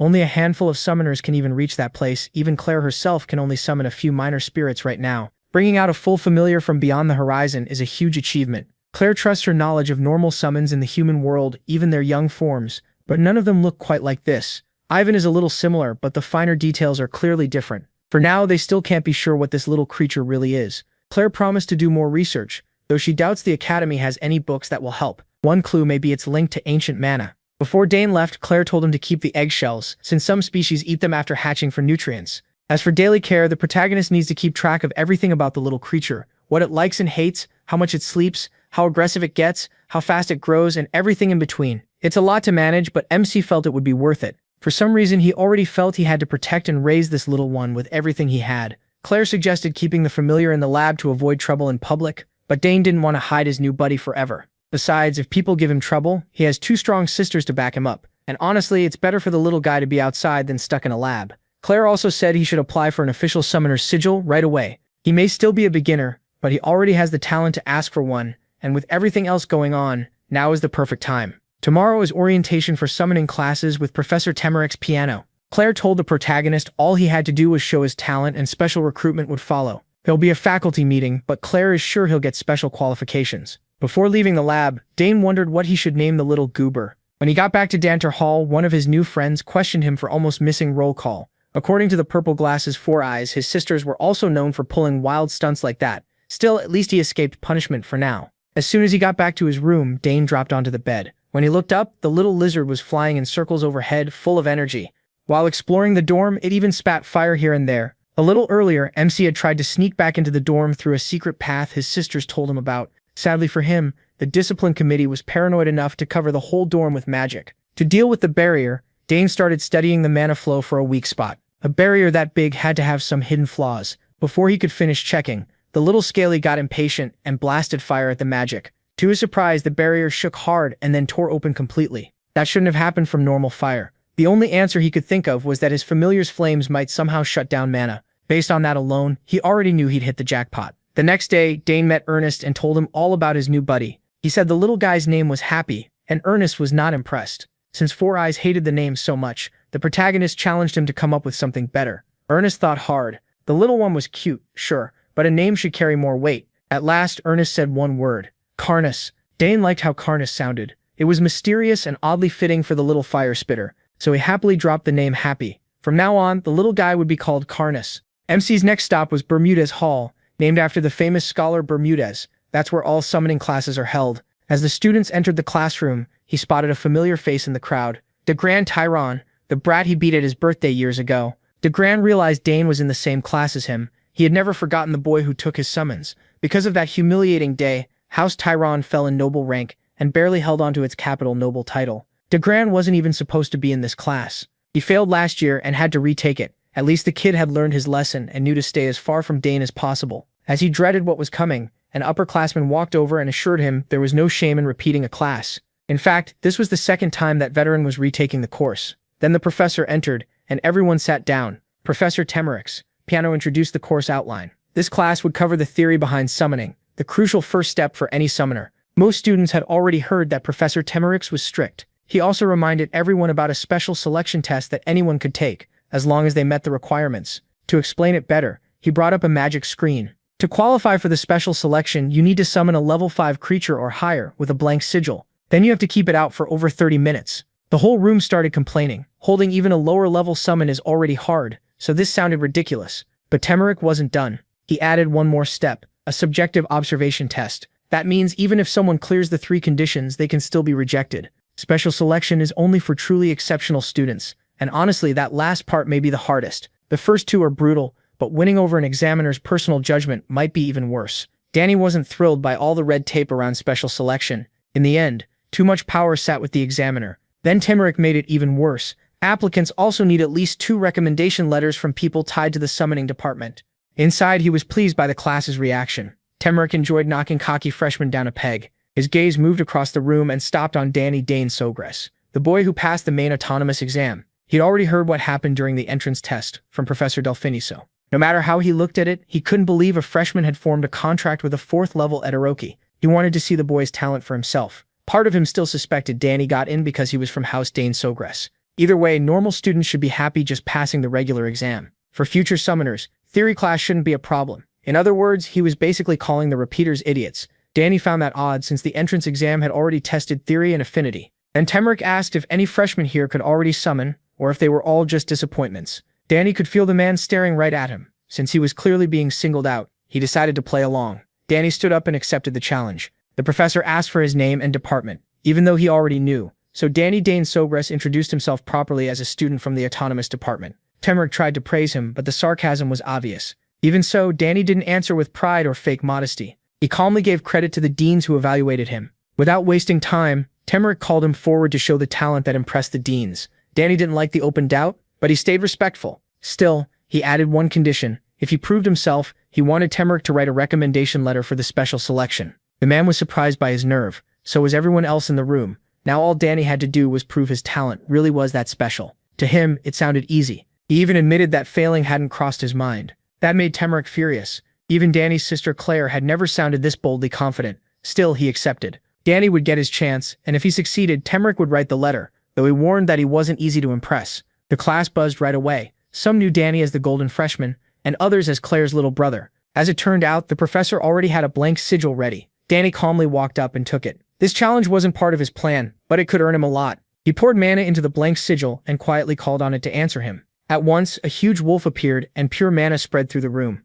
The beast landed and glared at the students in their seats. Anyone with basic summoning knowledge could tell the wolf was a grade 5 summon. Calling something like that with a blank sigil was nearly impossible. No one was more shocked than the wolf's original owner, Agric. One look was enough for him to recognize Gampu. Danny turned to the professor, waiting for his judgment. Even Temric had to admit this was beyond normal. Still, he was counting on Danny failing the 30-minute requirement. Keeping up a professional face, he praised Danny and reminded him how hard the second condition was. Danny didn't want to waste everyone's time, so he offered to show something else. Before anyone could stop him, he smiled at the professor's cracking expression. The doubt on Temric's face was falling apart. No one in class could look away from the stage. Since the third condition was to show something special, Danny said the next move could be judged by the professor. If Temric thought it wasn't enough, he had every right to fail him. Surely there was no room for pettiness in front of a whole class of summoning freshmen, right? Then Danny called Gampu over and patted the good boy on the head. He rose and slowly guided his mana around the level 5 beast. As Temric watched, he started to realize what Danny was trying to do. Danny spoke an ancient chant, and pure mana flowed into Gampu. The wolf's eyes turned sharper and its fangs grew deadlier. Its whole body swelled larger and began to float, lifted by raw magic. At last, the beast's claws were strengthened to maximum killing power. Danny knew it was working perfectly. Without ancient magic, he never would have imagined doing this so early in life. Then the rest of the class understood. Danny was performing summon enhancement, a technique usually reserved for 5th-year summoning students. With a deep howl, Gampu showed just how much stronger he had become. Danny looked at the professor and asked if that was enough to prove he was unique. Temric couldn't take his eyes off the massive beast. Watching Danny pull off a link enhancement so easily convinced him the wild stories were true. In fact, he had never seen a student this gifted. After a few stunned seconds, Temric finally stammered out his approval of Danny's performance. He said they would discuss the recommendation letter later. Danny was satisfied with that fair answer. Meanwhile, Agric was left speechless by how much the Dane boy had grown. Now he could see just how foolish and arrogant he had been back then. Once the commotion died down, class resumed, and Temric proved he was actually a very good teacher. Danny kept feeling the man's eyes on him, but he didn't bother reacting.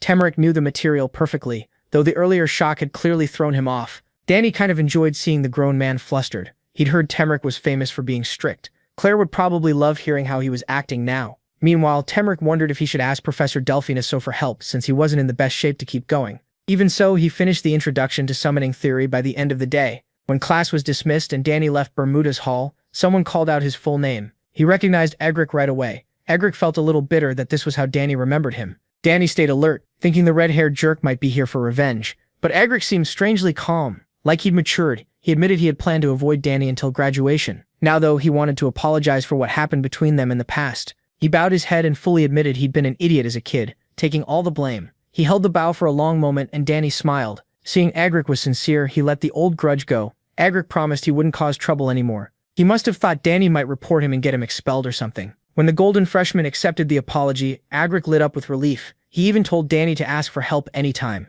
After that long talk, Danny felt something move inside his blazer. Looks like Karnas had just woken up and was already getting restless. The little guy was probably hungry after such a long nap. Since Agric knew the summoning department well, this was perfect timing. Danny needed to buy some supplies for familiars. Agric smiled and offered to take him to a shop he liked. Yos and Batan. It had been started by 2 former students 30 years ago. He even talked about what kinds of familiar food were popular lately. Danny didn't sense any hostility from him, so he lowered his guard. Meanwhile, Karnas kept squirming harder and harder inside his coat. That's it for this video. If you enjoyed it, comment for the next part, subscribe to this YouTube channel, and leave a like. Thanks for watching.